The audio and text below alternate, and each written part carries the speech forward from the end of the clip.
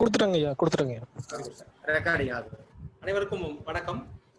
நம்ம இன்னைக்கு பார்க்க போற தலைப்பு silent features of Tamil Nadu court fee and suits valuation act 1955 amended in 2017. பொதுவாகவே எனக்கு ஒரு கருத்து உண்டு.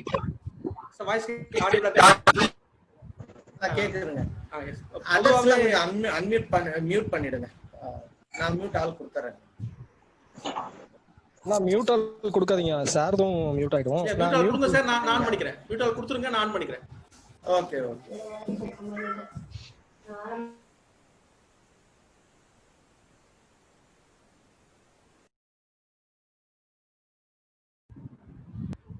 எஸ் சார், சரியா இருக்கா சார்? கேக்குறதா?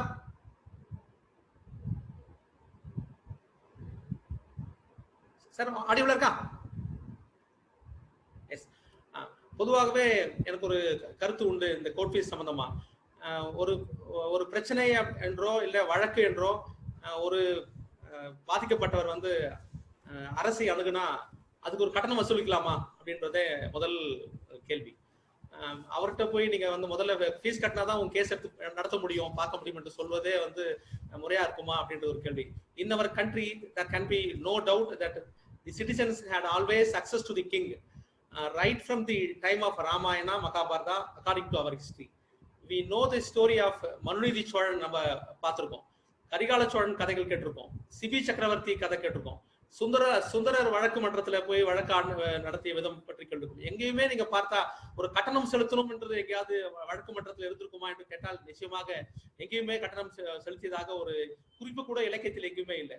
ஒரு பொருளும் சுங்க பொருளும் பகைவரின் திரை பொருளும் அரசுக்கு வருவாய் பொருள் என வள்ளுவர் 1/6 பாகம் வருமான வரி செலுத்துவது குறித்து ஒரு குறளிலே சொல்லியிருந்தாலும் கூட, பல குறள்கள் வரி செலுத்துவது குறித்து வகுத்திருந்தாலும் கூட, திருவள்ளுவரோ கம்பரோ ஔவையாரோ யாருமே இலக்கியங்களிலோ அல்லது அவர்களது கவிதைகளிலோ வழக்கு மன்ற கட்டணம் குறித்து எந்த விதமான ஒரு கருத்தை கூட வைத்ததில்லை. அதிலிருந்து நம்ம தெரிந்து கொள்ளலாம் இந்த கோர்ட் ஃபீ என்பதே வந்து அந்த காலத்துல வந்து இல்லை என்று. அது மட்டும் இல்லை, பிரச்சனைகளை களைவது யாரோட வேலை கட்டினா அரசரோட கடமை, அரசின் கடமை. இப்ப நம்ம ஜுடிஷியரி அதுல ஒரு விங், அதனால நம்ம அது பண்ணிட்டு இருக்கோம். இப்ப collecting court fee was unknown to our ancient judicial system. Before the advent of British rule in India, the administration of justice was considered to be the basic function of the state as guardian of the people, without the levy of any charge on the party approaching the court for redress of its grievances. During the Mughal rule and the period prior to that also, there was no fee payable even on administration of civil justice, and the administration of justice was totally free. It was only after British rule that regulation imposing court fee were brought into existence. நீங்க உதாரணமா ஒரு வழக்கு பார்க்கலாம், secretary to government of Madras versus PR Sriramulu 1996 1 SCC 345 at para 6ல இந்த கருத்தை வந்து வலியுறுத்திருப்பாங்க. Then when the Indian courts later observed the common law of England, the right to access to court become part of our constitutional law even long before the coming into force of our constitution. But constitution வரதுக்கு முன்பாகவே நம்ம இங்கிலாந்தோட common லாவை வந்து நம்ம follow பண்ண ஆரம்பிச்சிட்டோம். அங்கேயே கூட பாத்தீங்கன்னா, thus the aspect of access to justice is the system of demanding court fee from the parties who move the court. அப்பவே ஆரம்பிச்சிட்டாங்க. அந்த காமன் லா ஆஃப் இங்கிலாந்துலயே ஒரு கோர்ட் ஃபீஸ் வசூல் பண்ணணும் என்பதை வந்து ஆரம்பிச்சாங்க. அதுக்கு பல்வேறு கருத்துக்கள் அவங்க சொல்லிட்டாங்க, ஏன் நம்ம கோர்ட் ஃபீஸ் வசூல் பண்ணணும்ன்றதுக்காக. லார்ட் மெக்காலே பேசும்போது சொல்றாரு, who headed the law commission 150 years ago declared that the preamble to the Bengal regulation of 1975 was absurd when it stated that high court fee was intended to drive away vexatious litigations. The reason he gave was that such increase will also drive away honest plaintiffs who are unable to pay court fee. இது கூட பார்த்தா மக்களோட கருத்து என்ன கேட்டீங்கன்னா, நீங்க வந்து அதிக கோர்ட் ஃபீஸ் விதிச்சா unnecessary litigation தவிர்த்திடலாம் என்று நீங்க கருதுனீங்கன்னா, ஒரு நல்ல பிளைண்டிஃப் கூட, ஒரு ஹானஸ்ட் பிளைண்டிஃப் கூட வந்து ஒரு வழக்கு போடுவதில் வந்து அவருக்கு இடையூறா ஆயிடும், அதனால அது பண்ணக்கூடாது என்று கூட அவர் கருத்து வெளியிட்டிருக்கிறார். The first legislative measure in India on court fee was the Madras Regulation 3 of 1782, which was followed by subsequent regulations. Subsequently in Bengal Regulation 38 of 1795 was passed, which was also followed by subsequent regulations. In Bombay Regulation 8 of 1802 was passed by the British government. அந்த இயர்ல தான் இந்த court fees எல்லாம் வருது. பாம்பேல, தென் west பெங்கால்ல, தென் அடுத்தது சென்னையில எல்லாம் பாத்தீங்கன்னா, which was also subsequently replaced by other regulations. All these provisional regulations were amalgamated into a single act 36 of 1860, which was enacted for the whole of British India. This act was also followed by subsequent acts. In the last, the present Court Fees Act, namely the Court Fees Act 1870, came into existence. This Act of 1870 has been amended from time to time. The Court Fee Act 1870 was originally passed as central act by the Governor General in Council and was extended to the whole of then British India. முழுவதுக்குமே அது வந்து அமல்படுத்தப்பட்டது. The Act continued to be enforced by virtue of Section 292 of Government of India Act 1935. Court Fee Act 1870 continues to be in force even after Constitution of India has come into force by virtue of Article 372 of Constitution. Article 265 says that no tax be levied or collected except by authority of law. ஒரு அதிகாரம் இல்லாத ஒரு சட்டம் இல்லாம ஒரு court fees டாக்ஸோ court fees collect பண்ண முடியாது என்பது கூட அந்த 265ல டாக்ஸ் பத்தி சொல்லிருக்காங்க. The devolution of 1920 empowered then provinces to amend the Court Fee Act. As mentioned above, the subject of the court fees was mentioned interim 1 list 2 of 7th schedule of Government of India Act 1935. And similarly, as per entry 3 of list 2 of schedule 7 to the Constitution, the court fee has become a state subject as per the Constitution. அது வரைக்கும் central லிஸ்ட்ல இருந்த அந்த court ஃபீ ஆனது entry 3ல list 2ல schedule 7 படி ஸ்டேட்டோட பவருக்கு ஒதுக்கப்பட்டு விட்டது. As it had become the state subject, many states have amended the Court Fee Act 1870. Starting from the 14th report, the Law Commission has been repeating the argument that court fee be increased to prevent vicious litigation cannot be accepted. அப்படி பண்ணக்கூடாது, நீங்க increase பண்ணக்கூடாது என்பதை 14th ரிப்போர்ட்ல லா கமிஷனும் வலியுறுத்தி வந்து கொண்டிருக்கிறது.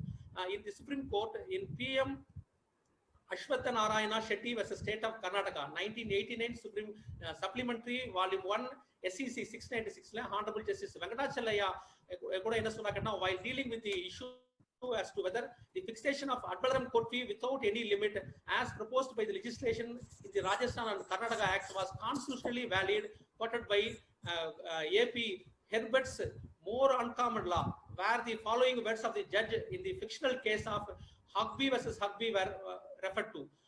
அதுல என்ன சொல்றாங்க கேட்டீங்கன்னா, that if the crown must charge for justice, at least that fee should be like the fee for postage. அது ஒரு போஸ்டல் கட்டணம் எப்படி நம்ம குறைந்த கட்டணம் வசூலிக்கிறோமோ அது மாதிரி தான் இருக்க முடியுமே தவிர ஒரு மிக அதிகமான கட்டணம் இருக்கக்கூடாது என்பதற்காக அந்த கருத்தை வலியுறுத்தி சொன்னதாக அந்த கருத்துல பார்த்துக்கணும். அது மட்டும் இல்ல, ஜட்ஜ் ஒரு another judge in a fictional case asked the attorney general, everybody pays for police but some people use them more than others.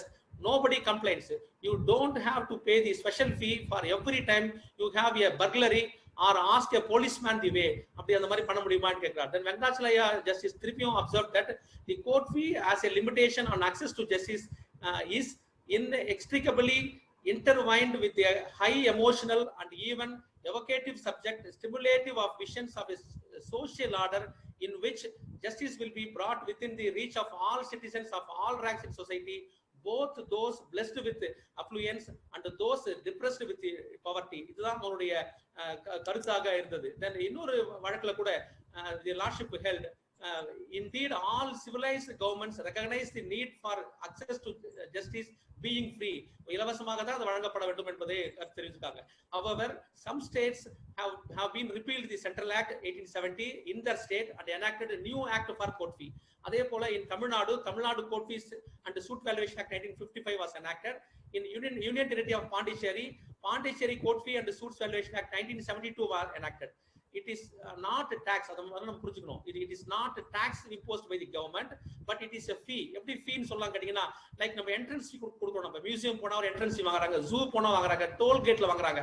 இது மாதிரி ஒரு ஃபீ தான் இருக்க முடியுமே தவிர அது it cannot be a tax இல்லை அப்படின்றது வலியுறுத்தப்படும் தீர்ப்புகள் வழியாக. ஒரு இன்ட்ரெஸ்டிங் ஒரு டெம்பிள் நான் விசிட் பண்ணிருக்கேன். நாங்க ஒர்க் பண்ணிருக்காங்க விருதாச்சலத்துல. நிறைய விருதாச்சலம் பாத்தீங்கன்னா கொளஞ்சியப்பர் வேடப்பர்னு ஒரு 2 கோவில்கள் இருக்கும். அங்க வந்து ஒரு நம்மளுடைய பிரார்த்தனையை வேண்டுவதற்காக அல்லது களவு போன பொருளை தான் மீட்பதற்காக என்று பாத்தீங்கன்னா அங்க போய் பிராது ஃபைல் பண்ணுவாங்க. நீங்க உங்க குறைய எழுதி அங்க பிளைண்ட் மாதிரி நீங்க வந்து பே பண்ணணும், ஃபீஸ் பே பண்ணணும். பிளைண்ட் சார்ஜ் கலெக்ட் பண்ணுவாங்க, பிராது கட்டணம். ப்ராசஸ் கட்டணம். நீங்க சென்னையில இருந்து வந்தீங்கன்னு சொன்னா சென்னையில இருந்து விருதாச்சலம் வரைக்கும் ஒரு அப்ராக்சிமேட் 200 கிலோமீட்டர் போங்க, கிலோமீட்டருக்கு 10 பைசா அது ப்ராசஸ் ஃபீ கட்டணும். டாம் சார்ஜ் கட்டணும். இல்ல நீங்க உங்களுடைய ஆசை நிறைவேறிச்சுன்னு சொன்னீங்கன்னா, உங்க வேண்டுதல் நிறைவேறிச்சு சொன்னீங்கன்னா நீங்க வித்ரா பண்ணணும். அந்த உங்க பிரேயர் ஏற்கனவே அதை வித்ரா பண்றதுக்கு வந்து திருப்பி வந்து பிராதை வந்து வித்ராயல் கட்டணம் கட்டணும். இதெல்லாம் கூட அந்த கோவில்ல இன்னும் கூட ஸ்டில் இருக்கு. நீங்க யாராவது அந்த பக்கம் போனா இந்த கொளஞ்சேப்பர் கோவில், அந்த வேடப்பர் கோயில் நீங்க விருதாச்சலம் பக்கத்துல பார்க்க முடியும். இதெல்லாம் கூட ஒரு கோவில்கள்லயே இதெல்லாம் இருக்குன்னு சொல்லிக்கிட்டேன். இப்ப நம்ம சப்ஜெக்ட் வந்துருவோம். The act came into force on 19th May 1955. Then it was subsequently amended on 1/3/2017. By way of amendment என்ன பெரிய ஒரு பெனிஃபிட் கேட்டு நம்ம இத்தனை நேரம் பார்த்தோம் இல்லையா, அந்த பேக்ரவுண்ட் ஹிஸ்டரி எல்லாம் பார்த்தோம் இல்லையா, அதன்படி இந்த 7.5% இருந்த ஒரு கோர்ட் ஃபீஸை 3% வந்து honourable justice Sampath committee headed by the honourable Sampath வந்து அந்த கமிட்டியில வந்து அதை வந்து ரெடியூஸ் பண்ணி 7.5 இருந்து 3% நம்ம குறைச்சிருக்காரு. இப்ப நீங்க பார்க்கலாம், நீங்க செக்ஷன் 89 சிபிசில நீங்க ரெஃபர் பண்ணாலே you will get refund court fee. Then வந்து ஃபுல் கோர்ட் ஃபீ ரீஃபண்ட் வாங்கலாம், செட்டில்மெண்ட் அவுட் ஆஃப் கோர்ட்டா ஃபுல் ரீஃபண்ட் வாங்கலாம். இதெல்லாம் இருந்தாலும் கூட இந்த நீதிமன்ற கட்டணமே ஒன்று இல்லாமல் இருந்தா அது எப்படி இருக்கும்? நீங்க உடனே அடுத்த கேள்வி வரும், அப்ப லிட்டிகேஷன் ஜாஸ்தி ஆகுமே, வெக்ஸேஷன் லிட்டிகேஷன் வரும்னு சொன்னீங்கன்னா அதுக்கு நம்ம காசு போட்டுக்கலாம். நீங்க அதுக்கு வந்து கட்டணம் கொடுக்க முடியும், நம்மளால அதுக்கு பண்ணி கொடுக்க முடியுமே. ஒரு கட்டணம் செலுத்தி ஒரு என்னுடைய பிரச்சனையை கொள்றோமா என்பது வந்து இன்னும் ஒரு தீர்க்கப்படாத கருத்தாகத்தான் உள்ளது. இன்னும் வரும் காலங்களே இந்த 3% இன்னும் கூட குறைவதற்கான வாய்ப்புகள் வரலாம். அது நமக்கு அட்வொகேட் கிட்ட தான் இருக்கு, அதை சேலஞ்ச் பண்றதை பொறுத்து. தென் அப்ளிகபிலிட்டி ஆஃப் செக்ஷன் 2. இந்த ஆக்ட் எங்கெல்லாம் அப்ளிகபிள் ஆகும் எங்கெல்லாம் ஆகாதுன்னு பார்க்கும்போது, ஆகாது என்பதற்காக 2 பிரிவுகள் வைத்திருக்காங்க. ஒன்னு சென்ட்ரல் கவர்மெண்ட் ஃபைல் பண்ற டாக்குமெண்ட்லயோ இல்ல ஃபைல் பண்ண போற டாக்குமெண்ட்லயோ இந்த கோர்ட் ஃபீஸ் ஆக்ட் அப்ளை ஆகாது.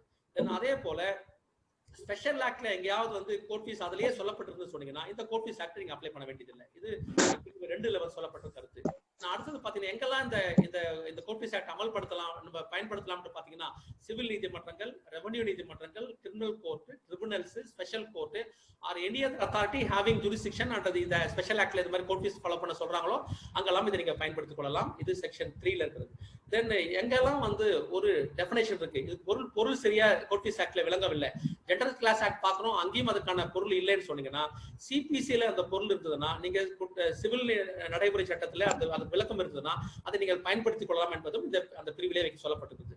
தென் அடுத்தது லெவி ஆஃப் ஃபீ நீங்க பார்க்கலாம். No document be filed or exhibited. எந்த ஆவணமோ ஒரு நீதிமன்றத்துல நீங்க தாக்கல் பண்ண முடியாது, அதற்கான உரிய நீதிமன்ற கட்டணம் செலுத்தாமல் பண்ணக்கூடாது. இதுல ஒரு எக்ஸம்ஷன் மட்டும் என்ன கொடுக்குறாங்க கேட்டீங்கன்னா, there is a separate provision for exemption. அது மட்டும் இல்லாமலே criminal court may exempt to prevent a failure of justice. அப்ப நீங்க பாருங்க, ஒரு சிறையில இருக்க கைதி ஒரு பெயில் மனு போடுறாரு, அதுக்கு நீங்க கோர்ட் ஃபீஸ் கேட்க முடியாது. இல்ல நீங்க தண்டனை கொடுத்துட்டீங்க, அவரை உள்ள உட்கார வச்சிருப்போம், 389(3)ல ஒரு அப்ளிகேஷன் போடணும், அவர் கோர்ட் ஃபீஸ் கட்ட முடியாது அவரால. தென் அப்ப இதெல்லாம் எங்கெல்லாம் நீங்க வேணுமோ கிரிமினல் கோர்ட் வந்து may exempt to pay court fee பண்ண முடியும் என்பது ஒரு பிரிவிலே இருக்கு செக்ஷன் 4. நீங்க அதை யூஸ் பண்ணலாம். நீங்க அப்ளை பண்ணும்போது நீங்க வந்து கோர்ட் ஃபீஸ் ஏன் கட்ட சொல்லி கேட்டாங்கன்னா, இல்ல இந்த மாதிரி ஒரு பிரிவு இருக்கு, நீதிமன்றம் அதை எக்ஸம்ட் பண்ணா நம்ம கேட்க முடியும், அதுக்காக தான். தென் அடுத்த பிரிவு என்ன கேட்டீங்கன்னா, if whole or any part of fee not paid, பணம் அதுக்கான உரிய ஆவணத்தை நம்ம செலுத்தவே இல்லை அப்படின்னு சொன்னீங்கன்னா, அது சப்சிக்வெண்டா வந்து ஒரு ஹெட் ஆஃப் டிபார்ட்மெண்ட்லயோ இல்ல ஒரு கோர்ட் ஃபீ எக்ஸாமினரோ அதை கண்டுபிடிச்சு அதை செலுத்த சொன்னாங்கன்னு சொன்னா அது ஆதியிலேயே செலுத்தியதாக கருதப்படுவது. இன்அட்வர்டன்ட் நம்ம கட்டாம விட்டோம் பை மிஸ்டேக், கோர்ட் ஃபீஸ் கட்டாம இந்த பிரச்சனை அலோவ் ஆயிடுச்சு சொன்னீங்க. சப்சிக்வெண்டா கூட நீங்க அதை கண்டுபிடித்து court sir not audible sir இல்ல வாய்ஸ் கேக்குதுங்கயா. அப்ப நீங்க சப்சிக்வெண்டா கூட நீங்க by payment of court fee வந்து நீங்க வந்து கலெக்ட் பண்ணிக்கொள்ள முடியும். அதுக்கு வந்து பிரிவு 5 கீழே அதுக்கு தனியாக விதி வகுக்கப்பட்டிருக்கு. தென் அது மட்டும் சார் கொஞ்சம் மீட் பண்ணுங்க சார் மத்தவங்க எல்லாம். சார் ஆடிபிள் தானே சார்? அது சார் உங்களுக்கு ஆடிபிளா தான் இருக்கு. அவருக்கு ஏதோ பிரச்சனை நினைக்கிறேன். Very good sir. தென் நீங்க பாத்தீங்கன்னா ஒரு ஹை கோர்ட்ல ஒரிஜினல் சைடுல இருக்க வழக்கு வந்து டிஸ்கிரிஷன்ல ஹை கோர்ட் வந்து transfer the case to the judicial கோர்ட்டுக்கு மாத்துறாங்க. அந்த மாதிரி நேரத்துல வந்து அந்த வித்தியாசம் கட்டணம் இருக்கும் இல்லையா? ஏன்னா ஹை கோர்ட் கோர்ட் ஃபீஸ் பாத்தீங்கன்னா கொஞ்சம் குறைவாக இருக்கும் நீங்க ரெகுலர் நம்ம கோர்ட் ஃபீஸ் ஆக்ட விட. அப்ப இங்க வரும்போது நான் அதுக்கு வித்தியாசமான கட்டணம் செலுத்த வேண்டுமா என்று சொன்னால் அப்படி செலுத்த வேண்டியது இல்லை என்பது 1959 1MLJ 160ல வந்து 1959 1MLJ 160ல அந்த தீர்ப்புல சொல்றாங்க. நீங்க இப்போ ஒரு கேள்வி வருது, எதெல்லாம் நம்ம டிகிரின்னு சொல்றோம் நீங்க பார்க்கலாம். நீங்க ஒரு ஜெனரல் ஒரு மணி சூட் சொன்னீங்க, there is a டிகிரின்னு வந்துரும், ஒரே டிகிரி தான் அதுல. then sometimes partition suit for accounts அப்புறம் பார்ட்னர்ஷிப் firm இங்கெல்லாம் பாத்தீங்கன்னா சம்பந்தமான வழக்குகளா நீங்க பாத்தீங்கன்னா ஒரு பிரிமினல் டிகிரி வரும், ஒரு ஃபைனல் டிகிரி வரும். அது பார்த்துக்கணும் நம்ம. தென் மார்க்கேஜ் சூட்ல பாத்தீங்கன்னா பர்சனல் டிகிரி ஒன்று புதுசா நீங்க ஒரு வாக்கியம் பார்ப்பது உண்டு. தென் அதே போல அவார்டுன்னு சொல்றோம், MCOP award, Lok Adalat award சொல்றோம். இப்போ இதெல்லாம் வந்து ஒரு நம்ம டிகிரியா நம்ம ட்ரீட் பண்றோம். நீங்க அப்போ ஒரு டிகிரி என்பது சந்தேகம் நமக்கு இல்லை. ஒரு ஜட்மெண்ட் இருந்தா ஒரு டிகிரி இருக்கணும். ஆனா பிரிமினல் டிகிரி ஃபைனல் டிகிரி எங்க வரும்னு கேட்டீங்கன்னா, பிரிமினல் டிகிரி இன் மார்க்கேஜ் பார்க்கலாம். நீங்க ஒரு எக்ஸாம்பிள் சொல்றேன். அதுல வந்து எவ்வளவு பணம் செலுத்த வேண்டும், எவ்வளவு வட்டி செலுத்த வேண்டும், அது மார்க்கேஜ் எழுதி கொடுத்த உண்மையா, அது மட்டும் தான் அதுல பிரிமினல் டிகிரில டிசைட் பண்ணுவாங்க. அந்த பணம் செலுத்தலைன்னா அந்த சொத்தை ஏலம் கொண்டு வருவது குறித்து தென் ஃபைனல் டிகிரிக்கு போவாங்க. நீங்க அதே போல பார்ட்டிஷன்ல நீங்க பார்க்கலாம். இந்த 4 சகோதரர்கள் இருக்காங்க, அவங்களுக்குள்ள ஒரு பாகப்பிரிவினை வழக்கு இருக்கு. இந்த பாகப்பிரிவினையில அவங்களுக்கு பாகம் உண்டா இல்லையா என்பதை கண்டுபிடிப்பதற்கு தான் ஒரு பிரிமினல் டிகிரி பாஸ் பண்றோம்.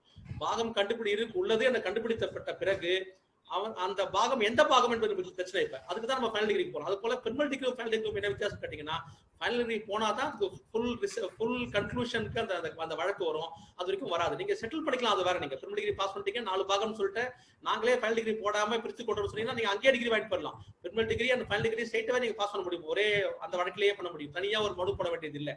அதுவும் நம்ம ஞாபகத்தில் வச்சுக்கணும். பர்சனல் டிகிரி எங்க வரும் என்பது அடுத்த ஒரு கேள்வி. நீங்க பிரிமினல் டிகிரி மார்க்கேஜ்ல சொல்லலாம். உங்களுக்கு மார்க்கேஜ் நான் ஒரு கடன் வாங்குறது 1 லட்சம் கடன் வாங்கியிருக்கேன். வழக்கு போடும்போது வட்டியோட சேர்த்து 1,10,000 ரூபாய் ஆயிடுச்சு. 1,10,000 ரூபாய் வட்டி போட்டு டிகிரி ஆகும்போது பாத்தீங்கன்னா 1,50,000 லட்சம் வந்துருச்சு. பாக்கி 1,50,000 லட்சம் ரூபாய்க்கு நான் பிரிமினல் டிகிரி எனக்கு அவார்ட் பண்ணிட்டாங்க. தென் நான் பணம் கட்டுறதுக்கு டைம் கொடுக்குறாங்க, 1 மந்த் டைம், 1 மாசம் வெயிட் பண்றேன். ஆனா எனக்கு எந்த பணத்தையும் வந்து பிரதிவாதி செலுத்தவே இல்லை. இப்ப நான் ஃபைனல் டிகிரி அப்ளை பண்ணணும் வித்தின் 3 இயர்ஸ்ல. பார்ட்டிஷனுக்கு ஃபைனல் டிகிரிக்கு லிமிடேஷன் கிடையாது. ஆனா மார்க்கேஜுக்கு வித்தின் 3 இயர்ஸ்க்குள்ள நீங்க ஆர்டர் 34 ரூல் 5ல அப்ளிகேஷன் போட்டு ஃபைனல் டிகிரி அப்ளிகேஷன் போடணும். அப்போ ஒரு அப்ளிகேஷன் நீங்க ஃபைல் பண்ணி எனக்கு வந்து ப்ராப்பர்ட்டி ஏலத்துக்கு கொண்டு வரதுக்கு அனுமதி கொடுங்கன்னு சொல்லி அனுமதி கேட்கறீங்கன்னு சொன்னீங்கன்னா ஒரு அனுமதி தராங்க. இப்போ நீங்க 1,50,000 லட்சம் ரூபாய் அந்த வட்டியோட சேர்த்து 1,50,000 லட்சம் ரூபாய் சம்திங்க்கு ஒரு ஃபைனல் டிகிரி வாங்கிக்கிட்டு ஒரு இபி ஃபைல் பண்றீங்க. இபி ஃபைல் பண்ண அப்புறமா எக்ஸிகியூஷன் அந்த ப்ராப்பர்ட்டி போது ஏலம் விடுறீங்க. ஏலம் விட்டீங்கன்னா நீங்க பாத்தீங்கன்னா உங்களுக்கு வர வேண்டிய தொகை 1,50,000 லட்சம் ரூபாய் ஆயிடுச்சு. இப்ப வட்டியில சேர்த்தா 1,55 1,60 வந்துருச்சு வச்சுக்கோங்க. ஆனா ப்ராப்பர்ட்டி சோல்டு வந்து வாஸ் ஒன்லி 1,25,000 தான் வித்திருக்கு ப்ராப்பர்ட்டி. இன்னும் ஒரு எனக்கு 25,000 ரூபாய் அல்லது 30,000 ரூபாய் எனக்கு இன்னும் பாக்கி இருக்கிறது. ஆனா மார்க்கேஜ் ப்ராப்பர்ட்டியை வித்தாச்சு, பணத்தை நான் வந்து அடைந்து கொண்டேன். ஆனா இன்னும் பாக்கி இருக்க நான் என்ன பண்ண கேட்டீங்கன்னா, நீங்க again you have to file an application in the executing court itself.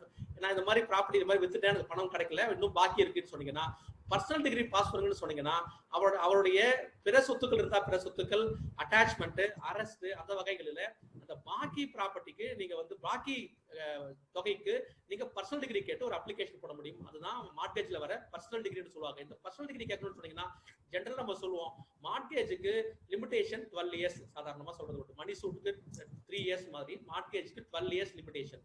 ஆனா இந்த பர்சனல் டிகிரி உங்களுக்கு வேணும் நீங்க பிரியப்பட்டீங்கன்னா நீங்க 3 ஆண்டுக்குள்ள வழக்கு போடணும். அப்ப வழக்கு நீங்க போடும் போதே முதல் பரிகாரம் பிரிமினல் டிகிரி பாஸ் பண்ணுங்க இந்த தொகைக்கு வட்டியோட. 2வது பரிகாரம் நீங்க நீதிமன்றம் சொன்ன காலத்துல செலுத்தலன்னு சொன்னா எனக்கு ஃபைனல் டிகிரி கொடுங்க, ப்ராப்பர்ட்டியை விற்கிறதுக்கு அனுமதி கொடுங்க. 2வது. 3வது, இந்த சொத்தை விற்று என்னுடைய கடனை பாக்கி அடைந்து கொள்ளவில்லை என்று சொன்னால் பாக்கி தொகைக்கு எனக்கு பர்சனல் டிகிரி கொடுங்கன்னு சொல்லி ஒரு பிரேயர் இதில் கேட்டாகணும். 3 பரிகாரம் வரும் மார்க்கேஜ் சூட்ல. நீங்க மார்க்கேஜ் சூட்டை 3 ஆண்டுக்குள்ளேயே போட்டாகணும். நீங்க நிறைய பேங்க் நீங்க பார்க்கலாம் 3 வருஷம் போடாம 10 வருஷம் கழிச்சு போட்டாங்கன்னு சொன்னா அவங்களுக்கு பர்சனல் டிகிரி கிடைக்காது. அந்த ப்ராப்பர்ட்டி வித்து நீங்க எடுத்துட்டு போலாமே தவிர அந்த பாக்கி அடைந்து கொள்ளலாமே தவிர மீத தொகைக்கு நீங்க இன்னொரு பர்சனல் டிகிரி கேட்க முடியாது. இது ஒரு வித்தியாசத்தை புரிஞ்சுக்கிறதுக்காக நான் சொல்றேன். இந்த கோர்ட் ஃபீஸ் வரும்போதே இதை சொல்லிட்டேன். தென் அடுத்தது 5வது அவார்டு நம்ம சொல்ல வேண்டியதில்லை. எம்சிஓபியில் வரது அவார்டு கூட ஆண்டர்பிரிஜஸ் என்ஏவிஜே சொல்லிட்டாங்க. அவார்டுக்கு வந்து இன்னொரு டிகிரி பாஸ் பண்ண வேண்டியதில்லை. Award it self is degree, அதை நீங்க அப்படியே எக்ஸிக்யூட் பண்ணிக்கணும்னு சொல்லிட்டாங்க. இன்னொரு நம்ம டிகிரி பண்ண முதல்லாம் எம்சிஓபி கோர்ட்ல நீங்க பாத்தீங்கன்னா ஒரு ஆர்டர் பாஸ் பண்ணுவோம், அதுக்கு ஒரு அவார்டு மாதிரி ஒரு தனியா ஒரு டிகிரி பாஸ் பண்ணுவோம். நீங்க இப்ப அதெல்லாம் வேண்டியதில்லைன்னு சொல்லிட்டாங்க. அது கொஞ்சம் கவனத்துல வச்சுக்கோங்க. இப்ப என்னெல்லாம் இந்த கோர்ட் ஃபீஸ் ஆக்ட்ல ரிலீஃப் நம்ம கிளைம் பண்ண முடியும்னு நம்ம பாக்குறாங்க. ஜென்ரலா பாத்தீங்கன்னா ஒரு 6 முக்கியமான வார்த்தைகளை நீங்க ஞாபகத்தில் வைத்துக் கொள்ளுங்கள். அதுக்காக இந்த இது சொல்ல வரேன். முதல் பாத்தீங்கன்னா காம்ப்ரஹென்சிவ் ரிலீஃப் சொல்லுவாங்க. நீங்க என்ன காம்ப்ரஹென்சிவ் ரிலீஃப் கேட்டா என்னோட அதிகபட்சம் சொல்லலாம், இல்ல உச்சபட்சம் எனக்கு என்ன பரிகாரம் கிடைக்கும் இந்த வழக்குல அதை நான் கேட்டாகும். அதுதான் நம்ம ஆர்டர் 2க்கு நீங்க போலாம். சிபிசில நீங்க என்ன உங்களுக்கு பரிகாரம் இருக்கோ அது நீங்க அப்ப கேட்கணும். கேட்கலன்னு சொன்னா நம்ம என்ன பண்ணணும், ஆர்டர் 2 ரூல் 2ல நீதிமன்றத்தில் அனுமதி கேட்கணும். ஃபார் எக்ஸாம்பிள் ஒரு சூட் ஃபார் பிசிக்கல் சூட் போடுறீங்க அக்ரிமெண்ட் பேஸ் பண்ணி, சேல் அக்ரிமெண்ட் வச்சுட்டு நான் இப்ப வந்து நான் அந்த மெயின் சூட் போடல, நான் ஒரு இன்ஜெக்ஷன் மட்டும் போட்டு நான் பரிகாரம் கேட்டுக்கிறேன், லேட்டர் நான் வந்து எனக்கு அனுமதி கொடுங்க ஆர்டர் 2 ரூல் 2ல நான் அப்புறம் போடுறேன்னு சொல்லுவோம் இல்லையா, அந்த அப்புறம் போடுறேன்னு சொல்ற சூட் தான் பரிகாரம் தான் காம்பரன்ஸ் ரிலீஃப். அப்ப காம்பரன்ஸ் ரிலீஃப் என்பது அந்த வழக்கு பிரச்சனையில உங்களுக்கு நீங்கள் பெறக்கூடிய அதிகபட்ச ஒரு உத்தரவு, ஒரு பரிகாரம் காம்பரன்ஸ் ரிலீஃப் சொல்லுவாங்க. தென் 2வது கான்சிக்வென்ஷியல் ரிலீஃப். முதல்ல சொல்றது காம்ப்ரஹென்சிவ், 2வது நான் சொல்றேன் கான்சிக்வென்ஷியல் ரிலீஃப் கேட்டீங்கன்னா இது வந்து ஒரு உடன் விளைந்தன்னு சொல்றோம் இல்லையா. கான்சிக்வென்ஷியல்னா ஒரு விளைவு தானே. அந்த முதல் தீர்ப்புக்கான உடன் விளைந்த ஒரு பரிகாரம். இது என்ன பரிகாரம் இருக்க முடியும் கேட்டீங்கன்னா declare that so and so is the legal heir of the deceased. இவங்க நம்ம இந்த 4 குழந்தைகளுமே இறந்து போனவருடைய வாரிசுகள் டிக்ளேர் பண்ணணும்னு சொன்னா, அதை மட்டும் சொன்னா உங்களுக்கு என்ன பரிகாரம் இருக்க போறது? ஒண்ணும் இருக்குல்ல. அதன் விளைவாக இந்த வங்கியில் இருக்க தொகையை எனக்கு வழங்குவதற்கு உத்தரவு கொடுக்கணும்னு கேட்க போறோம். அப்ப ஒரு கான்சிக்வென்ஷியல் ஒரு ரிலீஃப் கேட்க போறோம். நம்ம காம்ப்ரஹென்சிவ் இப்ப கான்சிக்வென்ஷியல் பார்த்தோம். இன் அடிஷன் டு டிக்ளரேஷன் வச்சுக்கலாம் ஞாபகத்துக்கு. இந்த கான்சிக்வென்ஷியல் எல்லா இடத்துலயுமே வராது. நீங்க செக்ஷன் 25B ல மட்டும் தான் சொல்லியிருப்பாங்க. நீங்க செக்ஷன் 25B ல இருக்கும், செக்ஷன் 40 ல இருக்கும்னு நினைக்கிறேன். அது ரெண்டு தவிர வேற எங்கேயுமே கான்சிக்வென்ஷியல் ரிலீஃப் என்ற வார்த்தையை பயன்படுத்தப்பட்டிருக்காது. ஒரு கவனத்துக்காக வச்சுக்கோங்க. தென் அதுக்கப்புறம் பாத்தீங்கன்னா டிஸ்டிங்க்ட் ரிலீஃப்னு சொல்லுவாங்க. செப்பரேட் ரிலீஃப்ல 2-3 பரிகாரம் நீங்க கேட்க வேண்டியிருக்கும். எனக்கு தனியா ஒரு injunction not to interfere with position கேட்க வேண்டியிருக்கும். 2வது பரிகாரம் permanent injunction not to remove the fence or gate அப்படின்னு போட வேண்டியிருக்கும். அப்ப 2 பரிகாரம் கேட்க போறோம். ரெண்டுமே டிஸ்டிங்க்ட் ரிலீஃப், தனித்தனி ரிலீஃப். அதுக்கு நீங்க வந்து காம்ப்ரஹென்சிவ் ரிலீஃப் நீங்க கேட்க போறது சொன்னீங்கன்னா இது வந்து டிஸ்டிங்க்ட் ரிலீஃபா வர முடியும், கேட்க முடியும். நீங்க அப்ப தனித்தனியா நீங்க வேல்யூ பண்ணிப்போம். தென் ஆன்சிலரி ரிலீஃப் அடுத்துங்க. ஆன்சிலரி ரிலீஃப் சொல்றோம் இல்லையா, என்ன துணையான ஒரு ரிலீஃப். துணை விதின்னு சொல்றோம். ஆன்சிலரி ரூல்ஸ் மாதிரி, துணை விதிகள் மாதிரி துணை ஒரு பரிகாரம் ஆன்சிலரி ரிலீஃப் சொல்றோம். அது எப்போ ஒரு கிடைக்குன்னா, ஒரு பாகப்பிணை வழக்கு நான் போடுறேன். ஏற்கனவே என் கையெழுத்து இல்லாம 2 சகோதரர்கள் மட்டும் ஒரு பத்திரம் எழுதி வித்துட்டாங்க ப்ராப்பர்ட்டியை. நான் அந்த பத்திரத்தை கேன்சல் பண்ண வேண்டியிருக்கு இந்த பரிகாரத்தை சொன்னீங்க. அப்ப ஒரு cancellation of document is ancillary relief. என்னோட மெயின் பரிகாரம் என்ன, காம்ப்ரஹென்சிவ் ரிலீஃப் என்ன, பார்ட்டிஷன் தான். என்னோட பாகம் கொடுன்னு கேட்கறேன். ஆனா ஒரு பத்திரம் ஏற்கனவே இருக்கு, அதை நான் ரத்து பண்ணி ஆகணும், அதனால பண்ண போறீங்கன்னு சொன்னீங்க. இட் இஸ் ஆன்சிலரி ரிலீஃப் இருக்கு. அதுக்கு ஆன்சிலரி ரிலீஃப். 5வது ஆல்டர்னேட்டிவ் ரிலீஃப். எப்பெல்லாம் அந்த ஆல்டர்னேட்டிவ் ரிலீஃப் வரும் பாத்தீங்கன்னா, ரீஃபண்ட் ஆஃப் அட்வான்ஸ் நம்ம கேட்போம். எனக்கு அந்த பத்திரம் எனக்கு எழுதி கொடுக்க சொல்லுங்க, கிரயப்பத்திரம் எழுதி கொடுக்க சொல்லுங்க அப்படின்னு ஒரு பரிகாரம் ஒரு காம்ப்ரஹென்சிவ் ரிலீஃப் கேட்கறோம். அது இல்லைன்னு நீதிமன்றம் முடிவு பண்ணா ஆல்டர்னேட்டிவ் ரிலீஃப் எனக்கு கொடுங்க அப்படின்னு நம்ம கேட்க போறோம். அப்பெல்லாம் இந்த மாதிரி ஆல்டர்னேட்டிவ் ரிலீஃப் நீங்க பயன்படுத்துவது உண்டு. இந்த ஆல்டர்னேட்டிவ் ரிலீஃப் இன்னொரு இடத்துலயும் வரும். நீங்க செக்ஷன் 24ல மணி சூட் மூவபிள் ப்ராப்பர்ட்டியை நீங்க ஒரு ரிலீஃப் கேட்டிருந்தீங்கன்னு சொன்னீங்கன்னா, ஃபார் எக்ஸாம்பிள் பாருங்க, ஒரு கம்ப்யூட்டரை தூக்கிட்டு போயிட்டாங்க வீட்டுல இருந்து. அப்ப அதுக்கு நீங்க ரெக்கவரி கேட்டு ஒரு மனு போடுங்க. நீங்க 5 வருஷம் வழக்கு நடக்குது. அந்த கம்ப்யூட்டர் வந்து மாடல் அவுட் ஆஃப் மாடல் ஆயிடும், யூஸ் இருக்காது, ரிப்பேர் ஆயிருக்கலாம். அப்ப நீங்க ஆல்டர்னேட்டிவா நம்ம என்ன கேட்கணும்னா, இந்த கம்ப்யூட்டர் ஆர் ஆல்டர்னேட்டிவ்லி எனக்கு வந்து இந்த தொகை கொடுங்க, 50,000 ரூபாய் எனக்கு கொடுக்க சொல்லுங்க அப்படின்னு நீங்க ஆல்டர்னேட்டிவா நீங்க வந்து மூவபிள் ப்ராப்பர்ட்டி வந்தாலும் நீங்க ஆல்டர்னேட்டிவ் கேட்கணும். அது ஒரு ஞாபகத்தில் வச்சுக்கலாம். அப்ப ஆல்டர்னேட்டிவ். 6வது தான் வந்து இன்சிடென்டல் ரிலீஃப்னு சொல்லுவாங்க. இன்சிடென்டல் ரிலீஃப் என்ன கேட்டீங்கன்னா, ஒரு ஃபார் எக்ஸாம்பிள் வந்து டைவர்ஸ் கேட்கறேன்னா, டைவர்ஸ்ல இன்சிடென்டல் ரிலீஃப் எதுவா இருக்கும் கேட்டீங்கன்னா, பர்மனன்ட் அலிமணி. ஏன் கேட்டீங்கன்னா, மெயின் ரிலீஃப் எனக்கு என்ன, டைவர்ஸ் தான். ஆனா இன்சிடென்டலா எனக்கு ஒரு ரிலீஃப் வேணும், எனக்கு பர்மனன்ட் அலிமணி சொல்லலாம். இன்னொரு இடத்துல இந்த இன்சிடென்ட் ரிலீஃப் பயன்படுத்தலாம். நீங்க ஒரு காம்ப்ரஹென்சிவ்க்கான ஒரு வழக்கு நீங்க தாக்கல் பண்ணிட்டீங்கன்னு சொன்னீங்கன்னா, காம்ப்ரஹென்சிவ் சூட்ல எத்தனை டெம்பரரி இன்ஜெக்ஷனுக்காக ஐஏவும் நீங்க தாக்கல் செய்து கொள்ளலாம், அதெல்லாம் இன்ஸ்டன்ட் ரிலீஃப் ஆயிடும். நீங்க தனியா ஒரு பரிகாரம் கேட்கல. உதாரணத்துக்கு பாருங்க, நான் I have filed a suit for declaration and recovery of position. நான் suit for declaration and injection போட்டேன், கான்ஸ்பிரேஷன் போட்டேன். அந்த பரிகாரம் நான் போட்டு நான் இருக்கும்போது இப்ப ஒரு ஐஏ நான் போட முடியும் தனியா. இந்த மரத்தை வந்து ஆல்டர் பண்ண வராரு, ஆல்டர் பண்ண ஒரு ஐஏ போட்டா போதும். அதை தனியா நான் வேல்யூ பண்ண வேண்டியது இல்லை. அது வந்து it is called incident relief இருக்கு. இதுவே நான் முதல்ல சொன்னேன் இல்லையா உங்களுக்கு, முதல்ல இந்த டிஸ்ட்ரிக்ட் ரிலீஃப் சொன்ன பாருங்க. அதுல பாத்தீங்கன்னா, நான் வந்து காம்ப்ரஹென்சிவ் ரிலீஃப் ஃபைல் பண்ணல சூட். நான் இங்க file suit for not to interfere my position போட்டீங்கன்னா, அதுக்கு நீங்க ஒரு ஐஏ போட்டுக்கலாம், தப்பு இல்லை. 2வது ரிலீஃப் கேட்கறேன்னா, இந்த மரத்தை வெட்டக்கூடாது, ஒரு மெயின் ரிலீஃப் கேட்கறேன், திருப்பி ஒரு ஐஏ நீங்க போடலாம், மரத்தை வெட்டக்கூடாது. ஒரு சூட் ஃபார் இன்ஜெக்ஷன் போட்டுட்டு நீங்க 4 விதமான பரிகாரங்களுக்கு இன்சிடென்ட் ரிலீஃப் போட முடியாது. அது எல்லாமே மெயின் ரிலீஃப் இருக்கணும் நீங்க. அது வந்து இந்த டிஸ்ட்ரிக்ட் ரிலீஃப்க்கு.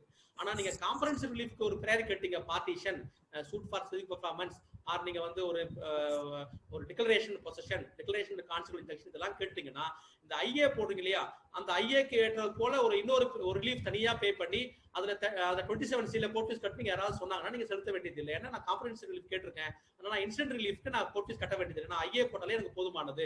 மெயின் ரிலீஃப் வேண்டியது. ஏன் மெயின் ரிலீஃப் கேட்டீங்கன்னா, உங்ககிட்டயே பொசிஷன் வரப்போகுது லேட்டர் டிகிரிக்கு அப்புறமா. அப்ப போய் நீங்க மரத்தை வெட்டாதீங்க கேட்க வேண்டிய அவசியம் இருக்காது. அப்போ ஒரு பர்மனண்டா ஒரு ரிலீஃப் வாங்கி அது ஒரு பயன்பாடு இருக்காது. அதனால அந்த ரிலீஃப் கேட்க வேண்டியது. அப்ப இந்த 6 விதமான இந்த பிரிவுகள், இந்த வித்தியாசங்களை பரிகாரங்களை ஞாபகத்தில் வைத்துக் கொண்டு சொன்னீங்கன்னா, இனி வரும் இந்த ப்ரொவிஷன் நம்ம யூஸ் பண்ணும்போது ஈஸியா இருக்கும். நான் திருப்பி சொல்றேன் ஒரு முறை, comprehensive relief, consequential relief, distinct or separate relief, ancillary relief, alternative relief, incidental relief. இந்த வித்தியாசங்களை புரிந்து கொள்வோம். தென் இப்ப அடுத்த கேள்வி, நிறைய பேர் சிவில் சைட் பிராக்டிஸ் பிரச்சனை இருக்காது. தென் கிரிமினல் சைட் பிராக்டிஸ் ஒரு டிஃபரன்ஸ், ஒரு குழப்பம் இருக்கும். நீங்க என்ன டிக்ளரேஷன் எல்லாம் பேசிக்கிற டைட்டில் பத்தி. தென் கான்சிக்வல் இன்ஜெக்ஷன் சொல்றாங்க, பொசிஷன் பத்தி பேசுறாங்க, தென் மேண்டரி இன்ஜெக்ஷன் சொல்றாங்க, பெர்பெக்சுவல் இன்ஜெக்ஷன் சொல்றாங்க. எனக்கு வந்து ஒரு கன்ஃபியூஷன் இருக்கே என்று நீங்க நினைத்து கொண்டீங்கன்னா, ஒரு சின்ன ஒரு எக்ஸாம்பிள் என்ன சொன்னா அதை வந்து நான் விளக்க முடியும் என்னால. புரியுமான்னு பாருங்க. நீங்க ஒரு உதாரணத்துக்கு என்கிட்ட ஒரு பேனா இருக்கு. இந்த பேனாவை நான் பயன்படுத்தி கொண்டிருக்கிறேன். அருகில் இருக்கிற எனது நண்பர் தனசேகர் வச்சுக்கோங்க. நீங்க தனசேகர் வந்து அந்த பேனாவை எடுக்கிறதுக்கு ட்ரை பண்றாரு. இப்ப நான் என்ன சொல்ல போறீங்க, இப்ப கோர்ட்லாம் மறந்துருங்க, கேஸ்லாம் மறந்துருங்க, கோர்ட் ஃபீஸ் ஆக்ட் விட்டுருங்க, ரிலீஃப்லாம் போகாதீங்க. இப்ப உங்க பரிகாரம் என்ன வேணும் உங்களுக்கு? கலோக்கியெல்லாம் சொல்லி பார்ப்போம். ஒரு சாதாரண ஒரு லேமேன் என்ன சொல்லுவார், பேனாவை எடுக்காத, அவ்வளவுதான் நான் சொல்ல போறேன். என் பேனாவை எடுக்க வராரு, நான் யூஸ் பண்ற பேனாவை. அப்ப தனசேகர் நான் என்ன கேட்கணும், suit for permanent injunction or perpetual injunction restraining Mr. Dhanashekhar and his men, agents, servant, etc. from taking my pen or interfering with my writing or கேட்க போறேன். இந்த பேனாவை நான் பயன்படுத்துவதை அவரை தடுங்க அப்படின்னு சொல்லி ஒரு இன்ஜெக்ஷன் கேட்க போறேன். வெறும் பேர் இன்ஜெக்ஷன் நம்ம சொல்றோம். 27 சீல நம்ம கோர்ட் ஃபீஸ் கட்டி சூட் போடுவோம். நம்ம இது ஒரு பேர் இன்ஜெக்ஷன் சூட்காக. இப்போ என்ன சொல்றாரு கேட்டீங்கன்னா, பேனாவை எடுக்க வரது மட்டும் இல்ல, இது ஏன் பேனான்னு சொல்றாரு. இப்ப முதல்ல வந்து பேனாவோட டைட்டில் பத்தி பிரச்சனை இல்லை, யாரும் ஓனரை பத்தி பிரச்சனை இல்லை, ஓனர்ஷிப் பத்தி கொஸ்டினே கிடையாது. ஆனா இப்ப என்ன கொஸ்டின் பண்றாரு, இந்த பேனா என்னுடையதுன்னு சொல்லி எடுக்க வராரு. இப்ப நான் என்ன செய்தாகணும், நீங்க பேனாவை என்னுடையதுன்னு நான் வந்து டைட்டில் நிரூபிக்கணும். ரெண்டாவது இன்ஜெக்ஷன் வாங்க எடுக்க விடாம, அப்பதான் நீங்க பார்க்கலாம் காம்பரன்சி ரிலீஃப் நான் போயாகணும். Suit for declaration of title that this is my pen, இது என்னோட பென் டிக்ளேர் பண்ணுங்க. டிக்ளரேஷன் என்ன, அறிவிக்கிறது, விளம்பரப்படுறதுல தண்டரா போடுறோம் இல்ல, அது மாதிரி அறிவிக்கிறது தானே. Declare that this is my pen அப்படின்னு சொல்லி ஆகணும். அதுக்கு ஒரு பரிகாரம் எனக்கு கூடுதலா, எனக்கு அதன் விளைவா ஒரு பரிகாரம் எனக்கு வேணும். இந்த பேனாவை எடுக்க விடாதீங்க, தடுங்க அவரன்னு சொல்றாங்க. அப்ப declaration of title and consequential injection இந்த பரிகாரம் கேட்கணும். இப்ப இது ரெண்டாவது வகை வச்சுக்கலாம். மூன்றாவது வகை என்ன கேட்டீங்கன்னா, இந்த பேனாவை வந்து அவர் கையில எடுத்துக்கிட்டார். பேனாவை கையில எடுத்துக்கொண்டு இப்ப என்ன சொல்றாருன்னா, தரமாட்டேன் ஐயா, உங்க பேனா எனக்கு வேணும், நான் ஞாபகம் வச்சுக்கிறேன்னு சொல்றேன். ஆனா எனக்கு அது முக்கியமான பேனா, அது என் நண்பர் கொடுத்த பேனா, நான் திரும்பி எனக்கு வேணும், நான் ஒத்துக்க மாட்டேன். கேட்டா தரமாட்டாரு. இப்ப வந்து பாருங்க, என் பேனா ஒத்துக்கொள்கிறார், ஆனா பேனாவை கொடுக்க மாட்டாரு. இப்ப நான் என்ன பண்றது? இப்ப நான் என்ன கேட்க போறேன், என்ன பரிகாரம் கேட்பேன், பேனா வாங்கி கொடுங்க அவர்கிட்ட. இதான் கேட்க போறோம். சாதாரண கலோக்கியில பேச என்ன சொல்ல போறோம், இந்த பேனாவை அடுத்தது வாங்கி கொடுங்கன்னு கேட்க போறீங்க. அப்ப suit for recovery of possession கேட்க போறோம். இப்ப செக்ஷன் 30க்கு நீங்க போயிடணும். ஏன்னா டிக்ளரேஷன் நான் கேட்கல, வெறும் பொசஷன் தான் கேட்டிருக்கேன்னா செக்ஷன் 30ல போயிட்டு நீங்க கோர்ட் ஃபீஸ் கட்டி நீங்க பேனாவே அடுத்தது வாங்கி கொடுங்க கேட்க போறீங்க. இது ஒரு பேர் சூட் ஃபார் இந்த வெறும் பொசிஷனுக்காக. இப்ப என்ன சொல்றாரு கேட்டீங்கன்னா, அடுத்து நான்காவது என்ன சொல்றாரு, நான்காவது கிளிப் பாருங்க.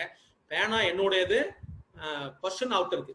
பேனா என்னது மாதிரி கேட்கிறாரு, பொசிஷன் அவர் வச்சுட்டு இருக்காரு. இப்ப நான் என்ன பண்ணணும், ரெண்டுமே அவர்கிட்ட கேட்டாகணும். இப்ப நான் என்ன செய்யணும், அகைன் நான் I have to seek relief of declaration of title to the pen. என்னோட பேனா டிக்ளேர் பண்ணுங்க.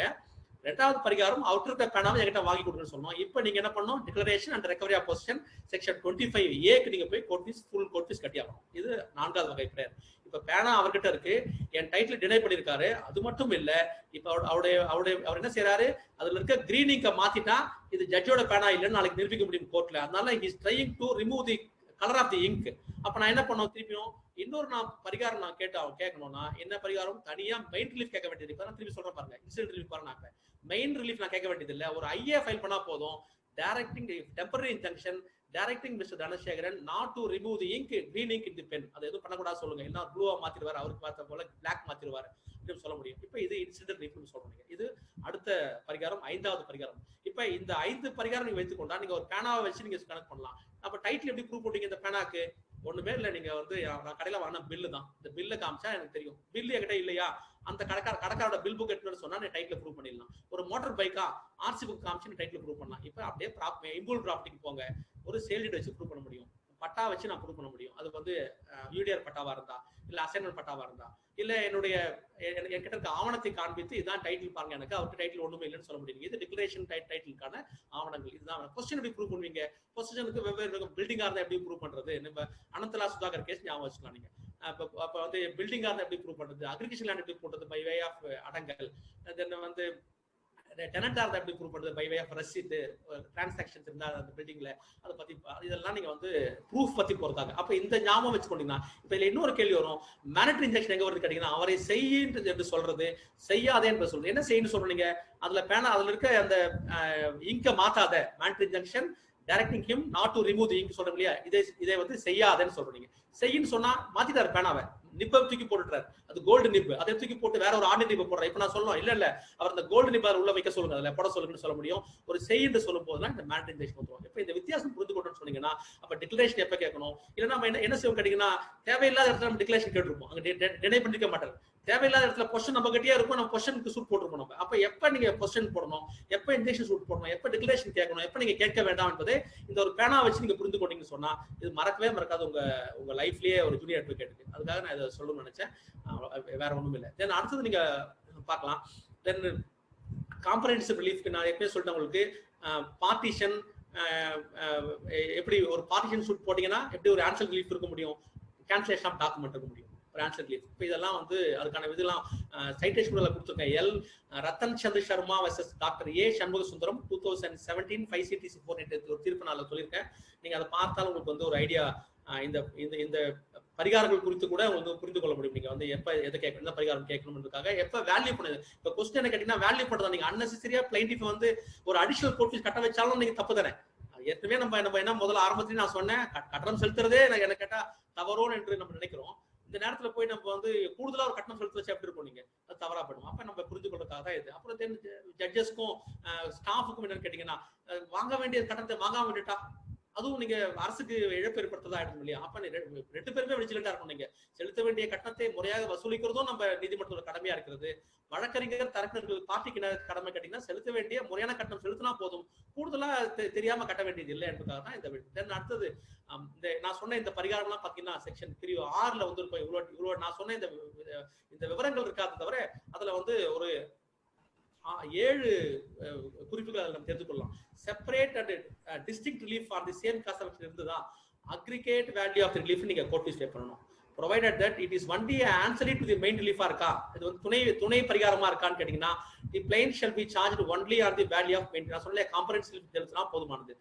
Alternative relief on the same cost of action இருக்கா, இது ரெண்டுத்துல எது ஹையஸ்ட்னு பாருங்க. நீங்க எது ரெண்டுத்துலயும் அதிகமான கட்டணம் வருதோ அது கலெக்ட் பண்ணா போதும் நீங்க ஆல்டர்னேட்டிவ் கேட்கும்போது. then 2 or more distinct and different cost of action இருக்கா or separate relief வருதுன்னு கேட்டீங்கன்னா aggregate value as if separate suits were instituted in respect of the several cost of action.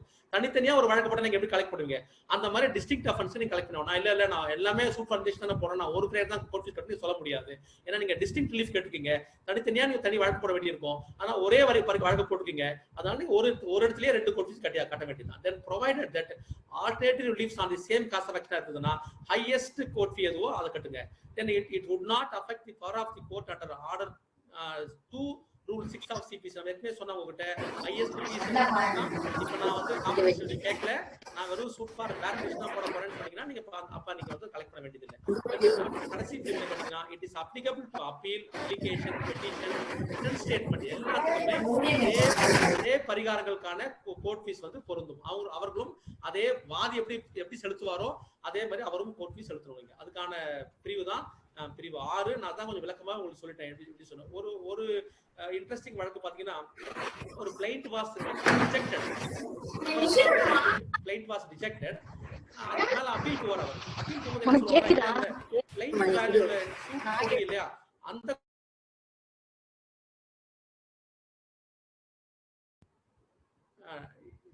நான் sir audible sir audible sir audible sir நான் audible sir. அப்ப வந்து ஒரு plaint வந்து was rejected by the trial court. அங்க என்ன பண்றாங்க, number பண்ணாம ரிஜெக்ட் ஆயிடுச்சு. அதுக்கு மேல அப்பீல் போறாரு. அப்பீல் போகும்போது வந்து அடிஷனல் அட்வொகேட் ஜெனரல் என்ன ஆர்கியூ பண்றாருன்னா, இல்ல கிளைண்ட் ரிஜெக்ட் பண்ணா கூட it would be an answer relief to the suit. Once the client is rejected, there is no question of main relief being granted or an answer relief is being rejected. அதனால நீங்க வந்து court fees ஃபுல்லா கட்ட சொல்லுங்கன்னு அவர்ட்ட கேட்பாங்க. இல்ல அப்ப நம்ம மாண்புமிகு உயர்நீதிமன்றம் வந்து 2017 5CTC 489 சொன்ன வழக்கு தான் அது. L Rathan Chandra Sharma versus doctor A Shanmuga Sundaram அந்த வழக்குல இல்ல 5 ரூபாய் கோர்ட் ஃபீஸ் செலுத்தினா போதுமானது, கோர்ட் ஃபீஸ் கிளைண்ட் ரிஜெக்ட் ஆனதுனால வந்து மெயின் ரிலீஃப்குள்ளே போகவே இல்லை, மெயின் ரிலீஃப் வழங்கவும் இல்லை என்று அந்த தீர்ப்பு சொல்லியிருப்பாங்க. இது முக்கியமான தீர்ப்பு, ஞாபகத்தில் வச்சுக்கலாம். தென் அடுத்தது பிரிவு 7 determination of market value. Market value கிளைண்ட்ல என்ன போடுறாரோ அதை நீங்க மார்க்கெட் வேல்யூ எடுத்துக்கணும், முதல் கண்டிஷன். ரெண்டாவது கண்டிஷன் என்ன பாத்தீங்கன்னா, இந்தியன் ஸ்டாம்ப் ஆக்ட் 1899ல section 47A capital A double A அதுல என்ன வேல்யூ சொல்லிருக்காங்களோ அதை மார்க்கெட் வேல்யூ எடுத்துக்கணும். நீங்க இப்போ ஒரு உதாரணத்துக்கு செக்ஷன் 47 கேபிட்டல் என்ன கேட்டா வேற ஒண்ணும் இல்லைங்க. அது என்ன கேட்டீங்கன்னா, under section 47A of the Indian stamp act என்ன சொல்லுங்க கேட்டீங்கன்னா, the state government is also empowered to constitute a valuation committee under the chairmanship of Inspector General of Registration for estimation, publication and revision of market value guidelines of the properties in any area in the state. அப்ப ஒரு மாநிலத்துல ஒவ்வொரு ஏரியாவுக்கு தகுந்தாற் போல ஒரு market value fix பண்ண வேண்டியது இந்த வேல்யூவேஷன் கமிட்டியோட பணின்றது 47A இருக்கு. நம்ம கவர்மெண்ட் கூட இப்போ வந்து ஒரு 2-3 ஆண்டுகளுக்கு முன்பாக மார்க்கெட் வேல்யூ ரிவைஸ் பண்ணாங்க. அப்ப இந்த மாதிரி ரிவைஸ் பண்ண அந்த மார்க்கெட் வேல்யூ கைட்லைன் இருக்க வேல்யூவே நீங்க வந்து எடுத்துக்கலாம். ஒண்ணு இல்லைன்னா வாதி சொல்ற வேல்யூ எடுத்துக்கணும். ரெண்டுத்துக்கும் ஒரு பிரச்சனை வருது சொன்னீங்க. எது அது நான் சில விஷயம் பார்க்கலாம். நீங்க இந்த ப்ராப்பர்ட்டி வந்து இந்த மாதிரி ஒரு market value higher value fix பண்ணியிருந்தாலும் கூட அந்த ப்ராப்பர்ட்டிக்கும் அதுக்கும் சம்மந்தமே இருக்காது. நீங்க அந்த மாதிரி ஒரு ஏரியால இருக்காது, வழி அதுக்கு இருக்காது. ஆனா பட் அட்ஜஸ்டன் ப்ராப்பர்ட்டியா இருக்கும். நீங்க அப்பதான் என்ன சொல்லி கேட்டீங்கன்னா இந்த டிஸ்பியூட் வரும்போது நீங்க பிளைண்ட் வேல்யூ எடுத்துக்கோன்னு சொல்றாங்க. The assessment of plaintiff shall be accepted for numbering the subject, numbering the case subject to objection எடுத்துக்கோங்க. அப்ப அந்த மாதிரி பிரச்சனை வருது, 47 நான் கட்ட மாட்டேன், நான் சொல்ற வேல்யூ எடுக்கணும்னு சொன்னீங்கன்னா கோர்ட் என்ன பண்ணு கேட்டீங்கன்னா சப்ஜெக்ட் டு அப்ஜெக்ஷன் அந்த பிளைண்ட் நம்பர் பண்ணிக்கிட்டு அதை டிஃபெண்டரோட ஆர்குமெண்ட்டுக்கு விட்டுற வேண்டியது. அது வந்து he will agitate அப்புறம் பாத்துக்கலாம்னு சொல்றாங்க. இது செக்ஷன் 7ல இருக்கு. நீங்க இது இந்த அமெண்ட்மென்ட் 2017 வரதுக்கு கூட என்ன கண்டிஷன் கேட்டீங்கன்னா லேண்டுக்கு ஒரு மாதிரி நீங்க வேல்யூ ஃபிக்ஸ் பண்ணிருக்கோம், மார்க்கெட் வேல்யூ பில்டிங்க்கு ஒரு மாதிரி ஃபிக்ஸ் பண்ண வேண்டியிருக்கும், அக்ரிகல்ச்சர் லேண்டுக்கு ஒரு மாதிரி ஃபிக்ஸ் பண்ண வேண்டியிருக்கும். அப்ப இந்த வித்தியாசங்கள்லாம் இருக்குது. நீங்க அப்புறம் வந்து ஒரு வழக்கு எனக்கு ஞாபகம் இருக்கு. உப்பளம் இருக்கும், நீங்க பார்க்கலாம், சால்ட் லேண்ட் சொல்லுவோம், நீங்க சால்ட் லேண்ட் சொல்லுவோம். நம்ம உப்பளம் கூட வந்து கிஸ்ட் பேயபிள் லேண்டா இருக்கிறதுனால அது கூட விவசாயத்தை ஒரு டீம்டு அக்ரிகல்ச்சர் சொல்லுவாங்க. அது அப்படி இருக்கிறதுனால கிஸ்ட் வேல்யூ கட்டினா போதும் என்று அந்த தீர்ப்புல இருக்கும். நான் பார்த்துக்கிறேன். அதே போல இன்னொரு வழக்குல பாத்தீங்கன்னா சேல்டிட் வேல்யூ இருக்கும்ல, அதுக்கு கட்ட சொல்லுவாங்க. ஆனா அவர் என்ன சொல்வாருன்னா இல்ல தோ சேல்டிட் வேல்யூ வந்து இத்தனை லட்சம் ரூபாய் இருந்தாலும் கூட still it is kist paying land. Kist playing லேண்டா இருந்ததுன்னா நான் வந்து சேல்டிட்ல இருக்க வேல்யூ கட்ட மாட்டேன்னு சொல்லி அவர் ஆர்கியூ பண்ணுவாரு. கோர்ட் வந்து அதை அக்செப்ட் பண்ணுவாங்க. அந்த வியூ அதெல்லாம் வந்து பிரியர் டு அமெண்ட்மெண்ட் 2017 முன்னாடி அது மாதிரி இருந்தது. இப்போ அதெல்லாம் இல்லை. நீங்க செக்ஷன் 7ல எல்லாருக்கும் ஜென்ரலா மார்க்கெட் வேல்யூ ஃபிக்ஸ் பண்ணிட்டாங்க. இந்த கிஸ்ட் பேயபிள் லேண்ட் அந்த கிளாசிபிகேஷன்லாம் இப்போ ஒன்றும் வந்து வித்தியாசம் எதுவும் இல்லை. நீங்க இப்போ இந்த டிட்டர்மினேஷன் ஆஃப் மார்க்கெட் வேல்யூ கண்டுபிடிக்கிறதுல வந்து என்ன கேட்டீங்கன்னா அது ஒரு வேக் வேல்யூ தானே என்று ஒரு வழக்கு சொல்லியிருப்பாங்க. The question of determination of market value பைசாமஸ் guideline value under Stamp Act was considered. It was observed that the term market value is vague, uncertain and the matter of guesswork. அது ஒரு guesswork தான். அது ஒண்ணும் இல்ல, சும்மா அப்படி ஒரு இது பண்ணி போடுறதுதானே சொல்லுவாங்க. ஆனா மார்க்கெட் வேல்யூன்றது எப்படி இருக்குன்னு நீதிமன்றம் சொல்லுவோம். அது எப்படி இருக்குன்னு கேட்டீங்கன்னா see the market value of the land can be fixed only by taking into consideration several factors like potentiality of a plot for development, shape of the plot, frontage, depth and modification for depth, modification for depth, value in the sense of value to the owner, value in the sense of replacement cost, value in the sense of additional cost, less depreciation, and the most important factors which a valuer should study in respect of the property. அது மட்டும் இல்ல, இது ரெண்டு condition சொல்லுவாங்க. advantages of the property பாருங்க, disadvantage of the property பாருங்க. இது ரெண்டுமே இதெல்லாம் கன்சிடர் பண்ணி தான் நீங்க மார்க்கெட்ல ஃபிக்ஸ் பண்ண தவிர ஜெனரலா நானே ஒரு வேல்யூ ஃபிக்ஸ் பண்ண பண்ணக்கூடாது என்ற வழக்கு J Jayalalithaa and others versus state 2001 law weekly 194 இந்த வழக்குல எப்படி ஒரு மார்க்கெட் வேல்யூ அசஸ் பண்ணலாம். ஏன் இந்த தீர்ப்பு நான் சொல்றேன் கேட்டீங்கன்னா இப்போ நீங்க கைட்லைன் வேல்யூ இருக்க வேல்யூ 47A அப்படின்னு எடுத்தாகணும். அப்ப நீங்க அட்ஜஸ்ட் பண்ணுங்க. இல்ல அந்த வேல்யூ நான் கட்ட மாட்டேன், இது வந்து அகைன்ஸ்ட் அந்த இது இருக்கு இந்த சொல்லும் போது இந்த சைட்டேஷன் யூஸ் பண்ணலாம். இல்ல மார்க்கெட் வேல்யூனா எப்படி இருக்கணும், இப்படிலாம் யூஸ் பண்ணாங்களான்னு சொல்லி சேலஞ்ச் பண்ண முடியும். அப்ப ட்ரையலுக்கு போகும்போது நீங்க இந்த சைட்டேஷன் யூஸ்ஃபுல்லா இருக்கும். அப்ப இது கொஞ்சம் ஞாபகத்துல வச்சுக்கோங்க. அடுத்தது நீங்க பாத்தீங்கன்னா அப்ப ப்ரீவியஸ் நான் சொன்னவங்க அக்ரிகல்ச்சர் லேண்ட் என்ன பண்ணுவாங்கன்னா கிஸ்து கட்டுவாங்க இல்லையா, கிஸ்து ரெசிப்ட் நம்ம சொல்லுவோம். அந்த கிஸ்து பேபிள் லேண்டா இருந்ததுன்னா அந்த ரசீதுல இருக்க அந்த கிஸ்து வேல்யூ 2 ரூபான்னு இருக்கும். அந்த 2 ரூபாய் இன்ட்டு 30 டைம்ஸ் ஆஃப் கிஸ்து 60 ரூபாய். 60 ரூபாய்க்கு நீங்க வந்து வேல்யூ பண்ணி கோர்ட்டிஸ் கட்டுவாங்க. இதுதான் ப்ரீவியஸா அந்த மாதிரி இருந்தது. ஜி கிருஷ்ணமூர்த்தி வர்சஸ் சாரங்கபாணி, ஏன்னா 2018 கூட வழக்கு இருந்ததுன்னா இந்த தீர்ப்பு பயன்படுத்திக்கலாம். G Krishnamurthy versus Sarangapani 1996 1 CTC 280 இந்த வழக்குல வந்து அதை குறித்த ஒரு விவரங்கள் இருக்கும். நீங்க தென் அப்புறம் இன்னொரு வழக்குல நீங்க பாத்தீங்கன்னா பிளைண்டிஃபோட வேல்யூ வந்து 1 lakh இருக்கு, சூட் ஃபார் பார்ட்டிஷன். பிளைண்டிஃபோட வேல்யூ வந்து 1 லட்சம் தாண்டி போறது. அதனால வந்து ஆனா பிளைண்டிஃப் வந்து 750 ரூபாய் கோர்ட் ஃபீஸ் கட்டுறாங்க சொல்லுவாங்க. இல்ல ஆமா பிக்சட் கோர்ட் ஃபீஸ் ஏற்கனவே ஆக்ட் டிசைட் பண்ணிட்டாங்க, அதனால பிக்சட் கோர்ட் ஃபீஸ் கட்டினா நீங்க வேல்யூக்குலாம் நீங்க கோர்ட் ஃபீஸ் கலெக்ட் பண்ண மாட்டாங்க என்று சொல்ற தீர்ப்பு R Sathyamurthy versus R Munusamy 2013 2 CTC 342 Madras. இந்த வழக்குல அந்த பார்ட்டிஷன் சூட்ல நீங்க பிக்சட் கோர்ட் ஃபீஸ் கட்டினா போதும் என்பது இந்த சொல்லப்பட்ட வழக்கு. அது அப்ப இன்னொரு வழக்கு நீங்க பாத்தீங்கன்னா R Selvaraj versus P Subramani 2018 வந்த லேட்டஸ்ட் வழக்கு தான். அதுல என்ன பண்ணுவாரு, முதல்ல 30 டைம் கிஸ்ட் வச்சு ஒரு சூட்டை போட்டுருவாரு. இது வந்து பிரியர் கவர்மெண்ட் தான் போட்டுருவாரு. சப்சிக்வெண்டா என்ன பண்ணுவாங்கன்னா அதை சேலஞ்ச் பண்ணுவாங்க. சேலஞ்ச் பண்ண என்ன பண்ணுவாருன்னா ஒரு அப்ளிகேஷன் போட்டு அமெண்ட் பண்றேன், பிளைண்ட் அமெண்ட் பண்ணிக்கிறேன்னு சொல்லிட்டு 15,000 ரூபாய் வேல்யூ போட்டு பிளைண்ட்டை வந்து அமெண்ட் பண்ணி திருத்தம் பண்ணுவாரு. அந்த அப்ளிகேஷன் வந்து வாஸ் டிஸ்மிஸ்டு. அது it was challenge before the high court.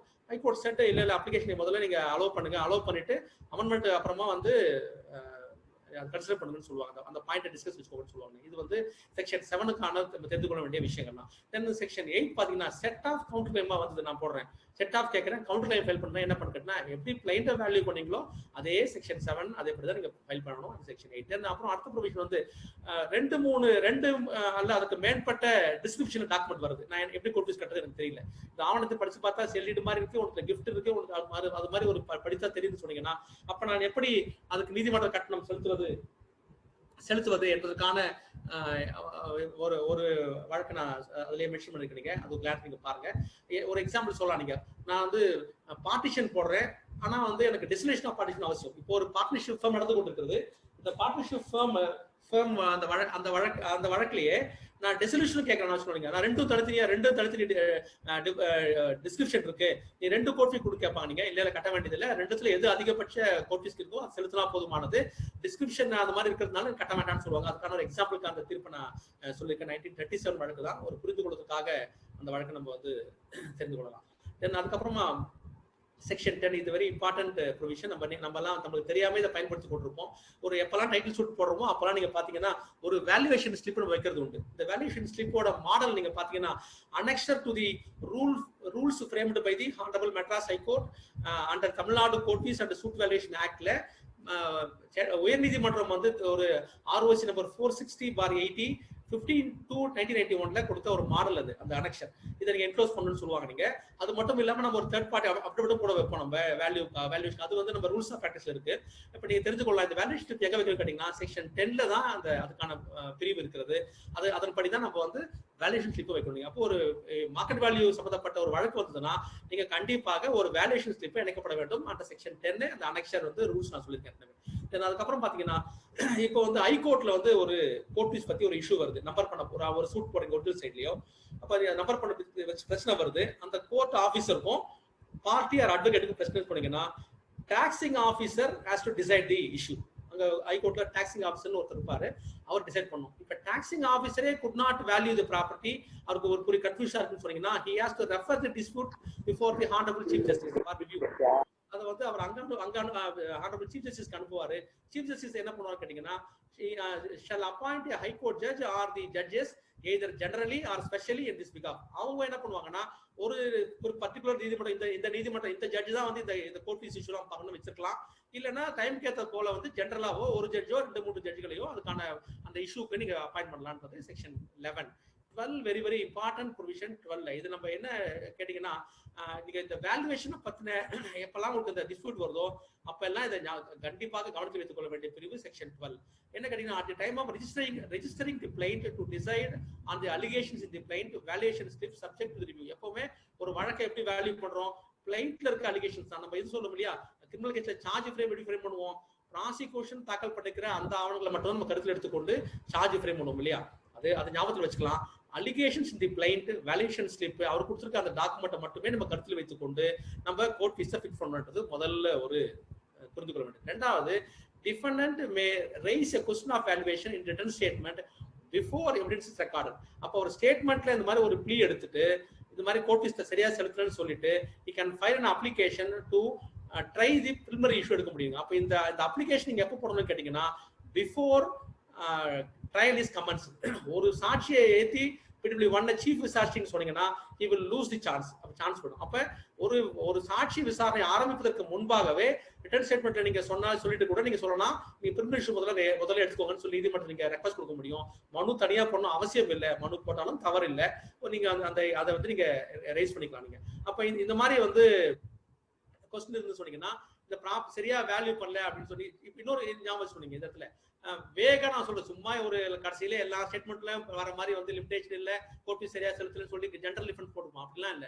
ஸ்பெசிஃபிக்கா அவர் ஏதாவது சொல்லியிருந்தாருன்னு சொன்னா நீங்க எடுத்துக்கலாம். இல்லைன்னா வேக் அலிகேஷன்லாம் நீங்க வந்து பிரிலிமினரி இஷ்யூ நீங்க ட்ரை பண்ண ஆரம்பிச்சீங்கன்னா அத்தனை வழக்குமே நம்ம ட்ரை பண்ண வேண்டிய ஆயிடும். அதனால அது வந்து நீதிமன்றம் பார்க்க வேண்டியது எல்லா இஷ்யூவும் கிடையாது. இந்த மாதிரி ஒரு ரெலவெண்ட் ஒரு டிஸ்பியூட் இருக்குன்னு சொன்னீங்கன்னா நம்ம பிரிலிமினரி இஷ்யூவை எடுத்துக்கொள்ளலாம். நீங்க இஃப் அந்த கேஸ் வந்து நாட் ப்ராப்பர்லி வேல்யூன்னு சொன்னீங்கன்னா court has to fix a time for balance court fee and the directive plain shall be amended. அப்ப நீங்க இத டிசைட் பண்ணிட்டு கோர்ட் டைரக்ட் பண்ணலாம், நீங்க இவ்வளவு கோர்ட் ஃபீஸ் கட்டணும் கட்டுங்கன்னு சொல்லலாம். நீங்க இப்ப கோர்ட் ஃபீ வந்து நாட் பெய்டு, பிளைன்ட் அமெண்ட் பண்ணலன்னு சொன்னீங்கன்னா plaintiff the plaint shall be rejected with cost or without cost. அப்ப அந்த பிளைன்ட் வந்து நீதிமன்றம் ரிஜெக்ட் பண்ணிடலாம். இது ஒண்ணு. இப்போ இன்னொரு கேள்வி வரும்னா, நீங்க சப்சிக்வெண்டா என்ன ஆட் பண்ணாங்க டிஃபரெண்டா இந்த வழக்குல, நான் வந்து சப்சிக்வெண்ட் பர்ச்சேஸ் வச்சுக்கோங்க. நீங்க இல்ல நான் அந்த அவர் கண்டெஸ்ட் பண்ணவே இல்லை, நான் சப்சிக்வெண்டா வரேன்னு சொன்னீங்கன்னா இந்த சப்சிக்வெண்டா ஆடட் டிஃபரெண்ட் இருக்காங்க இல்லையா, they can also file this application or challenge the valuation. அதே போல தான் பிஃபோர் எவிடன்ஸ் இஸ் ரெக்கார்ட் தான். அவரும் வந்த அப்புறமா ஒரு சாட்சி விசாரிச்சான்னு சொன்னா இந்த ஸ்டெப்ஸ் நீங்க எடுக்க முடியாதுங்க. இதுல ஒரே பார் என்ன கேட்டீங்கன்னா, சப்சிக்வெண்ட் ஆடிங் டிஃபரெண்ட்டுக்கு it is not applicable to successors representative in the interest of the different. ஒரு பிரதிவாதி இறந்து போயிட்டார், அவர் வாரிசு சேர்ப்பீங்க, அவர் வந்து கிளைம் பண்ண முடியாது. ஒரு சப்சிக்வெண்ட் பர்ச்சேசர் கண்டெஸ்ட் பண்ணிட்டு இருக்காரு, அவர் ஸ்டேட்மெண்ட் எல்லாம் போட்டார் அந்த வெண்டார், அவர்கிட்ட வாங்கின திருப்பி வந்து அவர் ஆட் பண்ண சொல்லி கேட்கிறாரு, அவர் வந்து cannot raise under section 12 subclass 2 application போட்டு என்ன ட்ரை பண்ணி சொல்ல முடியாது. இதெல்லாம் அந்த பிரிவுல சொல்லப்பட்டிருக்கிற விஷயங்கள். அது மட்டும் இல்ல, அப்பீல்ல கூட போனா either on own motion or application of parties, the appellate court also try the question and the valuation பத்தி நீங்க அங்க கன்சிடர் பண்ண முடியும். If fee paid in lower court is not sufficient, direct the party to pay within the stipulated time. If not paid, dismiss the appeal and a deficient fee shall be recovered as if it were an arrears of land revenue. அவர் நீங்க செலுத்த சொல்றீங்க, அவர் செலுத்த மாட்டேன்னு சொல்லிட்டாருன்னா நீங்க appeal dismiss ஆயிடும். அந்த நீங்க போட்ட உத்தரவு இருக்குல்ல, வழக்கு தாக்கல் பண்ணிட்டாரு இல்லையா, அந்த உத்தரவுக்கான மரியாதை இருக்கு இல்லையா, அப்ப அந்த கோர்ட் ஃபீஸ் எப்படி கலெக்ட் பண்ண கேட்டீங்கன்னா லேண்ட் ரெவன்யூ மாதிரி நீங்க கலெக்டர் காமிச்சு நீங்க RR ஆக்ட்ல நீங்க கலெக்ட் பண்ண வேண்டியதான். இஃப் நோ அண்டர் வேல்யூவேஷன் சொன்னீங்கன்னா pass an order to get refund of excess fee paid. அங்க கட்டின அந்த எக்ஸஸ் கட்டிருப்பார் இல்லையா, லோயர் கோர்ட்லயே கட்டிட்டு தான் நீங்க அப்பீல் வந்திருப்பாரு, அந்த ஃபீஸை வந்து நீங்க ரீஃபண்ட் கொடுக்க சொல்லி ஆர்டர் போடலாம். அண்டர் வேல்யூவேஷன் வந்து இதுவும் இல்லைன்னு சொன்னீங்கன்னா நீங்க the all questions has to value for the purpose of determining the jurisdiction of courts shall be heard before recording evidence. அதான் திருப்பி சொல்ல வேண்டிய கருத்துக்கள். இதுல இன்னொரு வார்த்தை புரிந்து கொள்ள வேண்டியது என்ன கேட்டீங்கன்னா, மெரிட்ஸ் ஆஃப் தி கிளைம்ஸ் என்று சொல்லுவாங்க, வார்த்தை பயன்படுத்திருப்பாங்க. Merits of the claim refer to framing of suit, misjoinder, cause of action, jurisdiction, res judicata, limitation etcetera. இதெல்லாமே கூட மெரிட்ஸ் ஆஃப் தி கிளைமா தான் கருதப்படும். அதனால வந்து இது வந்து இந்த ரெஸ்யூடிகேட்டா வந்து மெரிட்ஸ் ஆஃப் தி கிளைம் கிடையாது. அதனால நான் வந்து இப்ப எப்போ வேணா நான் ரைஸ் பண்ணலாம் நீங்க சொல்ல முடியாது. அதுக்கும் சில முக்கியமான தீர்ப்புகள் கொடுத்துருக்கேன். ஒரு தீர்ப்பை நீங்க ஞாபகத்தில் வச்சுக்க வைத்துக் கொள்ளலாம். நம்ம 2000 அதை படிச்சாலே நீங்க போதுங்க. Missus Sailaja versus doctor D Vivekanandan, missus Sailaja versus doctor D Vivekanandan, 24th September 2018 தீர்ப்பு. அது வந்து ஏற்கனவே முந்தைய ஒரு தீர்ப்பு இருக்கும், SNS Sukumaran versus C Thangamuthu 2012 5 CTC 705. அந்த வழக்கை ஃபாலோ பண்ணி இந்த தீர்ப்பு சொல்லியிருப்பாங்க. ஒரு 10-15 கண்டிஷன்ஸ் நான் சொன்ன இந்த பாயிண்ட் எல்லாம் டிஸ்கஸ் பண்ணிருப்பாங்க. இது அதுல என்ன இன்னொரு அடிஷனல் கேட்டீங்கன்னா, ஆர்டர் 14 ரூல் 2ல வந்து ஒரு all issues to be dried வந்து ஆன்சர்ட் இன் தி ஜட்ஜ்மென்ட் சொல்லிருப்பாங்க. நீங்க அதுக்கு ஒரு எக்ஸம்ஷன் தான் இந்த செக்ஷன் 12 சப்கிளாஸ் 2. இந்த ஆர்டர் 14 ரூல் 2வும் இந்த செக்ஷன் 12 கோர்ட் ஃபீஸ் ஆக்டும் வந்ததுன்னா அதை நம்ம எப்படி டிசைட் பண்ணுறதுக்கான அதுக்கான விவரங்கள் தான் அந்த தீர்ப்பு இருக்கு. நான் சொன்ன இதே பாயிண்ட்ஸ் தான். அதை எப்படி நீங்க டீல் பண்ணணும், எதுக்கு ப்ரிகனிஷன் எடுத்துக்கணும், நான் சொன்ன வெக்ஸேஷன் தான் எடுக்க வேண்டியதில்லை, அதெல்லாம் இந்த கண்டிஷன்ஸ் இருக்கும். நான் ஒவ்வொன்றா படிக்க வேண்டியதில்லை, நிறைய கண்டிஷன்ஸ் இருக்கு, அது நீங்க பார்த்துக்கணும். தென் அதுக்கப்புறம் பாத்தீங்கன்னா additional few on issues frame. இப்போ வந்து அடிஷனல் ஒரு கோர்ட் ஃபீஸ் நான் கட்டுறேன், ஏன்னா ஒரு இஷ்யூ ஃப்ரேம் பண்ணதால நீதிமன்றம் ஒரு அடிஷனல் ஒரு இஷ்யூ ஃப்ரேம் பண்ணதால நான் ஒரு அடிஷனல் கோர்ட் ஃபீஸ் கட்ட வேண்டியது ஆயிடுது அப்படின்னு சொன்னீங்க. அந்த மாதிரி நான் வந்து கட்டணும்னு சொன்னா, if fee is not paid based on the additional issue, the court after giving time shall strike off the issue and proceed to hear and decide the other issue. 4 issue frame பண்ணிருக்கேன். Issue frame பண்ணும்போது additional issue தேவைப்படுது. Additional issue frame பண்ணதுனால plaintiff ஒரு கூடுதல் கட்டணம் செலுத்த வேண்டியிருக்குன்னு சொன்னீங்கன்னா, அவர் time நம்ம தரோம், அவர் டைம்குள்ள கோர்ட் ஃபீஸ் கட்டலன்னு சொன்னீங்கன்னா, அந்த அடிஷனல் இஷ்யூவை நீங்க ஸ்ட்ரைக் ஆஃப் பண்ணிட்டு நீங்க இருக்கிற மத்த இஷ்யூ நடத்திட்டு போகலாம். ஜட்ஜ்மெண்ட்ல நீங்க சொல்லலாம், நான் வாய்ப்பு கொடுத்திருந்தேன், அடிஷனல் இஷ்யூ ஃப்ரேம் பண்ணிருந்தேன், அவர் பண்ணல, அதனால இந்த ரீஃப் நம்ம கொடுக்க முடியாது அவருக்குன்னு சொல்லக்கொள்ள முடியும். அதுக்கான பிரிவு 13. தென் ரெலிங்குவிஷ்மென்ட் ஆஃப் போர்ஷன் ஆஃப் கிளைம் நம்ம வித்ரா பண்றது உண்டு. நீங்க பாத்தீங்கன்னா, if the additional court fees are to be paid, கட்டும்போது கிளைண்ட் சொல்லுவா, இல்ல நான் அந்த ரிலீஃப் நான் வித்ரா பண்ணிக்கிறேன். உதாரணத்துக்கு வச்சுக்கலாம், நீங்க நான் பார்ட்டிஷன் போடுறேன், நீங்க ஏன் சார் கேன்சலேஷன் கேட்கல, அதுக்கு ஒரு அடிஷனல் இஷ்யூ நான் ஃப்ரேம் பண்ணிருக்கேன், அது டிஸ்பியூட் இருக்குன்னு சொன்னீங்கன்னா, இல்ல நான் கேன்சலேஷன் பத்தி அந்த ரிலீஃப் நான் வித்ரா பண்ணிக்கிறேன் சொல்ல முடியாது. அப்ப ரிலிங்குவிஷ்மென்ட் ஆஃப் போர்ஷன் ஆஃப் கிளைம் பண்ணீங்கன்னா அந்த கோர்ட் ஃபீஸ் நீங்க கட்ட வேண்டியது இல்ல. அதுக்கான பிரிவு செக்ஷன் 14. ஆனா provided that the plaintiff shall not be permitted at the later stage to add the claim the part so relinquished. முதல்ல வந்து வேண்டாம்னு சொல்லிட்டு அடிஷனல் இஷ்யூ ஃப்ரேம் பண்ணும்போது நான் வித்ரா பண்ணிக்கிறேன்னு சொல்லிட்டு ரிலிங்குவிஷ் பண்ணிக்கிறேன்னு சொல்லிட்டு லேட்டர் வந்து ஜட்மெண்ட் முன்னாடி வந்து இல்ல நான் அந்த அதையும் நான் கோர்ட் ஃபீஸ் கட்டிடுறேன், அதையும் சேர்த்து பரிகாரம் கொடுன்னு அவர் கேட்க முடியாது. அப்ப இட் இஸ் எ பார். அந்த section 14லயே there is a proviso clause இருக்கு, அப்படி செய்ய முடியாது என்பதுதான் அந்த 14ல புரிந்து கொள்ள வேண்டியது. தென் அதுக்கப்புறம் பாத்தீங்கன்னா இந்த எப்படி செக்ஷன் 50 செக்ஷன் 12ல என்ன ப்ரொசீஜர் ஃபாலோ பண்ணுமே அதே தான் ரிட்டன் ஸ்டேட்மெண்ட் நான் ஃபைல் பண்ணிட்டேன், அதுல கோர்ட் ஃபீஸ் இஷ்யூ வருதுன்னு சொன்னீங்கன்னா அகைன் சேம் செக்ஷன் 12 இருக்கிற மாதிரி தான் பிளைன்டிஃப் என்ன பண்ணணும், ட்ரையல் ஆரம்பிக்கிறதுக்கு முன்னாடியே அதை சேலஞ்ச் பண்ணி ஆகணும். இதுல அந்த விஷயம் தெரிஞ்சுக்கணும். For the set purpose the defendant would be treated as plaintiff or the co-defendant or third party against whom the claim is made. யாருக்கு எதிராக அந்த பரிகாரம் அவர் கேட்டிருக்காரோ அந்த நபரை வந்து இவர் பிரதிவாதி வாதியாயிடுவாரு, அவர் பிரதிவாதியா கருதப்படுவார் என்பதற்கான பிரிவு தான் செக்ஷன் 15. ஏன் கேள்வி கேட்டீங்கன்னா பிளைன்டிஃப் சொல்லுவாங்க இல்ல நீ கேட்க முடியாது, செக்ஷன் 12 படி பிளைன்டிஃப் தான் கேட்க முடியும், டிஃபரெண்ட் அந்த ரைட் இல்லைன்னு சொல்லுவாங்க. அதுக்காக இந்த பிரிவு செக்ஷன் 15. தென் செக்ஷன் 16 என்ன கேட்டீங்கன்னா same procedure in section 10 to 12 14 to be applied in respect of appeal, cross appeal, cross objection, second appeal, appeal under letter pattern. இந்த அப்பீல் ப்ரொசீஜர்லாம் கூட இதே செக்ஷன் 10ல இருந்து 14 வரைக்கும் வேல்யூவேஷன் ஸ்லிப் வைக்கிறது, இந்த 11 12 13 14 வரைக்கும் நீங்க அப்படியே அப்ளை பண்ணிக்கலாம் என்பதற்கானதான் அந்த பிரிவு வச்சிருக்காங்க. அதுவும் நீங்க ஒரு தீர்ப்பு சொல்லிருக்கேன். State bank of Travancore versus AR Thirumurthy 2002 2MLJ 312 அந்த தீர்ப்புல வந்து அப்பீலுக்கும் இதே ப்ரொவிஷன் அப்ளை ஆகும் என்பதை சொல்லியிருப்பாங்க. தென் அதே போல மனுக்கெல்லாம் வருமா, ஒரு அப்ளிகேஷன் போடுறேன், ஃபார் எக்ஸாம்பிள் எம்சிஓபி ஓபியா போடுறேன், ஒரு எங்கெல்லாம் ஒரிஜினல் பெட்டிஷன் போடுறோம் இல்லையா, அப்புறம் அப்ளிகேஷன் ஒரு ஐஏ போடுறேன், அந்த ஐஏக்கெல்லாம் இந்த பிரிவுகள் பொருந்துமா என்ற ஒரு கேள்வி எழுதுன்னு சொன்னீங்கன்னா அதற்கான பிரிவு தான் section 17. Same procedure in section 10 to 14 தான் நீங்க அதை ஃபாலோ பண்ணி. அப்பீலுக்கான பிரிவு 16, அப்ளிகேஷன்ஸ் அண்ட் பெட்டிஷன்ஸ்க்கான ஒரிஜினல் பெட்டிஷனுக்கான பிரிவு செக்ஷன் 17 தான்.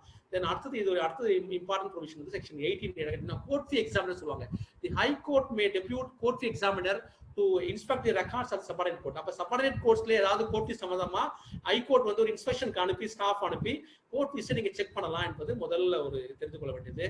They may examine the correctness of the representation made to and the orders passed on the question relating to valuation of subject matter and sufficiency. அதை check பண்ணுவாங்க. அவங்க suit number பண்ண எல்லா சூட்டும் பார்ப்பாங்க.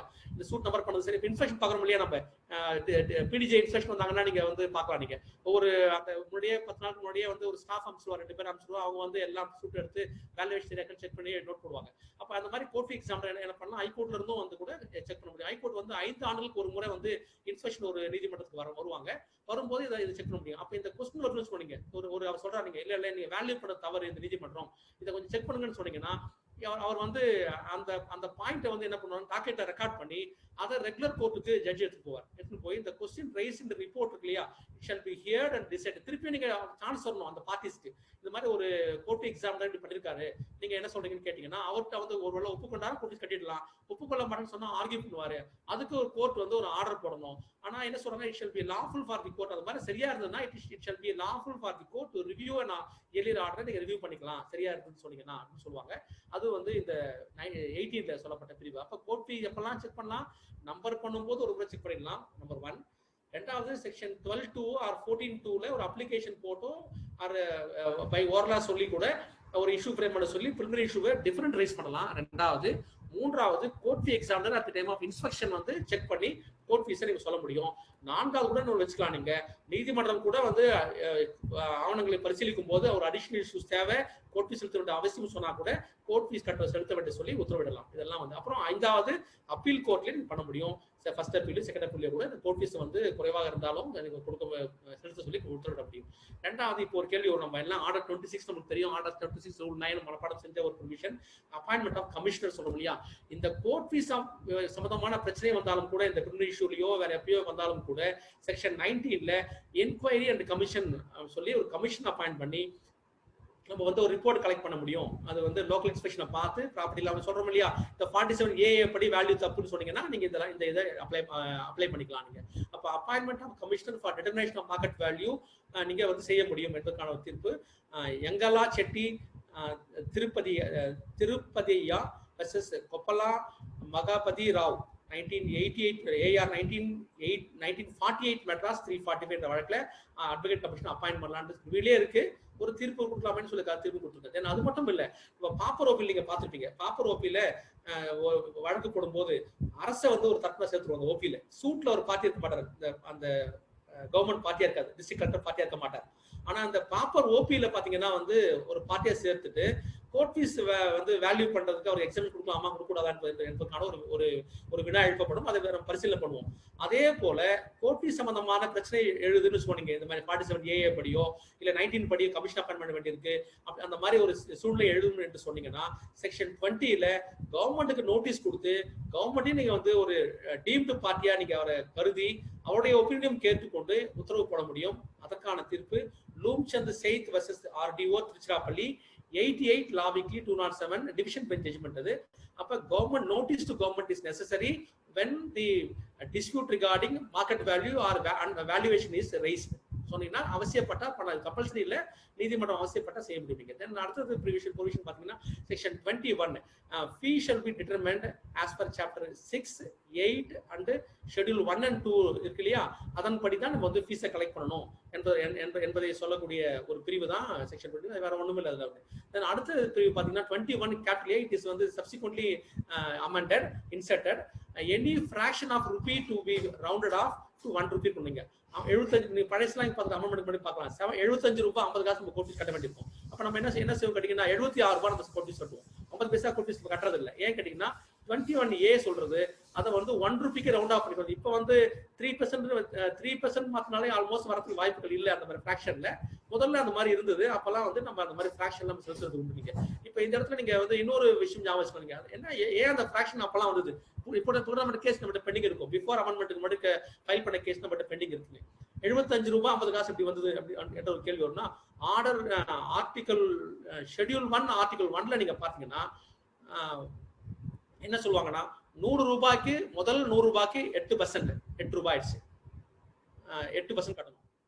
அடுத்த ஒவ்வொரு 100 ரூபாய்க்கும் 7.5% கட்டணும் நீங்க. அப்ப என்ன கேட்டீங்கன்னா ஒரு 1000 ரூபாய் சொன்னீங்கன்னா 1000 ரூபாய்க்கு நீங்க எவ்வளவு கோர்ட் ஃபீஸ் வரும்போது 75 பைசா பிளஸ் அந்த முதல் 100 ரூபாய்க்கு 8% இல்லையா, அந்த 50 பைசா எடுத்துக்கலாம். ஈஸியா கால்குலேட் பண்ண என்ன பண்ணுவோம்னா எல்லாத்துக்கும் அப்படியே டோட்டல் கோர்ட் ஃபீக்கு 7.5% போட்டுட்டு ஒரு 50 காசு எடுத்துக்கொள்றது. ஏன்னா முதல் 100 ரூபாய்க்கு 8% தான் அது அந்த மாதிரி இருந்தது. அதனால அந்த ஃபிராக்ஷன்லாம் வந்துச்சு. இப்ப அதுக்கு வாய்ப்புகள் இல்லை.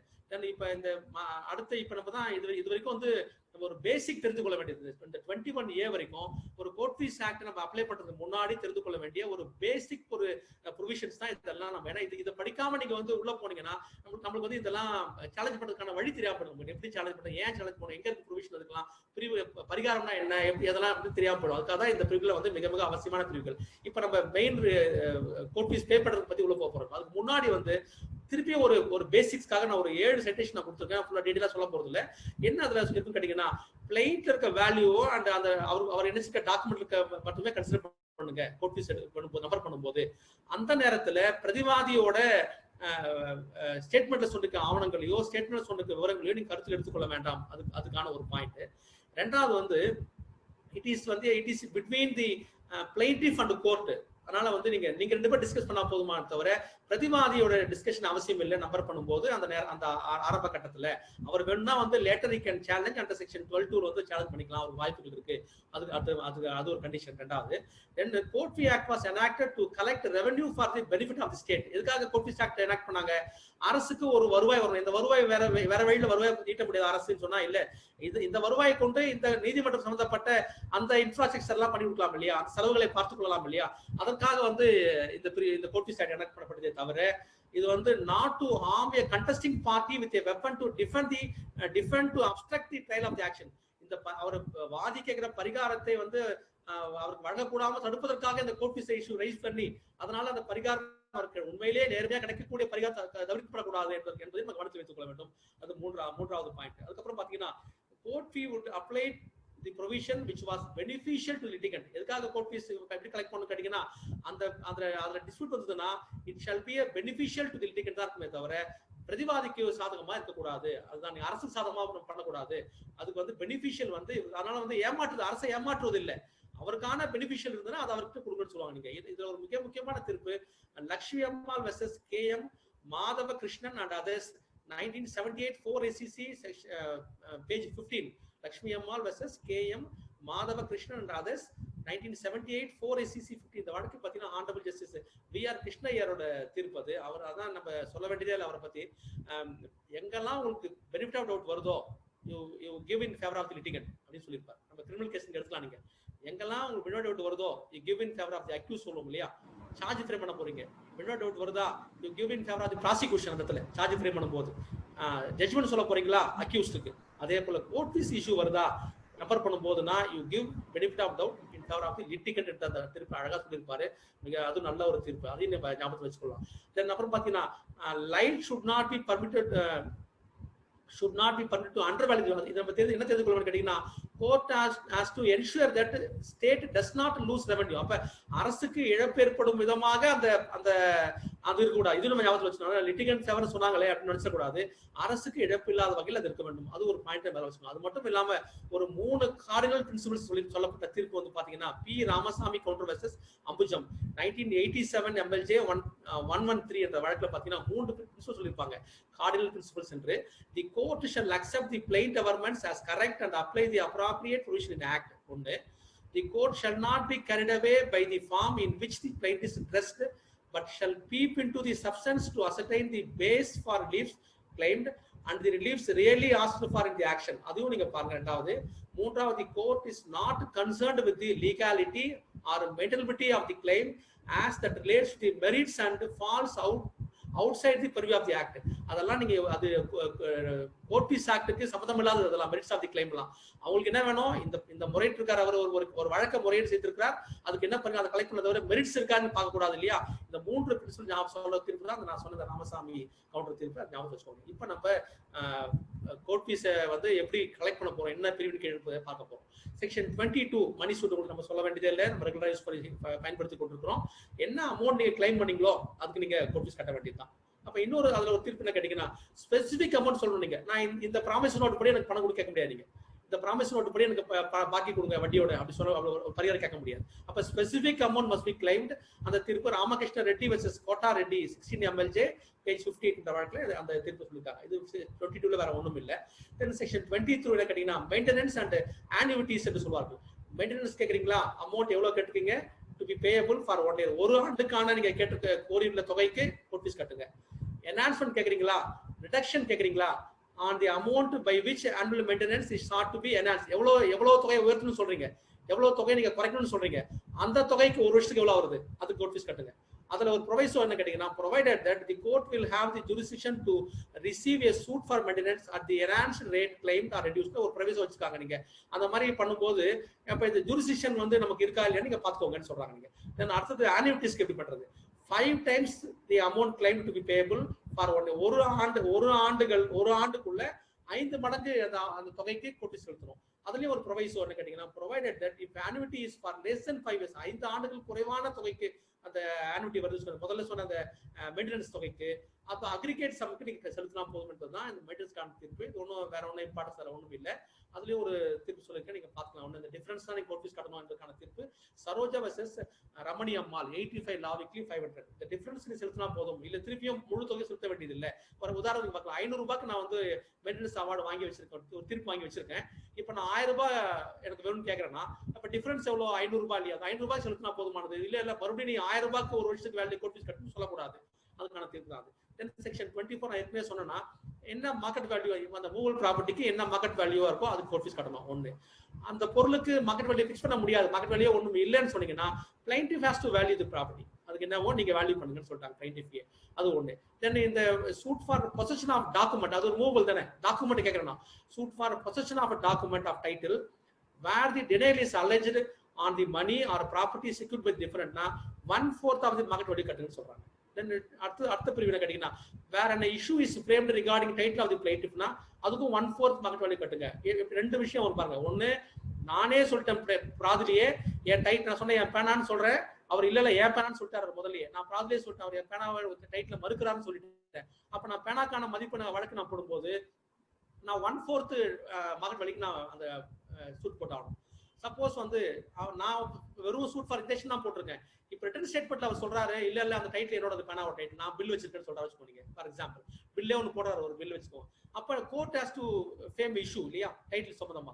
அந்த மாதிரி ஒரு இஷ்யூ ஃப்ரேம் வந்ததுன்னா தென் 1/4 ஆஃப் தி மார்க்கெட் வேல்யூ அவருக்கு அப்படி கட்ட வேண்டிய அடிஷனலா கட்ட வேண்டியது. if the title is not denied to the money or the property secured with different amount valued in the print கட்டினா போதும். டைட்டில் டிரைவ் பண்ணலன்னு சொன்னீங்கன்னா வேல்யூ கட்டினா போதும். இந்த இடத்துல நீங்க இன்னொரு ஞாபகம் வச்சுக்கணும். ஏற்கனவே முதல்ல சொன்ன ஆரம்பிக்கும் போது செக்ஷன் 24ல சூட் ஃபார் மூவபிள் ப்ராப்பர்ட்டி பத்தி ஒரு வழக்கு போடணும்னு சொன்னா alternate relief has to be claimed by the plaintiff. இல்லனா என்ன ஆகும்னா டிகிரி ட்ராட் பண்ணும்போது ஆர்டர் 20 ரூல் 10 சிபிஎஸ்ல டிகிரி ட்ராட் பண்ணுவோம் இல்லையா, அப்ப இந்த பிரச்சனை வரும். எப்படி டிகிரி கொடுக்குறது, எவ்வளவு தொகைக்கு டிகிரி தருது, அப்ப நான் அப்பயும் நான் ப்ராமிஸ் சொல்ல முடியாது.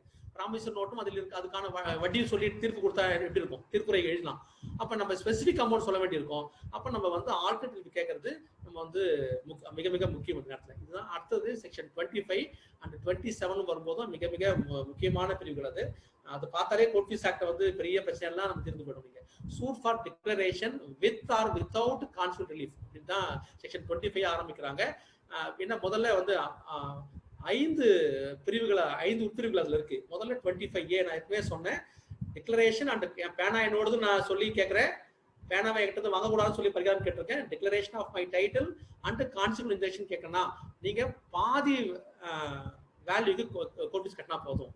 மார்க்கெட் வேல்யூல சாரி தப்பா சொல்லிட்டேன். Section 25A declaration and position, declaration and பொசிஷனுக்கான சூட்டு பேனாவும் அவர் வாங்கி வைத்துக் கொண்டிருக்கிறார்.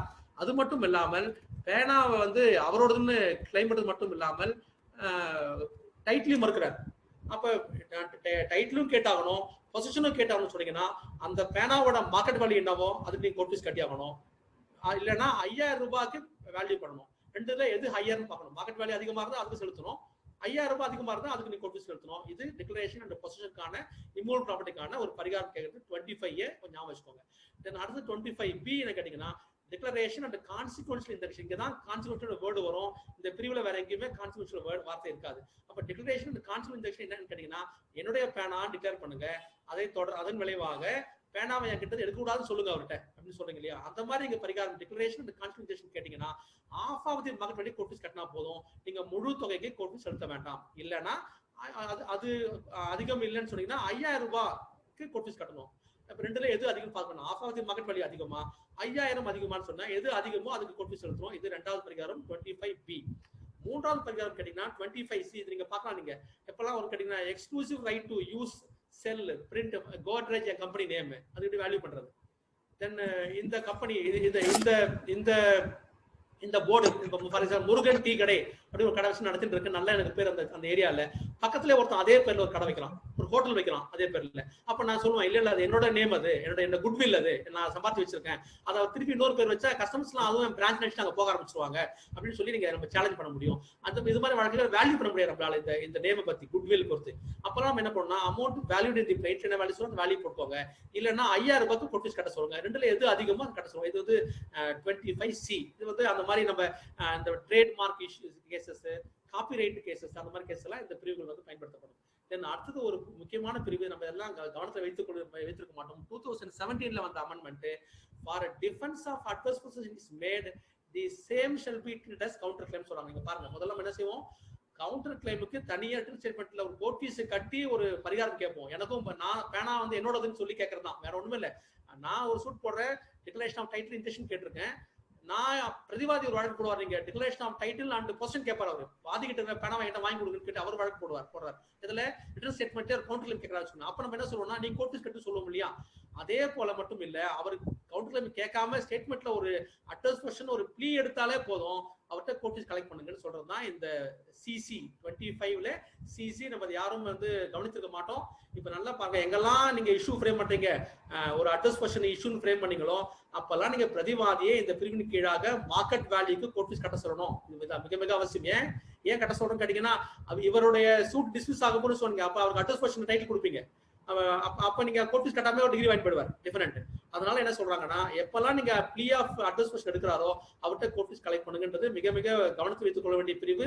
நீங்க வாதியா இருந்தா இது வந்து மிக மிக அவசியம். நீங்க பிரதிவாதியா நீங்க அப்பயே கோர்ட் ஃபீஸ் கட்டுங்க. நான் ஒரு ப்ளீ எடுத்திருக்கேன் கட்டிட்டேன்னு சொல்லி கட்டிட்டு கவுண்டர் நீங்களே கட்டுங்க ஜெடியூனா. இல்லைன்னா ரெண்டு பேருமே செய்யலன்னா it is a duty of the court to check while framing the issues. ஒரு ப்ளீ எடுத்திருக்காருன்னு சொன்னா கோர்ட் ஃபீஸ் கட்ட சொல்லி பிரதிவாதிக்கு நீங்க டைரக்ஷன் கொடுக்க வேண்டியிருக்கும். சிசி இந்த பிரிவு. இதுவும் அடுத்தது 25D. இதுதான் பல இடங்கள்ல வந்து மிஸ்யூஸ் பண்ணப்படுதுன்னு சொல்லலாம், ஆறு தெரியாம பயன்படுத்தப்படுதுன்னு சொல்லலாம், நீங்க கவனிக்காம விட்டுருன்னு சொல்லலாம். நீங்க 25D in any other case suit is incapable of valuation or value பண்ண முடியுதோ முடியலையோ அந்த இடத்துலலாம் நீங்க வந்து என்ன பண்ணலாம், இந்த 25D யூஸ் பண்ணி நீங்க வந்து டிக்ளரேஷன் கேட்கறது உண்டு. நம்ம the amount valued in the plaint or on ₹5,000 whichever is higher. இது ரெண்டுல எது அதிகமோ அதுக்கு நீங்க கோர்ட் ஃபீஸ் கலெக்ட் பண்ணணும். இது 25D. இந்த 25D வந்து ஒரு எக்ஸாம்பிள் நீங்க பாத்துக்கலாம். நீங்க declare that so and so or the legal. இந்த வாதிகள் தான் இறந்து போனவருக்கு வாரிசு டிக்ளேர் பண்ணணும்னு சொன்னா எப்படி வேல்யூ பண்றது? அது வேல்யூ பண்ணவே முடியாது. Declare that this is the public road, public tank, ஒரு குளம், பொது குளம் டிக்ளேர் பண்ணணும்னு சொன்னா எப்படி வேல்யூ பண்ணுவீங்க? அப்பனா நம்ம என்ன பண்றோம், 25Dல இந்த ஃபிக்ஸட் 5,000 ரூபாய்க்கு கோர்ட் ஃபீஸ் கட்டுவோம். இல்ல வாதியே 10,000 கட்டுறேன்னு சொல்லி 10,000 கட்டிக்கலாம். நீங்க வேல்யூ பண்ணிக்கலாம். அப்படி செய்யறது உண்டு. இது வந்து ஒரு பிரிவு ஞாபகம். இந்த 5 பிரிவுகளுமே நம்ம வித்தியாசத்தை கொண்டு சொன்னீங்கன்னா மேக்ஸிமம் நம்ம யாரும் கோர்ட் ஃபீஸ்ல ஏமாற்ற முடியாது. நம்மளும் ஏமாந்து அடிஷனல் கட்ட மாட்டோம். நீதிமன்றமும் கவனத்தில் வைத்துக்கொள்ள முடியும். இது உண்டு. இன்னொரு தீர்ப்பு பாத்தீங்கன்னா சூட் ஃபார் வேர் டிக்ளரேஷன் மெயின்டெனபிளா இல்லையான்னு ஒரு கேள்வி வரும். செக்ஷன் 34 ஸ்பெசிஃபிக் ஃபேக்ட்ல at the time of presentation of suit, court has to go only by plate governments and cannot direct the plaintiff to seek constitutional கேளுங்க. இல்ல நீ வெறும் பேரண்ட் கேட்க முடியாது, நீ வேல்யூ பண்ணி அவருக்கு கம்பல் பண்ணக்கூடாது அப்படின்னு சொல்றது தீர்ப்பு வந்து 2011 1CTC பேஜ் 26 என்ற தீர்ப்பு. அதுக்கப்புறமா நீங்க மெரிட்ஸ்ல பார்க்கலாம் அவசியமா இல்லையா என்பது அந்த தீர்ப்பு. அது ஒரு கூடுதல் கவனத்துக்காக நான் சேர்த்திருக்கேன் அந்த தீர்ப்பையும். அதையும் நீங்க வந்து ஞாபகத்தில் வச்சுக்கோங்க. இன்னும் கூடுதலா 4 தீர்ப்புலாம் சொல்லியிருக்கீங்க. அதெல்லாம் நம்ம ஃபுல்லா நான் டிஃபரன்ஸ் பண்ண சொல்லிட்டுனா இது ஈஸியா போயிடுவாங்க. இப்போ ஒரு வழக்கு பார்க்கலாம். ஏற்கனவே நான் சொன்னேன் உங்ககிட்ட, நான் வழக்கு போடும்போது சூட் ஃபார் பேர் இன்டென்ஷன் தான் சூட் போட்டிருக்கேன். வெறும் சூட் ஃபார் இன்டென்ஷன் போட்டிருக்கேன். இது என்னுடைய பேனா. அவர் என் பேனா வந்து அவர் எடுக்க முயற்சி பண்றாரு, நீங்க ஒரு இன்டென்ஷன் கொடுத்து கேட்டுக்கணும். இது அவர் ரிட்டன் ஸ்டேட்மெண்ட் போடுற பிரதிவாதி. For example Dhanasekar file written statement claiming that it is not his pen, it is my pen, title is with me அப்படி சொல்றா சொன்னீங்க. இப்போ நான் சூட்டை போட்டுட்டேன், 27C நான் கோர்ட் ஃபீஸ் கட்டிட்டேன். இப்போ நான் என்ன செய்யணும் கேட்டீங்கன்னா, I have to amend the plaint for title, prayer for title and also to pay court fee 27A subclass 2 நான் கோர்ட் ஃபீஸ் கட்டணும். ஏன் 27A2 நீங்க என்ன சொன்னீங்க முதல்லயே 25B கட்ட சொன்னீங்க என்ன கோர்ட் ஃபீஸ்? ஏன்னா அதான் டிக்ளரேஷன் அண்ட் கான்ஸ்பிரேஷன் இருக்குன்னு சொன்னீங்கன்னா, வாதியே வழக்கு தாக்கல் பண்ணிருந்தா 25Bல நீங்க வந்து டிக்ளரேஷன் அண்ட் கான்ஸ்பிரேஷன் சூட் போட்டுக்கலாம். பிரதிவாதி ரிட்டன் ஸ்டேட்மெண்ட் போட்ட பிறகோ நீதிமன்றம் கவனித்து அதை வந்து திருத்தம் பண்ண செய்த பிறகோ நீங்க கண்டுபிடிச்சீங்கன்னா நீங்க 25Aக்கு நீங்க போக கூடாது. ஏன்னா வழக்கிடை காலத்துல கண்டுபிடிக்கப்பட்டது. அதனால நம்ம என்ன செய்யணும், அதே கோர்ட் ஃபீஸ் தான், half of the court fees தான். ஆனா 27A சப்கிளாஸ் 2ல நீங்க கோர்ட் ஃபீஸ் கட்டணும். Same half of the court fees தான் கட்ட செலுத்த வேண்டியிருக்கும். அதுக்கான தீர்ப்பு சித்ரா வர்சஸ் கண்ணன் 2015 1CTC 820. இப்ப உங்களுக்கு புரியும். உங்களுக்கு நானே முதல்ல கேட்டுட்டா எப்படி இல்ல வழக்கிடை காலத்துல அதுக்கான பரிகாரத்தை திருத்தம் செய்தா நான் எப்படி கோர்ட் ஃபீஸ் கட்டணும்? ரெண்டுக்குமே அந்த பிரிவு அந்த இந்த பரிகாரம் தான் கேட்கணும். ஆனா பிரிவுகள் தான் வேற, நீதிமன்ற கட்டணம் ஆனா ஒன்றுதான். அது கொஞ்சம் ஞாபகத்தில் வச்சுக்கலாம் இந்த நேரத்துல. அதுக்கப்புறம் பாத்தீங்கன்னா இந்த அட்வர்ஸ் கொஸ்டின் எப்படியே சொல்லலாம், 25Cல அட்வர்ஸ் கொஸ்டின் சொன்னோம் இல்லையா? ஏற்கனவே நீங்க பாத்தீங்கன்னா குருத்வாரா சாஹிப் வெர்சஸ் கிராம பஞ்சாயத் வில்லேஜ் சிர்தலா என்ற இந்த வழக்குல 2014 1ACC 16 என்ற வழக்குல பாத்தீங்கன்னா பிரதிவாதி வந்து அட்வர்ஸ் கொஸ்டின் கேட்டு வாதியா வழக்கு போட முடியாது. he can defend the suit. வாதி போடுற வழக்க வந்து அவர் டிஃபெண்ட் பண்ணலாமே தவிர வழக்கு அவர் போட முடியாது என்பதற்கான தீர்ப்பு தான் அந்த தீர்ப்பு. அப்படிதான் சுப்ரீம் கோர்ட் செட்டில் பண்ணிருந்தது. நிறைய அதை ஃபாலோ பண்ணி கூட நிறைய தீர்ப்புகள் கூட இருந்தது. என்ன நம்ம ஜெனரலா ஒரு வழக்கு பழி வச்சிருப்போம் கேட்டீங்கன்னா, அந்த adverse question can be used as a shield, not as a sword, as you plaintiff பண்ற மாதிரி பண்ண முடியாதுன்னு சொல்லி அந்த தீர்ப்பு இருக்குது. ஆனா லேட்டஸ்ட் இப்ப தீர்ப்பு வந்து Ravinder Kaur Grewal versus Manjit Kaur 2019 SCC online supreme court 975. Ravinder Kaur Grewal versus Manjit Kaur அந்த வழக்குல 2019 SCC ஆன்லைன் சுப்ரீம் கோர்ட் 970 வழக்குல இல்ல பிரதிவாதி கூட அவர் வந்து he need not use the address question as a shield, he can also use as a sword னு சொல்லி he can also file a suit for declaration that declaration of title by way of address question சொல்லி கூட ஒரு வழக்கு போட முடியும்ன்றதுக்கான அந்த தீர்ப்பு ஞாபகத்தில் வச்சுக்கலாம் இந்த நேரத்தில். ஏன்னா 25CCல நம்ம வந்து கோர்ட் ஃபீஸ் கட்டும் போது இந்த தீர்ப்பு நமக்கு வந்து பயனுள்ளதாக இருக்கும். அதுக்கான தீர்ப்பு தான் இந்த இடத்துல சொல்லணும்னு நினைச்சேன். தென் அதுக்கப்புறமா அடாப்ஷன் சூட் செக்ஷன் 26. அடாப்ஷனை எப்படி நம்ம வேல்யூ பண்றது அப்படின்றது பாத்தீங்கன்னா, முன்சிபல் கோர்ட்ல வந்து 200 ரூபாய் பிக்சட் கோர்ட் ஃபீ, 30,000 ரூபாய் வேல்யூ இருந்தா இப்ப வேல்யூ எல்லாம் இன்க்ரீஸ் ஆயிடுச்சு, 1 lakh வரைக்கும் போயிடுச்சு.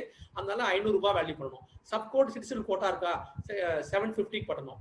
ஹை கோர்ட்ல இருக்கா 1000 rupees கோர்ட் ஃபீஸ் கட்டணும். ஃபிக்ஸட் கோர்ட் ஃபீஸ் தான் அடாப்ஷனுக்கு ஒன்றும் டவுட்டே இல்லை. இப்போ 27 நான் சொன்ன ஏற்கனவே அகைன் ஒரு இம்பார்ட்டன்ட் அந்த பிரிவு மட்டும் ஞாபகத்தில் வச்சுப்போம். 27A1 என்ன இம்மூவல் ப்ராப்பர்ட்டியா இருக்கு. நான் ஏற்கனவே சொன்னேன் இல்லையா, இம்மூவல் ப்ராப்பர்ட்டியா இருக்கு. வேர் the plaintiff alleges that his title to the property is denied சொன்னீங்கன்னா, நானே பிளைன்ட் அமௌண்ட் திருத்தம் பண்ண சொன்னீங்கன்னா half of the court fees கட்டணும். Then 27B1 வேற அந்த இஷ்யூ ஃப்ரேம் பண்றாங்க கோர்ட்ல, அப்பயும் அதே half of the court fees தான், பிரிவு தான் வேற 27B1. தென் சி அதே போல இன்ஜெக்ஷனுக்கு எது சம்பந்தமான இன்ஜெக்ஷன் நான் சொன்னது அந்த குட்வில் சம்பந்தமானது. Use, sell, print, exhibit, any mark, name, book, picture, design, any other thing இதெல்லாம் வந்ததுன்னா infringement of such exclusive right இருந்து சொன்னீங்கன்னா அதுக்கெல்லாம் நீங்க பிக்சட் கோர்ட் ஃபீ 2000 ரூபாய் இல்ல பிளைண்டோட வேல்யூ. தென் அடுத்தது அதுலயும் 27D ஒரு பிரிவு இருக்கு.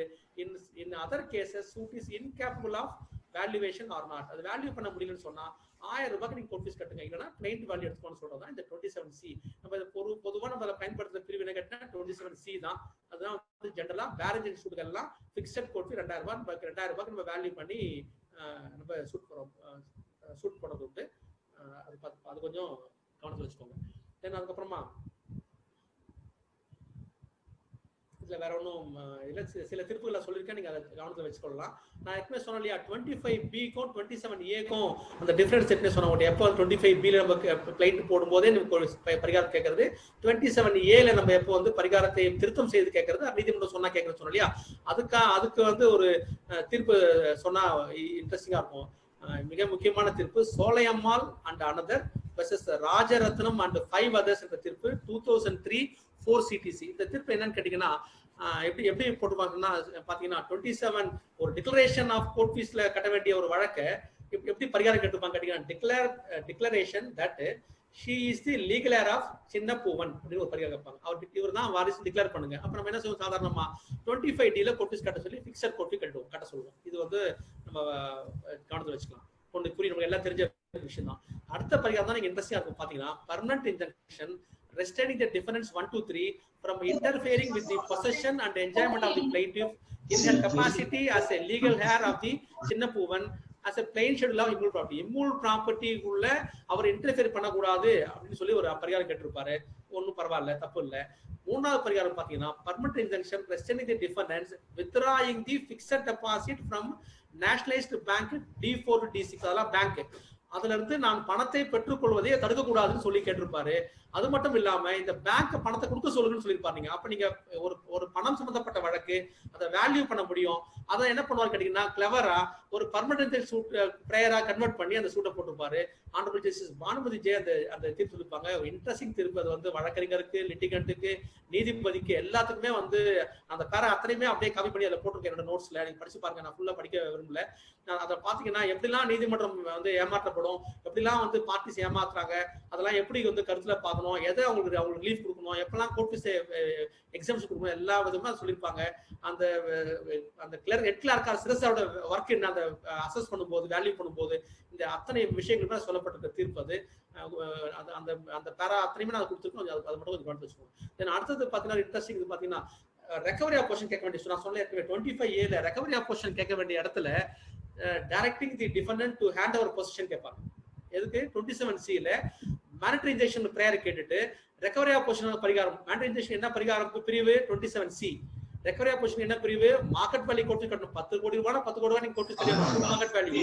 25Aல கோர்ட் ஃபீஸ் கட்ட தவிர்ப்பதற்காக 27Cல வந்து ஒரு பிக்ஸட் கோர்ட் ஃபீஸை கட்டிட்டு 1000 ரூபாய் வேல்யூ பண்ணி 1000 ரூபாய்க்கு 75 ரூபாய் 50 பைசா மட்டுமே அவர் வந்து கோர்ட் ஃபீஸ் செலுத்தி அவர் வந்து அந்த பரிகாரம் கேட்டு அந்த வழக்க போட்டிருப்பார். நீங்க அப்ப நீதிமன்றம் சொல்லுவோம் வெறும் vacate and hand over question சொல்லி டிகிரி பண்ணுவாங்க, இபி ஃபைல் பண்ணுவாரு, எக்ஸிக்யூட்டிவ் கோர்ட் போய் கண்டுபிடிச்சு இது மாதிரி ஏமாத்த கூடாது சொல்ற தீர்ப்பு.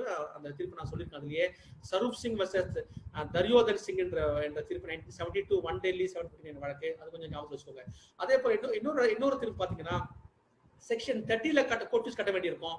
ஆனா அவர் என்ன பண்ணுவார் 27Cல போய் கோர்ட் ஃபீஸ் கட்டியிருப்பார். அந்த தீர்ப்பு நான் குறிப்பிட்டிருக்கிறேன்.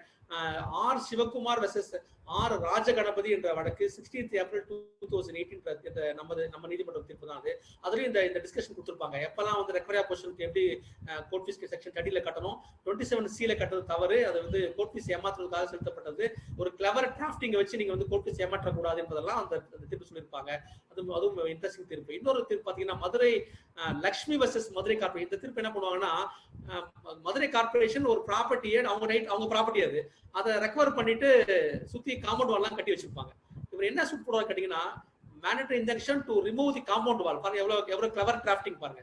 mandatory injunction to remove the compound wall in the property and hand over possession to the plaintiff னு சொல்லிட்டு 27C ல போட்டு கட்டிருப்பாருங்க. இல்ல நீ வந்து செக்ஷன் 6 ல உங்களுக்கு உண்மையிலே டைட்டில் இருக்குன்னு சொன்னீங்கன்னா, உன்னை டிஸ்போசஸ் பண்ண தவறுன்னு சொன்னீங்கன்னா செக்ஷன் 6 ஸ்பெசிஃபிக் ஃபேக்ட் 1963 படி நீ வழக்கு போட்டுக்கணும். நீங்க 25A ல கோர்ட் ஃபீஸ் கட்டிருக்கணும். அது அப்படி செலுத்தாமல் 27C ல செலுத்தும் தவறு என்று சொல்லப்பட்ட தீர்ப்பு இந்த லக்ஷ்மி வெர்சஸ் மதுரை கார்பரேஷன். ஏன்னா எப்படிலாம் மிஸ்யூஸ் பண்ணுவாங்கன்றதுக்காக நான் இந்த 3 தீர்ப்பு சொல்லியிருக்கிறேன், பார்த்துக்கலாம். தென் அடுத்தது section 28 suit relates to trust property. எப்பெல்லாம் நீங்க ட்ரஸ்ட் ப்ராப்பர்ட்டி சொன்னீங்கன்னா fee shall be 1/5 of the market value. இதை யாரெல்லாம் போடலாம், அப்படி இல்லைன்னா மேக்ஸிமம் வந்து 1000 ரூபீஸ்க்கு வேல்யூ பண்ணணும். யாரெல்லாம் அந்த வழக்கு போடணும்னு கேட்டீங்கன்னா, பிட்வீன் ட்ரஸ்டீஸ் இருக்கணும், or between rival claimant to the office of the trustee இருக்கணும், between a trustee and a person who has ceased to be trustee. ஏற்கனவே ட்ரஸ்டியா இருந்தாரு, இப்போ ட்ரஸ்டியா ரிமூவ் பண்ணிட்டோம், இப்போ வேற ஒரு ட்ரஸ்டி வந்துட்டார், அவருக்கு உள்ள வழக்கா இருக்கும். இந்த மாதிரி வழக்குலாம் இருக்குன்னு சொன்னீங்கன்னா 1/5 ஆஃப் தி மார்க்கெட் வேல்யூ. ஆனா மேக்ஸிமம் வந்து 1000 ரூபாய்க்கு நீங்க கோர்ட் ஃபீஸ் 1000 ரூபாய்க்கு கோர்ட் ஃபீஸ் கட்டினா போதுமானது. இப்ப மார்க்கெட் வேல்யூவே இல்லைன்னு சொன்னா 5000 ரூபாய்க்கு நீங்க கோர்ட் ஃபீஸ் கட்டணும்ன்றதுக்கான தீர்ப்பு தான் அந்த தீர்ப்பு. இதுல ஒரே எக்ஸ்பிளனேஷன் சப்சிக்வெண்டா ஆட் பண்ணாங்க. என்ன கேட்டீங்கன்னா, இந்த ப்ராப்பர்ட்டின்னு சொல்றது வந்து Hindu, Muslim, other religious or charitable endowment எல்லாருடைய ட்ரஸ்ட்டுமே இதுல இன்க்ளூட் ஆகும். அவங்க எல்லாம் வந்து அந்த மேனேஜர் எல்லாம் வந்து ட்ரஸ்டியா கருதப்படுவார்கள். இதற்கான எக்ஸ்பிளனேஷன் அந்த அதில் சொல்லியிருப்பாங்க. நீங்க அதுக்கும் ஒரு தீர்ப்பு நான் சொல்லியிருக்கேன், 1966 2MLJ 551 தீர்ப்பு. அதையும் நீங்க கவனத்தில் வச்சுக்கொள்ளலாம். Then section 29 suit for possession and section. நான் எப்படி சொன்னோம் இல்லையா, அந்த மதுரை இந்த காம்பவுண்ட் வால் வழக்கு சொன்னலையா, மதுரை கார்பரேஷன் வழக்கு சொன்னலையா, அந்த வழக்கு இதுல போட வேண்டிய வழக்கு. செக்ஷன் 6ல ஸ்பெசிஃபிக் ஃபேக்ட்ல டிஸ்போசஸ் பண்ணாங்கன்னா அதுக்கான கோர்ட் ஃபீஸ் எப்படி கட்டுவீங்க கேட்டீங்கன்னா, half of the market value or on rupees 800 whichever is higher. இது ரெண்டுல கோர்ட் ஃபீஸ் கட்டணும்ன்றது செக்ஷன் 29. அதுல வேற ஒண்ணும் இல்ல. Then section 30 suit for possession not otherwise provided. ஏன் நான் எப்படி சொன்னேன், 25A ல நீங்க டிக்ளரேஷனும் கேட்கணும், பொசிஷனும் கேட்கணும். ஆனா செக்ஷன் 30 அப்படி கிடையாது. நீங்க சூட் ஃபார் பொசிஷன் மட்டும் போட்டா போதும். அப்ப நீங்க என்ன பண்ணலாம், மார்க்கெட் வேல்யூக்கு செக்ஷன் 30ல போடணும். அங்கேயும் மார்க்கெட் வேல்யூ தான், இங்கேயும் மார்க்கெட் வேல்யூ தான். அங்கேயும் 5000 ரூபாய் தான் அதர் வேல்யூ, இல்லைன்னா இங்கேயும் 5000 ரூபாய் தான், whichever is higher தான். அதனால செக்ஷன் 30யும் 25A கொஞ்சம் ஞாபகத்தில் வச்சுக்கோங்க. டிக்ளரேஷன் கேட்டா 25A, டிக்ளரேஷன் கேட்கலன்னா செக்ஷன் 30. இது வந்து ஒரு வித்தியாசத்துக்காக சொல்லியிருக்கேன். அதுக்கும் ஒரு தீர்ப்பு கொடுத்துருக்கேன். Pattammal versus Kalyana Sundaram 1982 2MLJ 1988 2 law weekly 161 2003 1CTC 705 George Thomas versus ஸ்ரீவித்யான்ற வழக்கு. அதையும் நீங்க ஞாபகம் வச்சுக்கலாம். தென் அடுத்தது suit relating to easement. Easement சம்பந்தப்பட்ட வழக்கு வந்து சொன்னீங்கன்னா, வேல்யூ பிளைன்ட்ல கொடுத்துருக்க value or but it shall not less than 1000. 1000 ரூபாய் கீழே வேல்யூ இருக்கக்கூடாது. அதுக்கு நீங்க வேல்யூ பண்ண வேண்டாம். அப்ப பிளைன்டிஃபோட வேல்யூ 1000 ரூபாய்க்கு மேல இருந்தா டவுட்டே நீங்க நம்பர் பண்ணிக்கலாம் பிளைண்ட். ஆனா இதுல ஒரே ஒரு விஷயம் ஞாபகத்தில் வச்சுக்கொள்ள வேண்டும், prayer for declaration is necessary in respect of easement relief law. Easement சம்பந்தமான ஒரு ரிலீஃப் நீங்க கேட்டீங்கன்னா நீங்க ஒரு டிக்ளரேஷன் கேட்க வேண்டியது அவசியம். இந்த ஈஸ்மெண்ட் ரைட் குறித்து ஒரு டிக்ளரேஷன் கேட்க வேண்டியது அவசியம். கொஞ்சம் ஞாபகத்தில் வச்சுக்கோங்க. இல்லைன்னா லேட்டர் நீங்க ஜட்மெண்ட் சொல்லும்போது வந்து அப்படி பரிகாரம் கேட்கணும்னு சொல்லுவாங்க. ஒரு ஞாபகத்துக்கு இப்ப நம்ம குறித்து வச்சுக்கொள்ளலாம். அதனால மேல் இன்ஜெக்ஷன் வந்து போதாது என்று ஞாபகத்தில் வச்சுக்கொள்ளுங்க. தென் அது கூட ஒரு தீர்ப்பு சொல்லியிருக்கேன். நான் பப்பு கண்ணு அண்ணி தொப்பியா Mudaliar and another AR 1952 Madras 41 வழக்கு. தென் அடுத்தது ப்ரீஎம்ஷன் சூட் என்று சொல்லுவாங்க. என்ன ப்ரீஎம்ஷன் சூட்டு, வரும் நீங்க பாகம் பிரிக்கும் போது சொல்றோம், நீங்க 4 பாகம் பிரிச்சு 4 பிரதேசம், இதுல 4 பேர்ல யாராவது சொத்தை விற்க வேண்டி வந்ததுன்னா மற்ற 3 பேர்கிட்டையும் தகவல் தெரிவிச்சு அப்புறம் தான் நீங்க வந்து சொத்தை விற்க வேண்டும் என்பதற்கான ஒரு கண்டிஷன் அந்த பாகப்பிரிவு பத்திரத்திலே இருக்கும். நீங்க அது வந்து எல்லா பத்திரத்திலும் எழுதிக்கலாம். நீங்க ப்ரீஎம்ஷன் சூட்ஸ் ப்ரீஎம்ஷன் கண்டிஷன். அப்ப அந்த கண்டிஷன் இருந்ததுன்னா அதை என்ஃபோர்ஸ் பண்ண போறீங்க. ஆனா அவர் நம்ம கிட்ட 3 பேர்ட்டையும் சொல்லாமலே சொத்தை வித்துட்டாரு வேற சொல்லுங்க. அப்ப என்னோட ப்ரீஎம்ஷன் ரைட் எனக்கு போயிடுச்சு. அப்ப ப்ரீஎம்ஷன் சூட் நீங்க போடும்போது இந்த செக்ஷன் 32ல அந்த கன்சிடரேஷன் இருக்குல்ல, அந்த அமௌண்ட் ஆஃப் கன்சிடரேஷன் ஃபார் வித்தார் இல்லையா ப்ராப்பர்ட்டியை, அந்த வேல்யூ நீங்க அந்த வேல்யூக்கு இல்லைன்னா மார்க்கெட் வேல்யூக்கு whichever is less அதுல நீங்க கோர்ட் ஃபீஸ் கட்ட வேண்டியிருக்கும். இதுதான் ப்ரீஎம்ஷன் சூட். ப்ரீஎம்ஷன் நான் சுத்தி ஒரு சொல்லலாமா, 4 பாகஸ்தர்களுக்காக பத்திரம் எழுதி கொள்கிறார்கள். அதுல கண்டிஷன் போடுறாங்க, யாராவது சொத்துக்களை விற்க வேண்டிய சூழ்நிலை ஏற்படுத்தினா பிற்காலத்துல மற்ற 3 பேருக்கும் தகவல் சொல்லிட்டு தான் விற்கணும். ஏன்னா அந்த ஜாயிண்ட் ஃபேமிலி ப்ராப்பர்ட்டி வேற ஒரு தேர்ட் பார்ட்டி ஏற்படக்கூடாது, முதல்ல நம்ம கிட்ட வரணும் அப்படின்னு சொல்றதுக்காக. அப்ப அந்த மாதிரி அந்த ரைட் இருந்துன்னு சொன்னீங்கன்னா இதுல நீங்க கோர்ட் ஃபீஸ் கட்டணும். செக்ஷன் 32. செக்ஷன் 33 என்ன கேட்டீங்கன்னா, சூட்ஸ் ரிலேட்டிங் டு மார்ட்கேஜஸ். மார்ட்கேஜ் வந்து நம்ம என்ன சொன்னா உங்ககிட்ட என்ன அமௌண்ட் டியூ இருக்கோ நீங்க அதுக்கு கோர்ட் ஃபீஸ் கட்டணும். அதுதான் நீங்க கோர்ட் கட்டணும். மணி சூட் மாதிரி தான். அதுல நிறைய உட்பிரிவுகள் இருக்கு மார்க்கெட்ல. நான் அதை ஃபுல்லா டீட்டெயிலா சொல்லலை. நீங்க அதை செக்ஷன் பார்த்தாலே உங்களுக்கு தெரியும். நீங்க பார்த்தீங்கன்னா அதுல வந்து ரிடம்ஷன்னா எப்படி ஒவ்வொன்றுக்கும் சொல்லிருக்கோம். எல்லாமே ஆல்மோஸ்ட் இந்த வேல்யூ தான் இருக்கும். அதுல கோ மார்க்கேஜோ இல்ல ஏற்கனவே ஒரு பிரியர் மார்க்கேஜ் ஒருத்தர் சொன்னீங்கன்னா அவர் வந்தாருன்னா அவர் வந்து ரிட்டர்ன் ஸ்டேட்மெண்ட்ல அந்த கோர்ட்டு செலுத்த வேண்டியிருக்கும். அது ஒன்று தான் அதை வந்து புரிந்து கொள்ள வேண்டியது. அது ஒண்ணு. தென் செக்ஷன் 34 என்ன கேட்டீங்கன்னா சூட் ரிலேட்டிங் டு கர்ணம் சொல்லுவாங்க. நீங்க காணம் என்று சொல்லுவாங்க. இப்ப அதெல்லாம் இல்ல வழக்கத்துல ரொம்ப இல்ல.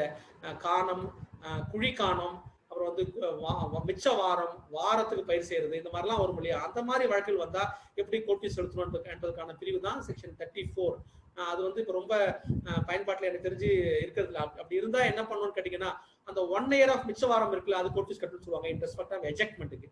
இல்ல நீ அரியர்ஸ் ஆஃப் மிச்ச வாரம் கேட்க போறீங்களா, அந்த ஓனர் கேட்க போறாரா சொன்னீங்கன்னா அமௌண்ட் ஆஃப் அரியர்ஸோ இல்ல டேமேஜஸ் இருக்கா, டேமேஜ்க்கான ரெண்டுமே இருக்கா, போத் அமௌண்ட்டுக்கு நீங்க சூட்டை போட்டு கேட்பாங்க நீங்க.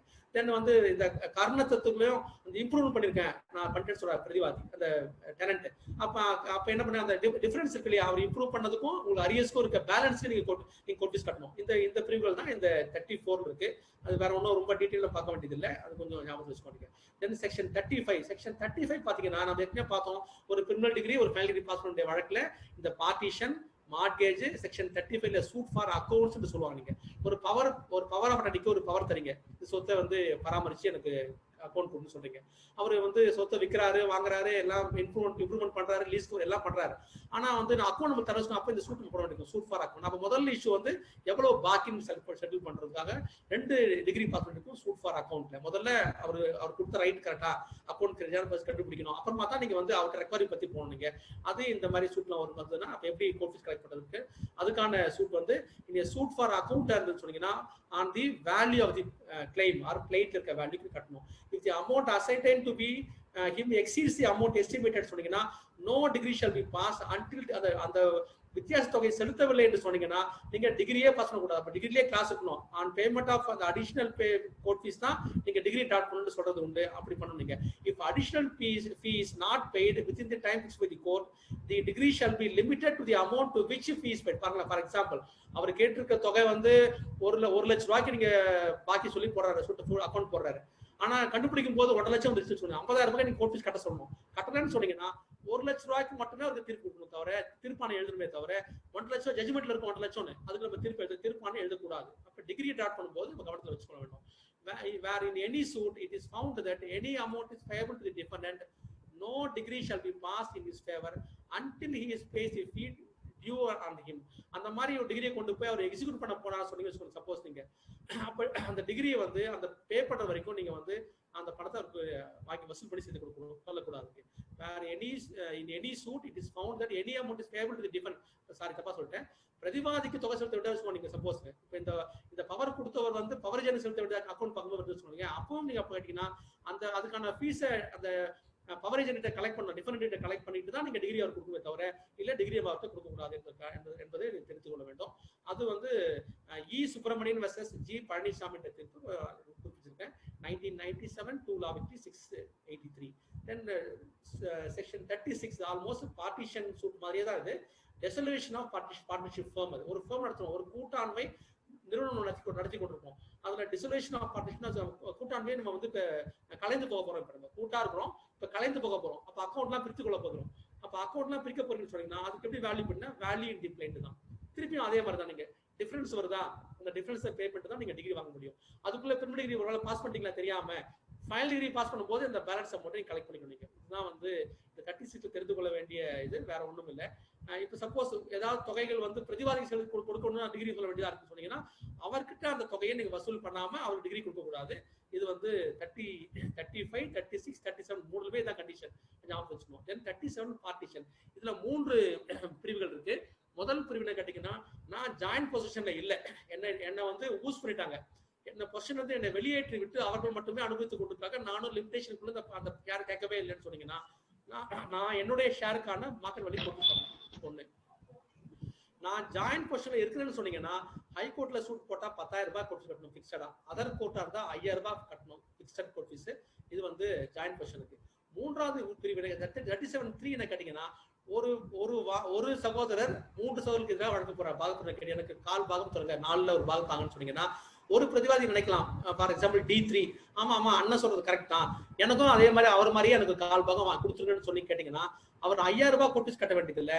அந்த பாதி 2000 ரூபாய் கட்டினா போதும். கோர்ட் ஃபீஸ் ஃபிக்ஸட் கோர்ட் ஃபீஸ்ல 2000 ரூபாய் கட்டினா போதுமானது. அவர் வந்து half of the court fees கட்டினா போதும். பிரதிவாதிகளுக்கு மட்டும் ஒரு சலுகை இதுல அவர் அந்த வாதியோட கிளைமே ஒத்து போனாருன்னு சொன்னீங்கன்னா அந்த பாதி செலுத்தினா போதும் என்பதுதான் இந்த 37(1) out of possession, 2 joint possession, 3 different வந்து claims partition and separate possession. அதுக்கான தீர்ப்பு இந்த அதுக்கான பிரிவு இந்த 37.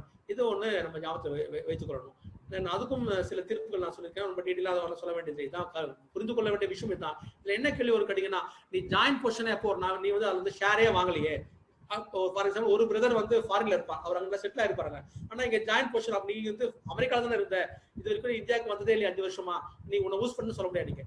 அதனால வந்து நான் கையில வந்து நான் ஷேர் வாங்கணும் அவசியம் இல்லை, நான் உள்ள வந்து ப்ராப்பர்ட்டில என்ஜாய் பண்ணணும் அவசியம் இல்லை. நீங்க அந்த எப்படி என்ஜாய் பண்ணுன்றதுதான் கேள்வி, எப்படி என்ன யூஸ் பண்ணாங்க, எப்படி டிஸ்போசஸ் பண்ணாங்கன்றதுதான் கேள்வியை தவிர அவர் வெளியில இருந்தாருன்றதுனாலேயே ஜாயின்ட் பொசிஷன் சொல்ல வேண்டிய அவசியம் இல்லை. அப்ப நீதிமன்றம் என்ன பார்க்கணும்னா, ப்ளீடிங்ஸ்ல வந்து நம்ம பார்க்க வேண்டியது ஜாயின்ட் பொசிஷன் இருக்கா, இருந்ததுன்னா நீங்க 37(2) தான். ஜாயின்ட் பொசிஷன் வார்த்தை இல்லையா 37(1)ல நீங்க வந்து மார்க்கெட் வேல்யூக்கு அவர் ஷேருக்கு கோர்ட் ஃபீஸ் கட்ட வேண்டியதுதான். இது நம்ம தெரிந்து கொள்ள வேண்டியது. அதுக்கான தீர்ப்புகளும் நான் வந்து சில முக்கியமான தீர்ப்புகளை கொடுத்துருக்கேன். புரிந்து கொள்ள விவரம் இதுதான், வேற ஒண்ணுமே இல்லை. அதை மட்டும் கொஞ்சம் பார்த்துக்கோங்க. ஏன்னா இதுல இன்னொரு வித்தியாசம் இந்த இடத்துல சொல்லணும்னு நினைக்கிறேன். இப்போ பாருங்க, இப்போ வந்து ஒரு சூட்டோட வேல்யூ வந்து 1,10,000 ரூபாய் மார்க்கெட் வேல்யூ. நான் suit for declaration and consultation போறேன் 25(b)ல.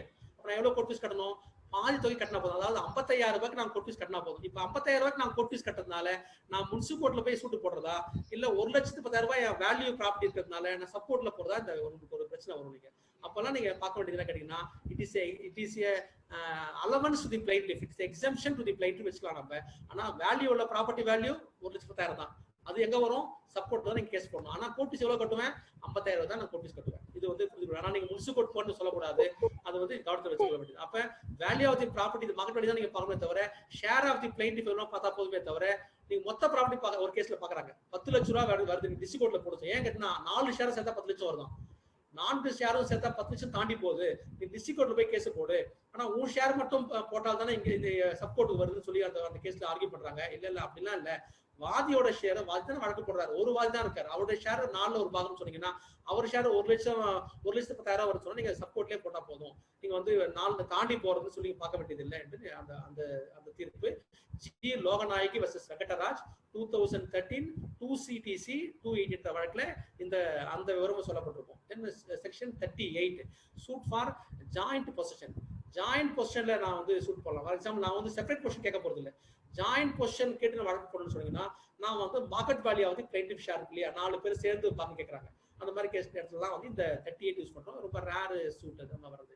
தென் செக்ஷன் 39 அட்மினிஸ்ட்ரேஷன் சூட் சொல்லுவாங்க. அந்த ப்ராப்பர்ட்டி அட்மினிஸ்ட்ரேட் பண்ணணும், அது சம்பந்தமான பிரச்சனை வருது நமக்குள்ள. அப்ப அந்த மாதிரி வழக்குகளை வந்து எஸ்டேட் இருக்கு, அதை அட்மினிஸ்ட்ரேட் பண்ணிட்டு இருக்கேன், அதுக்கு நான் ஒரு வழக்கு போடுன்னு சொன்னீங்கன்னா முன்சிபல் கோர்ட்டா இருக்குங்களா, மினிமம் 100 ரூபாய் வேல்யூ. இப்பெல்லாம் முன்சிபல் கோர்ட் 1 லாக் வரைக்கும் போயிடுச்சுன்னா 500 ரூபாய், 30,000 ரூபாய்க்கு மேல போச்சுன்னா. தென் சப்போர்ட் சிவில் கோர்ட் இருக்குன்னா 750, ஹை கோர்ட் இருக்கா 1000 rupees. இது வந்து fixed court fee, administrative type of suits எல்லாத்துக்குமே. அது செக்ஷன் 39. தென் 40 அடுத்தது வெரி இம்பார்ட்டன்ட் ப்ரொவிஷன். இந்த 40 என்னன்னு கேட்டீங்கன்னா கேன்சலேஷன் ஆஃப் டிகிரின்னு சொல்லுவாங்க, செட்டிங் அசைட் தி டிகிரின்னு சொல்லுவாங்க, செட்டிங் அசைட் தி டாக்குமெண்ட்னு சொல்லுவாங்க. தென் அப்புறம் வந்து declare that document is null and வாய்ட்னு சொல்லுவாங்க. இதெல்லாம் நம்ம கிளவர்னஸ் நம்ம என்ன பண்ணுவோம், 25D கொண்டு போயிடலாமா, செக்ஷன் 40 கொண்டு போகலாமா என்பதே நம்மளுக்கு கன்ஃபியூஷன் பட்டு இருந்து கொண்டே இருக்கும் எப்பவுமே. அப்ப நம்ம வந்து என்ன பண்ணுவோம்னா, செக்ஷன் 40ல கட்டினா நான் மார்க்கெட் வேல்யூ கோர்ட் ஃபீஸ் கட்ட வேண்டியிருக்கும், நான் 25Dல கட்டினா நான் ஃபிக்ஸட் கோர்ட் ஃபீ வந்து 1000 ரூபாய் ஃபிக்ஸ் பண்ணி அது கட்டு போயிடலாம், ஃபிக்ஸட் கோர்ட் ஃபீ கட்டு போயிடலாம், இல்லை நானே ஒரு வேல்யூ பண்ணி கட்ட முடியும்னு சொன்னீங்கன்னா அப்பெல்லாம் என்ன சொல்றாங்கன்னா, ஃபீஸ் எப்படி கட்டணும்னு கேட்டீங்கன்னா, அந்த நீங்க பார்ட்டியான்னு பாருங்க, அந்த ஆவணம் எந்த ஆவணத்தை அவர் செட்டிசைட் பண்ண சொல்றாரு, எந்த ஆவணத்தை டிக்ளேர் நல் அண்ட் வாய்ட்னு சொல்றாரு, எந்த டிகிரியை செட்டிசைட் பண்ண சொல்றாருன்னு பாருங்க, அந்த வேல்யூ என்னன்னு பாருங்க, அதுல அவர் பார்ட்டியான்னு பாருங்க. அவர் பார்ட்டியா இருந்தா செக்ஷன் 40 நம்ம மனப்பாடம் பண்ணி வச்சுக்கலாம், புரிஞ்சு கொள்ளலாம். நீங்க செக்ஷன் 40 எப்போ வரும், நீங்க பார்ட்டியா இருந்தா அந்த கேஸ்ல பார்ட்டி எப்படி பார்ட்டி புரிஞ்சு கொள்றது, நானும் சேர்ந்து அந்த ப்ராப்பர்ட்டி விற்கிறேன், இப்ப நான் அதை செட்டிசைட் பண்ண சொல்லி கேட்கிறேன், தெரியாம வித்துட்டேன், ஒரு தவறு ஏமாத்தி வாங்கிட்டாங்கன்னு சொல்லி சொன்னேன், நான் பார்ட்டியாக இருந்து அதில் கையெழுத்து செய்திருக்கிறேன் என்று சொன்னீங்கன்னா நீங்க வந்து செக்ஷன் 40 தான் கோர்ட் ஃபீஸ் கட்டி ஆகணும். நான் பார்ட்டி இல்ல, என் ப்ராப்பர்ட்டி, என் பிரதர்ஸ் வந்து வித்துட்டான், அவன் ப்ராப்பர்ட்டி சொல்லி வித்துட்டான், என் ப்ராப்பர்ட்டி ஒரு தேர்ட் பார்ட்டி இன்னொருத்தர் வித்துட்டான் ப்ராப்பர்ட்டி, எனக்கு ஈஸி போட்டு பார்த்தா நான் ப்ராப்பர்ட்டி வித்ததா வருதுன்னு சொன்னீங்க. அப்ப என் பேரே சொல்லி ஆல்மாட்டம் பண்ணி வித்துருக்கலாம், நான் பார்ட்டி இல்ல அதுல. அப்ப அந்த மாதிரி வழக்குகள்லாம் வரும்போது நான் பார்ட்டி இல்ல, நான் கையெழுத்து செய்யவில்லை, எனக்கு தெரியாதுன்னு சொன்னீங்கன்னா நீங்க 25D நீங்க வந்து பிக்சட் கோர்ட் கட்டி கேஸ் போடலாம். It is very simple. Then இல்லன்னு சொன்னா நீங்க மார்க்கெட் வேல்யூ கோர்ட் கட்டி ஆகணும். இதுல இன்னொரு ஒரு விஷயம் புரிந்து கொள்ள வேண்டும். ஒரு கேஸ்ல மைனர் மேல மைனர் கேஸ் போடுவோம். மைனர் இருக்கும்போது என்ன பண்ணுவாங்கன்னா, அவர் கார்டியன் ப்ராப்பர்ட்டி வித்திருப்பார். அவர் மைனரோட ரைட் என்ன, அவர் மேஜர் ஆன அப்புறமா 3 ஆண்டுகளுக்குள்ள அந்த சேலையோ அந்த டிகிரியோ சர்டிஃபைட் பண்ண சொல்லி வழக்கு போட முடியும். அப்படி வழக்கு போடும்போது அவர் என்ன சொல்றாருன்னா, நான் அதுல பார்ட்டி இல்ல, அதனால வந்து நான் கோர்ட் ஃபீஸ் வந்து கட்ட மாட்டேன், நான் வந்து 25D தான் நீ தான் கட்டணும்னு சொன்னீங்க. இல்ல, நீதிமன்றம் சொல்லும் இல்ல தவறு, நீ பார்ட்டி உன் பேர் அதுல இருக்கு, பிகாஸ் ஆஃப் மைனர் தான் ப்ராப்பர்ட்டியே சோல்டு, நீ மைனர் அந்த காலத்துல நீ கையெழுத்து போட முடியாது, அதனால நீ இ நாமினோ பார்ட்டி என்று சொல்லுவாங்க, அந்த அந்த வார்த்தை பயன்படுத்தப்பட்டிருக்கும் அதுல பாத்தீங்கன்னா. அதனால நீ வந்து கோர்ட் ஃபீஸ் கட்டி தான் இ நாமினோ பார்ட்டி என்ற பேர், மைனர் கைட்டி வந்து கால்ட் அஸ் இ நாமினோ பார்ட்டி. அவர் வந்து பெயரளவுல அதுல பார்ட்டியா இருக்கார், கையெழுத்துலாம் போடலன்னு சொன்னாலும் கூட நீங்க கோர்ட் ஃபீஸ் கட்டிதான்னு சொல்லுவாங்க. M Panneerselvam versus Suseela and others என்ற தீர்ப்பு 2017 1 MLJ 153 என்ற வழக்கு, அது ஒண்ணு. இதுல இன்னொரு தெரிந்து கொள்ள வேண்டிய தீர்ப்பு என்னன்னு கேட்டீங்கன்னா, இப்ப நான் வந்து இந்த மாதிரி பல திருப்புகளுக்கு சம்பந்தமா நான் கொடுத்துருக்கேன். நீங்க வந்து பார்ட்டியா இருந்தா தான் நீங்க கோர்ட் ஃபீஸ் கட்டணும், பார்ட்டியில கட்டணும், பார்ட்டிலாம் கட்ட வேண்டாம்னு சொல்றதுக்கான திருப்புகள் கொடுத்துருக்கேன். இதுல இன்னொரு வித்தியாசம் என்ன கேட்டீங்கன்னா, நான் வந்து மார்க்கெட் வேல்யூ கட்டணுமா, டாக்குமெண்ட் வேல்யூ கட்டுறதா, மார்க்கெட் வேல்யூ கட்டுறதா, டிகிரி சர்டிஃபைட் பண்ண போறேன் இல்லையா அந்த வேல்யூ கட்டுறதா என்ற குழப்பம் எழும்போது 2011 3CTC page 26 minor Divya versus Chengamalai என்ற தீர்ப்பு, அதை ஃபாலோ பண்ணி 2016 பி ஆனந்த பத்மநாபன் வெர்சஸ் சாமிநாதன் என்ற வழக்கு 2016 வந்த வழக்கு. இந்த 2 தீர்ப்புகளிலுமே என்ன சொல்றாங்கன்னா, அந்த அந்த மார்க்கெட் வேல்யூ நீங்க கோர்ட் செலுத்த வேண்டியதில்லை, ஆவணங்கள்ல இருக்கு குறிப்பிடப்பட்ட தொகையை செலுத்தினா போதும். ஏன் கேட்டா ஆவணம் எழுதப்பட்டது வந்து ஒரு 90,000 ரூபாய், ஆனா நீங்க ப்ராப்பர்ட்டி வேல்யூ 10 கோடி ரூபாய் இருக்கலாம் நீங்க, ஆனா நீங்க வந்து சர்டிஃபைட் பண்ண வந்திருக்கீங்கன்னு சொன்னீங்கன்னா நீங்க அந்த 90,000 ரூபாய்க்கு நீங்க 90,000 ரூபாய்க்கு கொடுத்து செலுத்தினா போதுமானது என்பதற்கான தீர்ப்பு அது. அப்ப இந்த 2 விஷயம் செக்ஷன் 40 ஞாபகத்துக்குள்ள வைத்துக் கொள்ள வேண்டியது, நீங்க பார்ட்டியான்னு பாருங்க, டாக்குமெண்ட் வேல்யூ பாருங்க, அது இருந்தாலே போதுமானது. அதுதான் என்ன section 41 suit to set aside the attachment இருக்கு. ஒரு கேஸ்ல ஒரு சிவில் கோர்ட்லயோ ரெவென்யூ கோர்ட்லயோ ப்ராப்பர்ட்டி அட்டாச் பண்ணுவாங்க. அதை ரைஸ் பண்ண போறது எப்படி கோர்ட் கட்டினா 1/4 ஆஃப் தி மார்க்கெட் வேல்யூ கட்டுங்க என்பதுதான் அந்த அதுக்கான தீர்ப்பு. இல்லைன்னா அந்த வேல்யூ அட்டாச்மெண்ட் இருக்கு இல்லையா, அந்த வேல்யூ ஆஃப் தி அட்டாச்மெண்ட் எவ்வளோ அதுக்கு கட்டுங்க, இல்லைன்னா 1/4 ஆஃப் தி மார்க்கெட் வேல்யூ கட்டுங்க, which ever is less, ரெண்டுல எது குறைவோ அது செலுத்துங்கன்னு சொல்றாங்க. அதுதான் இது. Then set aside any other summary decision பாருங்க, ஒரு டெசிஷன் செட் அசைட் பண்ணணும், அது ஒரு ஆர்டர் ஆஃப் தி சிவில் கோர்ட்டோ ரெவென்யூ கோர்ட்டோ பண்ணணும்னு சொன்னீங்களா, அப்பயும் அதே தான். சப்ஜெக்ட் மேட்டர் அந்த சூட்ல இருக்கிறதுக்கு அந்த வேல்யூக்கு மார்க்கெட் வேல்யூ கட்டுங்க, இல்லைன்னா 1/4 ஆஃப் தி அந்த வேல்யூ கட்டுங்கன்னு சொல்றதுதான் இந்த செக்ஷன் 40 தீர்ப்பு. அது புரிந்து கொள்ளலாம். Then section 42 specific performance suit வரும். நீங்க அதுல நான் எப்படி செலுத்த வேண்டும் சொன்னா ஒரு 5 விஷயம் ஞாபகத்தில் வச்சுக்கொள்ள வேணும். அதுல இதுல தான் திருப்பி பாருங்க, வித் ஆர் வித்வுட் கொஸ்டின் வரும். நீங்க வித் ஆர் வித் கொஸ்டின் கேட்டீங்கன்னா fee shall be on the consideration. அப்ப கன்சிடரேஷனுக்கு கோர்ட் ஃபீஸ் கட்டுங்கன்னு சொல்றாங்க. ஒன்று in case of contract of மார்ட்கேஜா இருக்கா, அந்த இது வந்து 53A வரும். நீங்க டிபி ஆக்ட்ல அந்த மாதிரி ஒரு கான்ட்ராக்ட் ஆஃப் மார்ட்கேஜ் சம்பந்தப்பட்டது ஆர் வந்து கொஸ்டின் சம்பந்தப்பட்டது வந்து சொன்னா amount aggregate to be secured by the மார்ட்கேஜ்ல பெறக்கூடிய தொகை எவ்வளவு அதுக்கு செலுத்துங்க. In case of contract of lease இருக்குன்னு சொன்னீங்க, aggregate amount of the fine or premium சொல்றோம்ல, அட்வான்ஸ் அமௌண்ட் சொல்றோம், பிரீமியம்னா அட்வான்ஸ் அமௌண்ட் அதுக்கு கட்டுங்க. ஆர் இஃப் அதர்வைஸ் வந்து average of the annual rent agreed to be paid அதுக்கு கட்டுங்க. கான்ட்ராக்ட் ஆஃப் எக்ஸ்சேஞ்ச் பத்தி ஒரு contract on the consideration or market value of the property sought to be got exchanged, அது exchange எந்த property exchange பண்ணி போறோம் அந்த ப்ராப்பர்ட்டி ஆர் கன்சிடரேஷன் என்னவோ அது கட்டுங்கன்னு சொல்லுவாங்க. இன் அதர் கேஸ் இது தவிர இந்த 4 கிளாஸ் தவிர வேற ஏதாவது இருந்துன்னு சொன்னீங்கன்னா நீங்க மார்க்கெட் வேல்யூ தான் நீங்க கோர்ட் ஃபீஸ் கட்டணும். எப்படி மார்க்கெட் வேல்யூ ஃபிக்ஸ் பண்றது கேட்டீங்கன்னா தென் செக்ஷன் 50க்கு போயிடணும். செக்ஷன் 50 என்ன கேட்டீங்கன்னா ஃபிக்ஸ் பண்ணிருப்பாங்க, ஃபிக்ஸட் கோர்ட் ஃபீஸ் நம்ம பார்க்க போறோம். நம்ம அதன்படி கோர்ட் ஃபீஸ் செலுத்தணும். அதுக்கு ஒரு டிப்ஸ் சொல்லிருக்கேன். 2014 2CTC 256. Then suits between landlord and tenant. இதுல தெரிஞ்சுக்கொள்ள வேண்டிய கேட்டீங்கன்னா சூட் யாருக்குள்ள இருக்கணும், லேண்ட்லார்ட் டெனன்ட் தான் இருக்கணும். நீங்க ஃபார் டெலிவரியா இருந்தா by delivery by tenant, for enhancement of rent or for abatement or rent in respect of the transfer territory. இந்த transfer territory என்ன கேட்டீங்கன்னா அந்த செங்கோட்டையும் கன்னியாகுமரி டிஸ்ட்ரிக்ட்டும் பாத்தீங்கன்னா கேரளால இருந்து சப்சிக்வெண்டா நம்ம ட்ரான்ஸ்ஃபர் டு தமிழ்நாடு, அது சம்பந்தமான ரெண்ட் சம்பந்தமா இருக்குன்னு சொன்னீங்கன்னா அதை எப்படி கலெக்ட் பண்றது என்ன கேட்டீங்கன்னா இது எல்லாமே fee shall be payable for the year next before the date of plaint. அடுத்த ஒரு ஆண்டுகளுக்கு அடுத்த ஒரு ஆண்டுக்கான என்ன தொகையோ அதுக்கான தொகைக்கு நம்ம வந்து கோட் ஃபீஸ் செலுத்தணும். Including tenant holding over after termination of tenancy. அது இருந்தாலும் நீங்க வந்து இந்த பிரீமியம் தொகையோ இஃப் எனி அப்படி இல்லைன்னா rent payable on the year before the date of plaint அதுதான் நீங்க கோட் ஃபீஸ் செலுத்தணும்.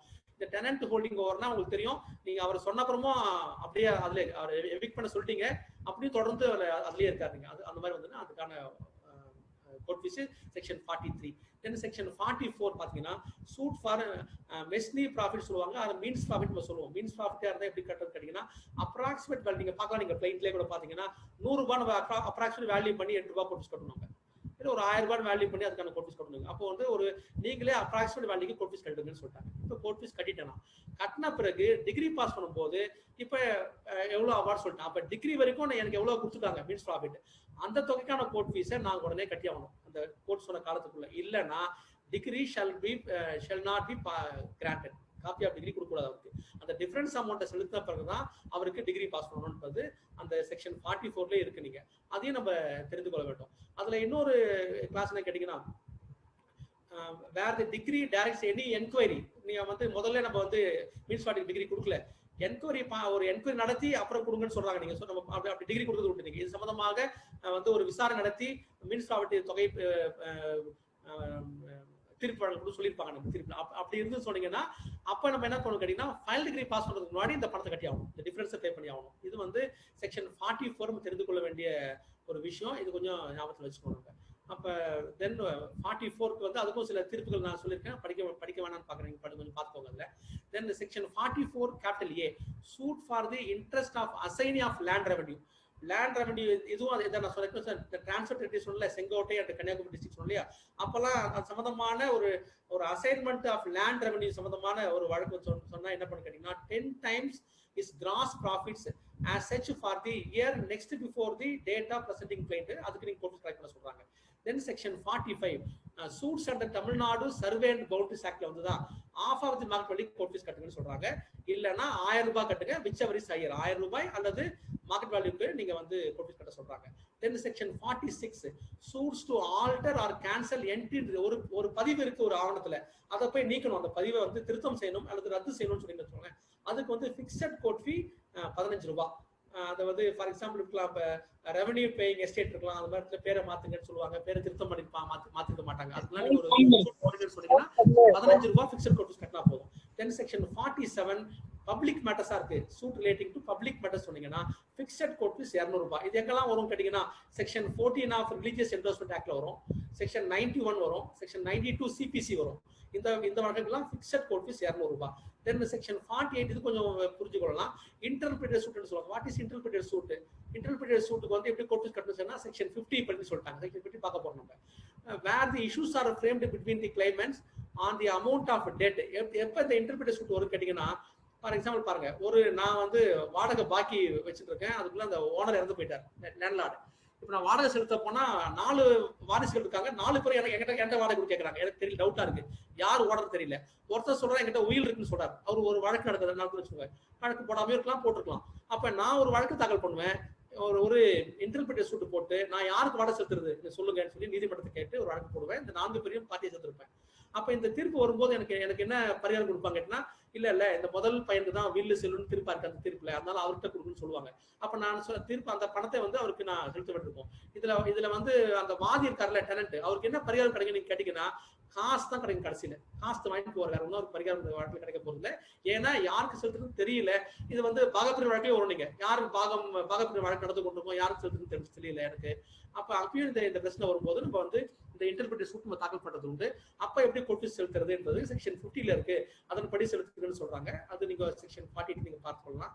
அதுக்கு ஒரு ஜட்ஜ்மெண்ட் சொல்லியிருக்கேன் நான் ஒரு எக்ஸாம்பிளுக்காக பாருங்க. Then section 49 third party procedure சொல்லுவாங்க. முதல்ல நீங்க பாத்தீங்கன்னா சிபிசில ஆர்டர் 8க்கு அப்புறமா order 8 capital A third party ப்ரொசீஜர்ல ஒரு சாப்டர் இருந்தது. அப்ப எப்போது வரும் கேட்டீங்கன்னா ஒரு வாதி பேங்க் ஃபைல் சூட் அகைன்ஸ்ட் பிரதிவாதிகள் 2 பேர். யாரு? கடன் வாங்கினவர், கேரண்டார் மேல போடுது. இப்ப கேரண்டார் என்ன பண்ணலாம் கேட்டீங்கன்னா தேர்ட் பார்ட்டி ப்ரொசீடிங்ஸ்ல அவர் அப்பவே ஒரு கோர்ட் ஃபீஸ் கட்டி எனக்கு இப்பவே தீர்ப்பு கொடுக்க சொல்லுங்க. பிளைண்டிஃப்க்கு தீர்ப்பு கொடுப்பாங்க, 2 பேரும் சேர்ந்தோ தனித்தனியாவோ பணம் செலுத்த வேணும். செலுத்திய பிறகு இந்த முதல் பிரதிவாதி இரண்டாம் பிரதிவாதிக்கு அந்த தொகையை வட்டியோட செலுத்தணும் காஸ்டோட சொல்லி அதுலயே தீர்ப்பு கொடுப்பாங்க. தேர்ட் பார்ட்டி ப்ரொசீஜர் பேர் அது. இப்போ அது அந்த சாப்டரே வந்து deleted during the amendment in the year 2002 சிபிசியில் அது அந்த சாப்டர் எடுத்துட்டாங்க. இப்போ அந்த கேள்வி வராது. அதுக்கான கோர்ட் ஃபீஸ் வந்து இந்த தேர்ட் பார்ட்டி ப்ரொசீஜர் சொல்றது இருக்காங்க. தென் இப்போ செக்ஷன் 50க்கு வந்து நம்ம ஏற்கனவே 2-3 இடத்துல பார்த்தோம். செக்ஷன் 50 படி சொல்லியிருக்கோம். என்னன்னு கேட்டீங்கன்னா ரெவன்யூ கோர்ட்டா இருந்தா 50 ரூபாய் ஃபிக்ஸட் கோர்ட் ஃபீ. எங்கெல்லாம் ஒண்ணுமே சொல்லலையா செக்ஷன் 15 சொல்றாங்களா, இதுதான் ஃபிக்ஸ். முனிசிபல் கோர்ட்டா இருக்கா மினிமம் ஃபீஸ் 100 ரூபாய். 1 லட்ச ரூபா வரைக்கும் வேல்யூ போறதா 30,000 ரூபாய் இருந்தா வந்து 1 லட்ச ரூபாய்க்குள்ள இருந்ததுன்னா 500 ரூபாய். சப்போர்ட் சிட்டிசன் கோர்ட் இருக்குங்களா 750 ரூபாய். ஹை கோர்ட்ல இருக்கா 1000 ரூபாய் வழக்கு. இது ஃபிக்ஸட் கோர்ட் ஃபீ செக்ஷன் 50ல. அதையும் பார்க்கலாம். அதுக்கு ஒரு வழக்கு கொடுத்துருக்கேன். P Karunakaran versus Madras race club 2010 3 MLJ 1240 வழக்கு. விவரம் புரிந்து கொள்ள வேண்டியது இதுதான், வேற ஒன்றும் இல்லை. Then section 51 memorandum of appeal against order related to compensation சம்பந்தமான வழக்கு எங்க வரும்? பொதுவாக பாருங்க, காம்பன்சேஷன் வழக்குன்னா எல்ஓபியில் வரும். நீங்க இப்போ எல்ஓபி சம்பந்தமான வழக்கில் வரும்போது எப்படி இந்த கோர்ட் ஃபீஸ் கட்டணும்னு கேட்டீங்கன்னா difference between amount climbed and amount award. எப்பயும் ஒரு அவார்டு கொடுத்துருக்காங்க, அந்த தொகைக்கு நான் கூடுதல் அவார்டு கேட்கறேன். 1000 ரூபாய் ஃபிக்ஸ் பண்றாங்க ஒரு சென்ட்டுக்கு. நான் இப்போ வந்து 10,000 கேட்கறேன். அப்போ 9,000 ரூபாய்க்கு நான் கோர்ட் ஃபீஸ் கட்டினா போதுமானது. அதுதான் செக்ஷன் 51. அது கூட அது சம்பந்தமான தீர்ப்புகள் கூட ஒரு 3 தீர்ப்புகள் நான் கொடுத்துருக்கேன். அதையும் நீங்க பாத்துக்கலாம். தென் செக்ஷன் 52 கேட்டீங்கன்னா அப்பீல் வந்தா என்ன பண்றது? அப்பீல் வந்து சொன்னீங்கன்னா the fee payable in appeal shall be the same as the fee that would be payable in the court of first instance. First இன்ஸ்டன்ட்ல என்ன கோர்ட் ஃபீஸ் கட்டணுமோ அதையே செலுத்தணும்னு சொல்றாங்க. நீங்க ஃபர்ஸ்ட் இன்ஸ்டன்ட் எதுன்னு கேட்டீங்கன்னா அந்த எந்த நீதிமன்றம் தாக்கல் பண்றோம்ல அது கிடையாது. எந்த நீதிமன்றம் தீர்ப்பு வழங்குச்சோ அதுதான். ஏன்னா சில சமயம் நாங்கள் முனிசிபல் கோர்ட்ல ஃபைல் பண்ணிருப்போம், சப்போர்ட் டிகிரி ஆகும், ஜூரிஸ்டிக்ஷன்ல மாறும். சிட்டிசன் கோர்ட்ல ஃபைல் பண்ணிருப்பீங்க, ஹைகோர்ட்டுக்கு மாற்றப்பட்டிருக்கும் ஜூரிஸ்டிக்ஷன்ல, ஹைகோர்ட்ல இருந்து இங்க வந்திருக்கும். அப்பெல்லாம் இந்த கன்ஃபியூஷன் வந்ததுன்னா ஃபர்ஸ்ட் இன்ஸ்டன்ஸ்ன்றதுக்கான மீனிங் என்ன கேட்டீங்கன்னா எந்த கோர்ட்டு டிகிரி பாஸ் பண்ணுச்சோ அந்த கோர்ட்டு தான். இதுலயே எக்ஸ்பிளேஷன் இருக்குல்ல, ரிலீஃப்னா என்ன, காஸ்ட்னா என்ன, இன்ட்ரெஸ்டா இருந்தா எப்ப, டிஃபரன்ஸ் எப்ப எப்படி கட்டணும், மார்க்கெட் வேல்யூ எப்படி ஃபிக்ஸ் பண்றதுக்கான எக்ஸ்பிளேஷன்லாம் அதுல அந்த 5 ஒரு எக்ஸ்பிளேஷன் இருக்கு. நம்ம அதையும் ஒரு கிளான்ஸ் பார்த்துக்கலாம். இதுக்கான ஒரு தீர்ப்பு கொடுத்துருக்கேன். டி கமலம் வெர்சஸ் புரசவாக்கும் பர்மனன்ட் ஃபண்ட் என்ற ஒரு தீர்ப்பு கொடுத்துருக்கேன். அதுல தான் சொல்லியிருப்பாங்க இந்த டிஃபரன்ஸ் இருக்கு இல்லையா, அந்த வழக்கு அது அந்த அந்த டிஃபரன்ஸ் கூட நீங்க வந்து கோர்ட்ஸ் கட்டினா போதும். எப்படி ஒரு கட்டிங்க ஃபார் எக்ஸாம்பிள் பாருங்க. இப்போ நான் வந்து 1 லட்ச ரூபாய்க்கு வழக்கு போடுறேன். வாதி ஒரு பிரதிவாத கிளைம்ல கேட்டீங்கன்னா இல்ல 50,000 தான் நான் அவர்கிட்ட வாங்கினேன், 1 லட்சம் இல்லைன்னு சொன்னீங்க, அவர் ஒத்துக்கொள்றாரு. ஆனா தீர்ப்பானது எவ்வளவுக்கு? 1 லட்ச ரூபாய்க்கு தீர்ப்பாயிடுச்சு. அவர் different need not pay court fee for entire 1 lakh கட்ட வேண்டியது இல்லை. ஏன்? அவர் 50,000 ரூபாய் ஒத்துக்கிட்டாரு. ஏற்கனவே அவர் நான் கட்டணும்னு சொல்றாரு, அவர் நான் வந்து லைபிள்னு சொல்றாரு. அப்ப அந்த பாக்கி தொகை 50,000 அதுக்கு மட்டும் கோர்ட் ஃபீஸ் கட்டினா போதுமானது. முழு தொகைக்கும் மறுபடியும் அப்பீல்ல போய் கோர்ட் ஃபீஸ் கட்ட வேணாம். ஏன்? நான் சூட்லயே சொல்லிட்டேன்னா பாதி தொகை நான் வாங்கினது உண்மைன்னு சொல்லிட்டேன், அதுக்கு வட்டி தரேன்னு சொல்லிட்டேன். அப்ப அதை மட்டும் சொன்னா போதுமானது. இது வந்து அந்த தீர்ப்புல சொல்லியிருப்பாங்க எவ்வளவு கோர்ட் ஃபீஸ் கட்டணும் என்பது குறித்து அந்த தீர்ப்பு. அது கொஞ்சம் ஒரு கிளான்ஸ் பார்த்துக்கோங்க. இன்னொரு தீர்ப்பு வந்து தர்சனா பாய் வெர்சஸ் NEPC இந்தியா லிமிடெட் என்ற வழக்கு 3 ஜட்ஜஸ் பெஞ்ச் வழக்கு. அது 2014ல வந்த வழக்கு. அதிலும் இதே போலதான். இப்போ இந்த கோர்ட் ஃபீஸ் செலுத்துறது வந்து எதுக்கு கோர்ட் ஃபீஸ் செலுத்துறோம், எந்த தொகை செலுத்துறோம் சொல்றதுக்கான அப்ப என்ன மீனிங் கொடுப்பாங்கன்னா ஃபர்ஸ்ட் இன்ஸ்டன்ஸ்க்கான டெஃபினேஷன் என்ன அப்படின்றது சொல்லப்பட்ட தீர்ப்பு தான் இது. அதையும் கொஞ்சம் கிளான்ஸ் பார்த்துக்கலாம். தென் அதுக்கு அடுத்த ஒரு வழக்கு state of Maharashtra versus Misrilal Tarachand Lodha என்ற வழக்கு AIR 1964 சுப்ரீம் கோர்ட் 457. இந்த வழக்கு என்னன்னு கேட்டீங்கன்னா என்ன சொல்லுவாங்க, இன்ட்ரெஸ்ட்டுக்கு நான் வந்து சேர்த்து கோர்ட் ஃபீஸ் கட்டணுமான்னு கேட்பாங்க. அப்ப இன்ட்ரெஸ்ட் குறித்து எனக்கு ஆட்சேபனை இல்லைன்னு சொன்னா நீ இன்ட்ரெஸ்ட் கோர்ட் ஃபீஸ் கட்ட வேண்டாம். அந்த தீர்ப்பு நான் வந்து தொகைக்கு செலுத்தினா போதுமானது. இன்ட்ரெஸ்ட் நான் சேலஞ்ச் பண்றேன் அப்பீல்னு சொன்னீங்கன்னா நீங்க டேட் ஆஃப் டிகிரி வரைக்கும் செலுத்தணும். ஏற்கனவே நீங்க பார்க்கலாம், நீங்க வந்து செக்ஷன் 52லயே எக்ஸ்பிளேஷன் 3ல சொல்லியிருப்பாங்க இன்ட்ரெஸ்ட்க்கும் சேர்த்து தான் நீங்க வந்து கோர்ட் ஃபீஸ் கட்டணும் என்று இருக்கும். நீங்க அதனால நம்ம அதையும் ஞாபகத்தில் வச்சுப்போம். அப்போ இன்னொரு தீர்ப்பு வந்து கேட்டீங்கன்னா இது ஞாபகத்தில் வச்சுக்கிறோம். செக்ஷன் 52 ஷெட்யூல் 1 ஆர்டிகல் 1ல ரிஜெக்ஷன் ஆஃப் கிளைண்ட் வரும். 5 ரூபாய் கோர்ட் ஏற்கனவே சொன்ன அந்த தீர்ப்பு கூட 5 ரூபாய் கோர்ட் ஃபீஸ் கட்டுவார். 5 ரூபாய் கட்டினா இல்ல அது போதுமானது, அப்பீல் அந்த சூட் தொகை முழுதுக்கும் கோர்ட் ஃபீஸ் கட்ட வேண்டாம்னு சொல்லியிருப்பாங்க. ஏன்னா அப்பீல்ல ஷெட்யூல் 1 ஆர்டிகல் 1ல ரிஜெக்ஷன் ஆஃப் கிளைண்ட்டுக்கு ஃபிக்ஸட் கோர்ட் ஃபீ 5 ரூபாய் தான், அதனால செலுத்தினா போதும்னு சொல்லியிருப்பாங்க. அந்த தீர்ப்பு நான் வச்சுக்கலாம். அது மட்டும் இல்லாமல் இன்னும் சில தீர்ப்புகளை சொல்லிக்கலாம். இந்த ஃபர்ஸ்ட் இதுக்காக தீர்ப்புகள் கொடுத்துருக்கேன். நம்ம அதையும் கொஞ்சம் ஒரு கிளான்ஸ் பாருங்க. அதுல ஒரு லேட்டஸ்ட் தீர்ப்பு என்ன கேட்டீங்கன்னா T Nagaraj versus A Devaraj என்ற ஒரு வழக்கு. அதுவும் ஞாபகத்தில் வச்சுக்கலாம். அப்ப நம்ம புரிந்து கொள்ள வேண்டிய என்ன, இன்ட்ரெஸ்ட் நீங்க டிஸ்ட்ரிபியூட் பண்ணீங்கன்னா அதுக்கும் சேர்த்து கோர்ட் ஃபீஸ் கட்டணும். எக்ஸ்பிளேஷன் 3 படி அதுதான். Then section 53 suits not otherwise provided. அதை பத்தி எதுவுமே சொல்லல, அதை பத்தி சம்பந்தமான ஒரு ஒரு வழக்கு இருக்கு, எப்படி கோர்ட் ஃபீஸ் கட்டணும் அப்படின்னு சொன்னீங்கன்னா ஆக்ட்லயே சொல்லலை அப்படின்னு கேட்டீங்கன்னா பிளைண்டிவ் சொல்ற வேல்யூ தான். ஆக்ட்ல சொல்லலை, ஸ்பெஷல் ஆக்ட்லயும் சொல்ல, அது ஸ்பெஷல் ப்ரொவிஷன் இல்லை அப்படின்னு சொன்னீங்கன்னா எப்படி கட்டுனா பிளைண்டிஃபோட வேல்யூ என்னமோ அதை கட்டுன்னு சொன்னா செக்ஷன் 53 ஞாபகம் வச்சுக்கோங்க. ஆக்ட்ல எங்கேயுமே இல்லை அப்படி ஒரு வழக்கு வந்ததுன்னா நீங்க 53ல நீங்க சொல்ற வேல்யூ தான் எடுத்துக்கொள்ள வேண்டும் என்பதுனால செக்ஷன் 53 கேபிட்டல் ஏன்னு ஒரு அடுத்தது on appeals from transfer suit. ஒரு சூட்டை இங்க இருந்து ட்ரான்ஸ்ஃபர் ஆகுது ஒரு கோர்ட்டுக்கு, அப்ப நம்ம கோர்ட் ஃபீஸ் கட்டணுமான்னு சொல்லி கேட்டீங்கன்னா இல்ல அந்த வித்தியாசம் கோர்ட் ஃபீஸ் கட்ட வேண்டியது இல்லை என்பதற்கான பிரிவு தான் செக்ஷன் 53 கேபிட்டல் ஏ.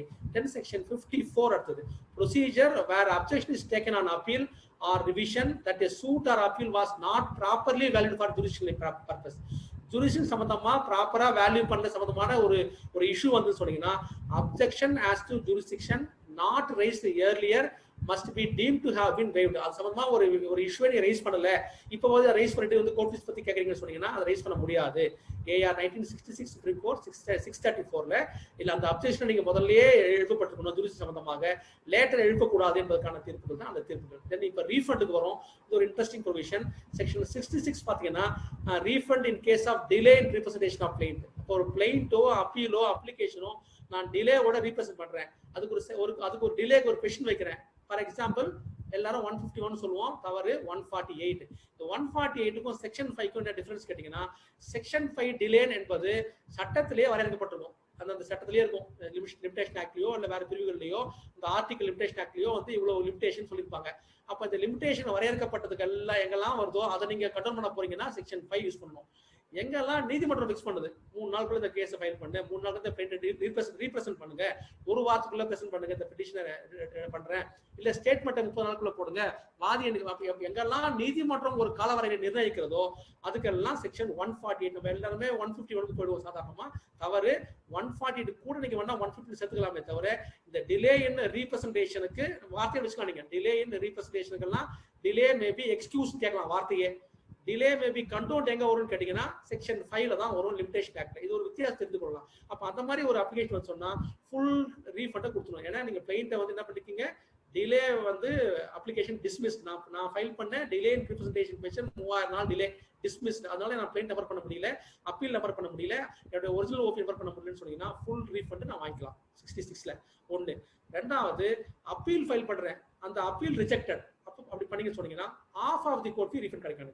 அப்பீல்ல நான் போய் டிலே வருது, எனக்கு லிமிடேஷன் பார் ஆயிடுச்சு செக்ஷன் 5 படி, அப்ப நான் அதுக்கு பெஷன் டிஸ்மிஸ் ஆயிடுச்சு சொன்னீங்கன்னா I will get half of the refund. ஏன்னா ஒரு சூட் நீங்க நடத்திட்டீங்க ஏற்கனவே கீழ் கோர்ட்ல, அதனால ஃபுல் ரீஃபண்ட் உங்களுக்கு கிடையாது. ஆனா முதல் கேஸ்ல பாருங்க சூட்டே கிளைண்ட் நம்பர் ஆகல, நடத்தவே இல்லை, அதனால அந்த மாதிரி கேஸ்ல வந்து ஃபுல் ரீஃபண்ட் வாங்கிக்கலாம். இது ஒரு வித்தியாசம். தென் அடுத்து பாத்தீங்கன்னா ஒரு கேஸ்ல அப்பீல் வந்து எஸ்ஆர் ஸ்டேஜ்லயே வந்து ரிஜெக்ட் ஆயிடும், ஃபுல் கோர்ட் ஃபீஸ் கட்ட சொல்லி அந்த தீர்ப்பு சொல்லியிருப்பாங்க. அந்த தீர்ப்பு நான் கொடுத்துருக்கேன். நம்ம தெரிந்து கொள்ள வேண்டிய வித்தியாசம் அதுதான். நீங்க டிலே இன் ரீப்ரசன்டேஷன் வந்ததுன்னா அப்போ வந்து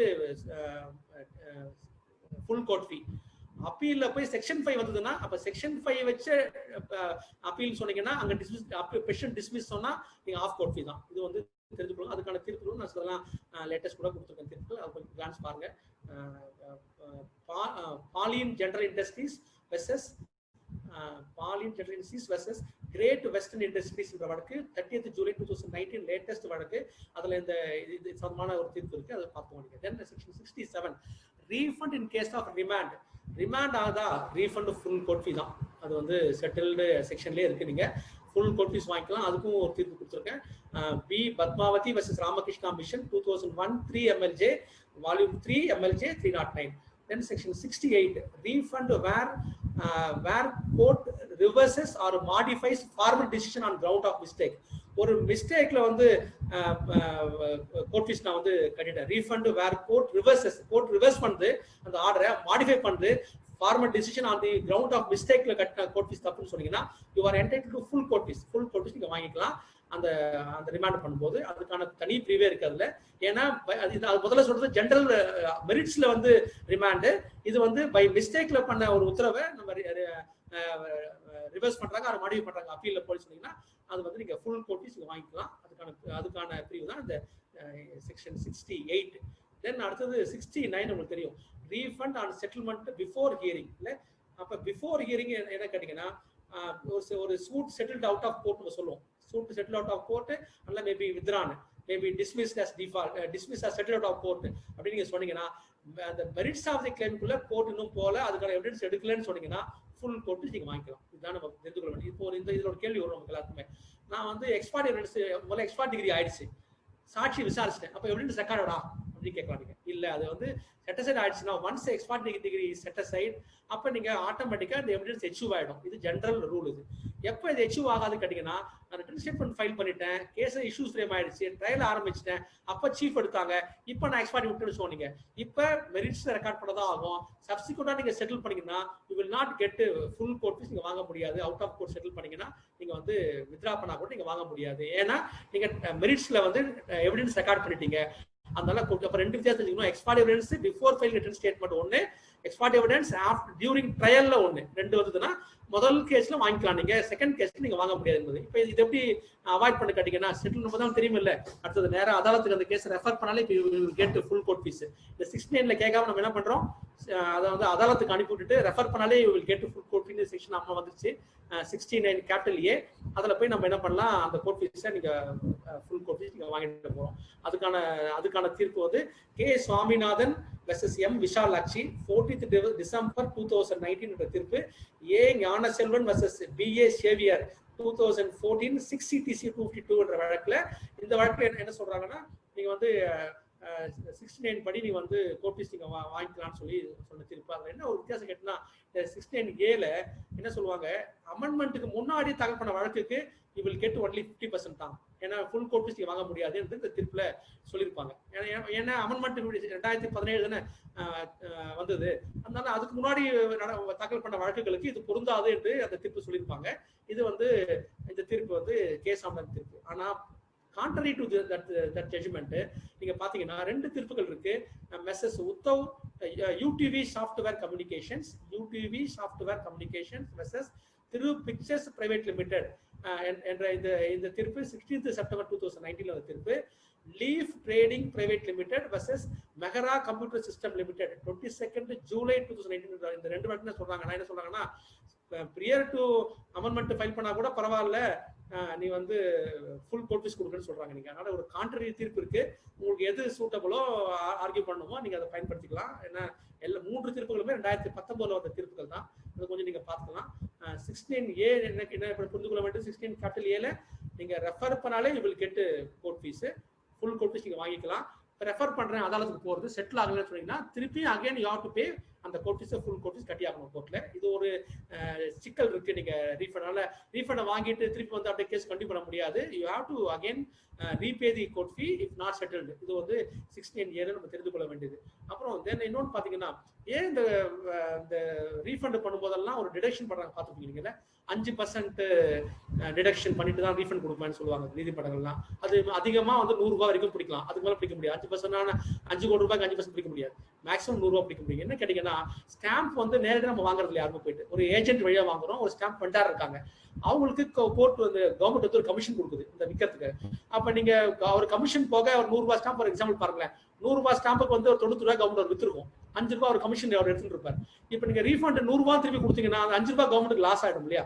அதனால என்ன சொல்றாங்க, அந்த 5% நீங்க வந்து டிடக்ட் பண்ணுங்கன்னு சொல்லி சொல்றாங்க. அதுக்கு வந்து அதனால இந்த ரீசன் அதுவாகத்தான் இருக்க முடியும், ஏன்னா அந்த 5% டிடக்ஷனுக்காக. ஆனா அதிகபட்சம் 100 ரூபாய் தான் அதுல. அது ஒண்ணு அது ஞாபகம் சொல்லுங்க. இன்னொரு தீர்ப்பு என்ன கேட்டீங்கன்னா சூட் டிஸ்மிஸ் ஆயிடும், அப்பீல் ஃபைல் பண்ணுவாங்க. Appeal suit settle dispute amicably out of கோர்ட்ல போய் செட்டில் பண்ணுவாங்க. செட்டில் பண்ண வந்து அவர் வந்து ரீஃபண்ட் கேட்பாரு. அப்போ வந்து ரெஜிஸ்ட்ரி என்ன பண்ணுவோம், ஹைகோர்ட்ல கொடுக்க மாட்டேன்னு சொல்லுவாங்க ரீஃபண்டு, அது வந்து தரமாட்டேன் அப்படின்னு சொல்லுவாங்க. ஆனா வந்து ஹைகோர்ட் சொல்லிட்டு இல்ல ஃபுல் கோர்ட் ஃபீஸ் ரீஃபண்ட் பண்ணுங்க, அந்த சூட் வந்து செட்டில் அவுட் ஆஃப் கோர்ட் இருக்கிறதுனாலன்னு சொல்லி ரெஸ்டோர் பண்ணி அதை ரீஃபண்ட் கேட்பாரு. அதுல அந்த வழக்கு வந்து எஸ் இளமாறன் சுமத்தி என்ற ஆனதர் 2020 வந்த தீர்ப்பு, January 20, 2020 வந்த தீர்ப்பு. அது honourable justice S.M. Subramanian J வந்து அந்த தீர்ப்பை சொல்லியிருப்பாங்க, அதுவும் தெரிஞ்சுக்கலாம். Then section 70 refund of fee paid by mistake or inadvertence. நான் வந்து பை கவனக்குறைவினால பை மிஸ்டேக்ல வந்து நான் கோர்ட் ஃபீஸ் எக்ஸ்ட்ரா கட்டினு வச்சுக்கோங்களேன், you will get full refund நீங்க வாங்கிக்கொள்ள முடியும். அதுல ஒன்றும் டவுட்டே இல்லை. இன்அட்வர்டன்ஸ்னா என்ன அப்படின்றதுக்கான மீனிங் கூட ஒரு தீர்ப்பு இருக்கு. 1980 TNLJ 398 என் ரங்கசாமி நாயுடு வெர்சஸ் நாராயண நாயக்கன்ற வழக்குல அந்த இன்வெர்டட் அட்வர்டன்ஸ் சொல்ற முடியாது, அதுக்கு என்ன மீனிங் என்பதற்கான ஒரு விளக்கம் கூட அதில் கொடுக்கப்பட்டிருக்கிறது. அப்ப மிஸ்டேக்ல செலுத்தின கோர்ட் ஃபீஸ் மட்டும் நம்ம ரீஃபண்ட். ஃபார் எக்ஸாம்பிள் பாருங்க, நான் 10,000 ரூபாய் கட்ட வேண்டிய கோர்ட் ஃபீஸ் 1 லட்சம் கோர்ட் ஃபீஸ் கட்டிட்டேன் அந்த வழக்கில் வச்சுக்கோங்க. அப்போ யூ வில் கெட் 90,000 ரீஃபண்ட் நீங்க வாங்கிக் கொள்ள முடியும், அதுல ஒரு டவுட்டுமே இல்லை. நீங்க இன்னொரு நீங்க கோர்ட்ல பார்க்கலாம், நீங்க 75 ரூபாய் 50 காசு கட்ட வேண்டிய கோர்ட் ஃபீஸ்க்கு நீங்க 100 ரூபாய் கட்டிருப்பீங்க, உங்ககிட்ட அந்த 100 ரூபாய் ஸ்டாம்பை கட்டிருப்பீங்க. அப்படியே சூட் ரிஜிஸ்டரை நாங்க எழுதுறது உண்டு. எங்க ஸ்டாஃப் பாத்தீங்கன்னா ஆக்சுவல் எவ்வளவு கோர்ட் ஃபீஸ் வந்து செலுத்தணும், அதுக்கு 27C படி 75 ரூபாய் 50 பைசா. அவர் எவ்வளவு செலுத்திருக்கிறார், 100 ரூபாய் செலுத்திருக்கிறார். எவ்வளவு எக்ஸஸ் செலுத்திருக்கிறார், அந்த பாக்கி 24 ரூபாய் 50 பைசா செலுத்திருக்காரு சொன்னீங்கன்னா you can and you are entitled to get refund. அதுல கூட நீங்க ரீஃபண்ட் வாங்க முடியும். நம்ம என்ன பண்றோம், அந்த ஃபிராக்ஷன் அமௌண்ட் 24 ரூபாய் 50 பைசா 10 பைசா வாங்குறது இல்ல. இந்த ரூபாயில கூட இந்த 100 ரூபாய் கீழே தான் வாங்குறது, நம்ம ரீஃபண்ட் வாங்குறது இல்ல. நிறைய பேர் 1000 ரூபாய் கீழே ரீஃபண்ட் வாங்குறது இல்லை எனக்கு தெரிஞ்சு. இது வந்து ஒரு ஞாபகத்தை வச்சுக்கோங்க. நீங்க refund you are entitled by mistake pay பண்ணா. Then instruments of partition section 71.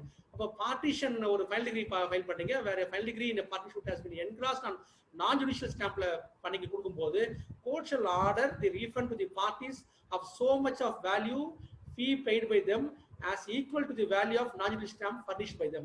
அப்ப என்ன வேல்யூ நீங்க அதுக்கு அந்த இன்ஸ்ட்ருமெண்ட்டுக்கு நீங்க செலுத்துனீங்களோ அந்த வேல்யூக்கான இதை வந்து நம்ம என்டிட்டி ஸ்டாம்ப் கட்டினாங்கன்னா அதையும் நம்ம திருப்பி கொடுக்கலாம் உங்களுக்கு. அதுக்காக செக்ஷன் 72 பாத்தீங்கன்னா எக்ஸம்ஷன், அதாவது ஒரு 20 எக்ஸம்ஷன் இருக்கு. அது தவிர அப்பப்போ ஒரு ஜிஓ போட்டு கவர்மெண்ட் வந்து ரூல்ஸை வந்து கவர்மெண்ட் வந்து ஒரு சர்க்குலர் போட்டு கூட நீங்க வந்து எக்ஸாம் பண்ணலாம். ஒரு எக்ஸாம்பிள் தெரிஞ்சுக்கலாம், நீங்க ஒரு கிரிமினல் கோர்ட்ல மெமோ ஆபீஸ் நம்ம ஸ்டாம்ப் போடுறது இல்லை, முதல்ல வந்து ஒட்ட மாட்டோம்.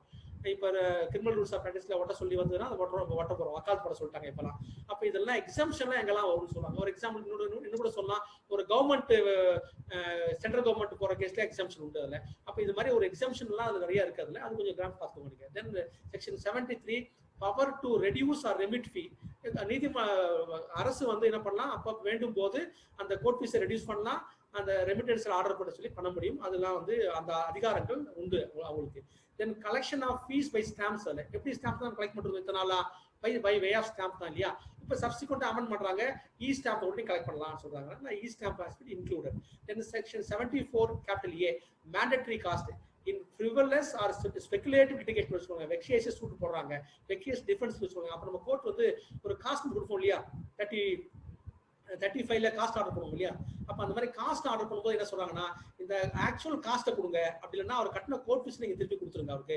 அது ரெண்டுத்துல எது குறைவோ அதை கொடுங்கன்னு சொல்றதுக்கான பிரிவு செக்ஷன் 74. ஒரு மேண்டேட்டரி காஸ்ட் எப்பெல்லாம் கண்டிப்பா தரணும் என்பதற்கான தீர்ப்பு இது பிரிவு section 74. Then section 75 stamps to be impressed or அட்ஹெசிவா இருக்கணும். ஸ்டாம்ப்ல எப்படி இருக்கணும், ஒன்னு ஒட்டக்கூடிய ஸ்டாம்பா இருக்கணும், இல்லைன்னா அதுல முத்திரை பதிக்கப்பட்ட ஒரு ஷீட் இருக்கு இல்லையா, அந்த மாதிரி ஸ்டாம்ப் ஷீட்டா இருக்கணும். இது இப்படிதான் இருக்க முடியும் சொல்லுவோம். இப்போ கூடுதல் என்ன இன்சர்ட் பண்ணிக்கணும், பதில் இ ஸ்டாம்ப்ஸ் எடுத்துருக்கோம். Section 75 it is included amended e stamp. ஏன் அது அமெண்ட் பண்ணு கேட்டீங்கன்னா, the word e stamp has been included by way of amendment act 1 of 2016. 2016லயே 3/3/2016ல இந்த இ ஸ்டாம்ப் என்ற வார்த்தை செக்ஷன் 75ல சேர்த்துட்டாங்க, ஏற்கனவே இன்க்ளூட் பண்ணிட்டாங்க அமெண்ட்மெண்ட்ல.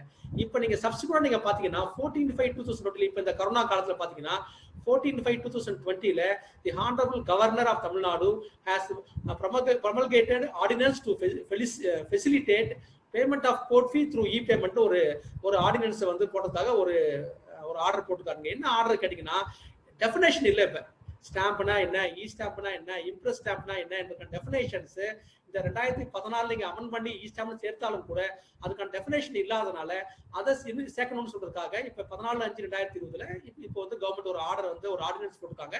இப்ப சப்சிக்வெண்டா அதுக்கு அமெண்ட்மெண்ட் வரலாம், அதான் நம்ம அதை பார்க்க போறோம். தென் செக்ஷன் 76 பாத்தீங்கன்னா அமெண்ட்மெண்ட் டு டாக்குமெண்ட். இந்த மாதிரி கோர்ட் ஃபீஸ் கட்டாம விட்டுட்டோம், சப்சிக்வெண்டா அமெண்ட் பண்ற டாக்குமெண்ட், அப்போ ஒரு எக்ஸ்ட்ரா கோர்ட் ஃபீஸ் கட்டணும், இப்படிலாம் கட்டினீங்கன்னா அப்ப இந்த கோர்ட் ஃபீஸ் டிலேயா கட்டினது ஆகுமான்னு கேட்டீங்கன்னா இல்ல, ஆகாது. அது fresh ஸ்டாம்பா கட்டது கருதக்கூடாது.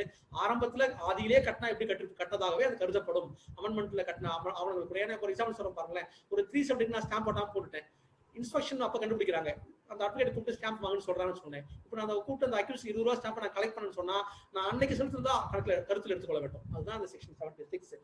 Then 77 cancellation of stamp. எப்பெல்லாம் ஸ்டாம்பை எப்படி கேன்சல் பண்ணணும், ஒரு இன்ட்ரெஸ்டிங் ப்ரொவிஷன் பாத்தீங்கன்னா, ஸ்டாம்பை எப்படி கேன்சல் பண்ணணும்னு சொல்லி அதுக்கு அந்த ப்ரிவிலேஜ் சொல்லிப்பாங்க. நீங்க ஒரு பஞ்ச் பண்ணுமா அந்த ஸ்டாம்ப்ல பஞ்ச் பண்ணாதான் வந்து அது கேன்சலேஷன் ஆகும். எங்க பஞ்ச் பண்ணணும் கேட்டீங்கன்னா, அந்த தலை இருக்குல்ல, அந்த ஸ்டாம்ப்ல முத்திரை இருக்குல்ல, சிங்க முத்திரை இருக்கும் இல்லையா, நம்ம 4 சிங்க முத்திரை இருக்கும், அந்த சிங்க முத்திரையில போய் நீங்க ஹெட்ல போய் பஞ்ச் பண்ணணும். அதுல பஞ்ச் பண்றீங்க, பஞ்ச் பண்ணும்போது அந்த ரவுண்டு அந்த துண்டு கீழே விழும் இல்ல, அந்த அந்த துண்டு என்ன பண்றது, அதை எடுத்து நாளைக்கு ஏதாவது யூஸ் பண்ணுவாங்களா யாராச்சும்? அதுக்காக என்ன பண்றாங்கன்னா அந்த கீழே விழுந்த அந்த துணிகள் எல்லாம் எடுத்து நீங்க கொளுத்தி போட சொல்றாங்க, இல்ல டெஸ்ட்ராய் பண்ண சொல்றாங்க. நீங்க செக்ஷன் 77லயே அது சொல்லிருக்காங்க. இது மட்டும் இல்ல, ரூல்ஸ்ல நீங்க ஃப்ரேம் பண்ணும்போது பாத்தீங்கன்னா நிறைய ஹைகோர்ட் ரூல்ஸ் இருக்கு, கவர்மெண்ட் ரூல்ஸ் இருக்காங்க. அதெல்லாம் நீங்க பாத்தீங்கன்னா என்ன சொல்றாங்க கேட்டீங்கன்னா, இந்த ஃபர்ஸ்ட் பஞ்ச் எப்ப பண்ணணும், செகண்ட் பஞ்ச் எப்ப பண்ணணும், சிவில் கேஸ்ல செகண்ட் பஞ்ச் எப்ப பண்ணணும், தேர்ட் பஞ்ச் எப்ப பண்ணணும், யார் பண்ணணும், ரெக்கார்ட் கிளர்க் பண்ணணும், இதெல்லாம் அதுல வரையறுத்திருக்காங்க. கிரிமினல் கேஸ்ல 2 பஞ்ச் தான், first punch, disposal second punch தான். சிவில் கேஸ்ல 3 பஞ்ச் இருக்கும், டைமண்ட் பஞ்ச் சொல்லுவாங்க. அதுக்கெல்லாம் வந்து தனியா ரூல்ஸ் இருக்கு தனியா. தென் செக்ஷன் 78 என்ன கேட்டீங்கன்னா, டிடக்ஷன் டு பி மேட். நான் எப்பவுமே முதல்ல சொல்லிட்டேன் உங்ககிட்ட, 5% அதிகபட்சமா 100 ரூபாய், விச் எவர் இஸ் லெஸ், எது குறைவோ அந்த தொகையை நீங்க வந்து டிடக்ஷன் கொடுக்கலாம். நீங்க அதுக்கு வந்து ஏன் இந்த டிடக்ஷன் கொடுத்தோம்னு கேட்டீங்கன்னா, அது கூட நீங்க வந்து ஆனரபிள் ஹைகோர்ட் வந்து as directed the government to clarify பண்ண சொல்லி சொன்னாங்க. அதனால அந்த ஒரு கிளாரிஃபிகேஷன் வந்தது. High court also clarified that section 78ல வந்து இந்த 78(1)ல மட்டும்தான் இந்த 5 ரூபாய் 5% 100 ரூபாய் இருக்கு. 78(2)ல வந்து நீதிமன்றங்கள் குறித்து அந்த பிரிவு இல்லைன்னு சொல்றதுனால high court has directed the subordinate courts to see that while directing the refund of court fee, they may make an order that such refund is subject to the deduction provided for by section 78(1)ல இருக்கபடியே அந்த 5% இல்ல 100 ரூபாயில எது whichever less கட்டுங்க detect பண்ணுங்கன்னு சொல்லி high court கூட ஒரு direction subordinate court கொடுத்திருக்கு. அது நீங்க கோர்ட் ஃபீஸ் ஆக்ட்ல பார்த்தா அந்த டைரக்ஷன் கூட இருக்கும், நீங்க அதை பார்த்துக்கலாம். நீங்க அதுவும் நீங்க கொஞ்சம் தெரிஞ்சு வச்சுக்கொள்ளுங்க. இது வந்து அவசியம். தென் இந்த ரீஃபண்ட் வாங்குறோம் இல்லையா, பில் எப்படி ரீஃபண்ட் வாங்குறது கேட்டீங்கன்னா, model forms are also available in Tamil Nadu court fee refund by order of court rules 1976லயே எப்படி மாடல் பில் போடணும், எப்படி அப்ளை பண்ணணும், ட்ரெஷரிக்கு எப்படி பில் சப்மிட் பண்ணணும், எப்படி லெட்டர் எழுதணும், எல்லா மாடலுமே அந்த ரீஃபண்ட் பில்னா இந்த ரூல்ஸ் 3 and 4 அண்ட் அனெக்சஸ் கூட பாத்தீங்கன்னா இந்த ஃபார்ம்ஸ் எல்லாம் இருக்கு. இதுதான் வந்து செக்ஷன் 78 தெரிஞ்சுக்கணும். செக்ஷன் 79 இந்த ஸ்டாம்ப் விற்கிறாங்க இல்லையா, அவர்களோ இல்ல இந்த ஸ்டாம்ப் வெண்டாரோ இல்ல ஸ்டாம்ப் இந்த ஸ்டாம்ப் விற்கிறவங்களோ யாராவதோ ஏதாவது வந்து சம்பந்தமான ஏதாவது டிசோபே பண்ணியிருந்தாங்கன்னு சொன்னீங்கன்னா, அது குறித்து வந்து குற்றவியல் நடைமுறை சட்டத்தின் கீழே கூட நடவடிக்கை எடுக்க முடியும். அவங்களுக்கு எதிராக 6 மாதங்களுக்கு நடந்து கொடுக்கலாம், 500 ரூபாய் வரைக்கும் அபராதம் விதிக்கலாம், இல்லை ரெண்டும் சேர்த்து விதிக்க முடியும் என்பதுதான் செக்ஷன் 79க்கான பிரிவு. கொஞ்சம் ஃபாஸ்டா தான் சொல்ல வேண்டியதாயிடுச்சு. இதை கூட என்னால முடிஞ்ச அளவுக்கு I have covered the entire court fees act. இது இல்லாம இன்னும் நிறைய ஹைகோர்ட் கோர்ட் ஃபீஸ் ரூல்ஸ் தனியா இருக்கு.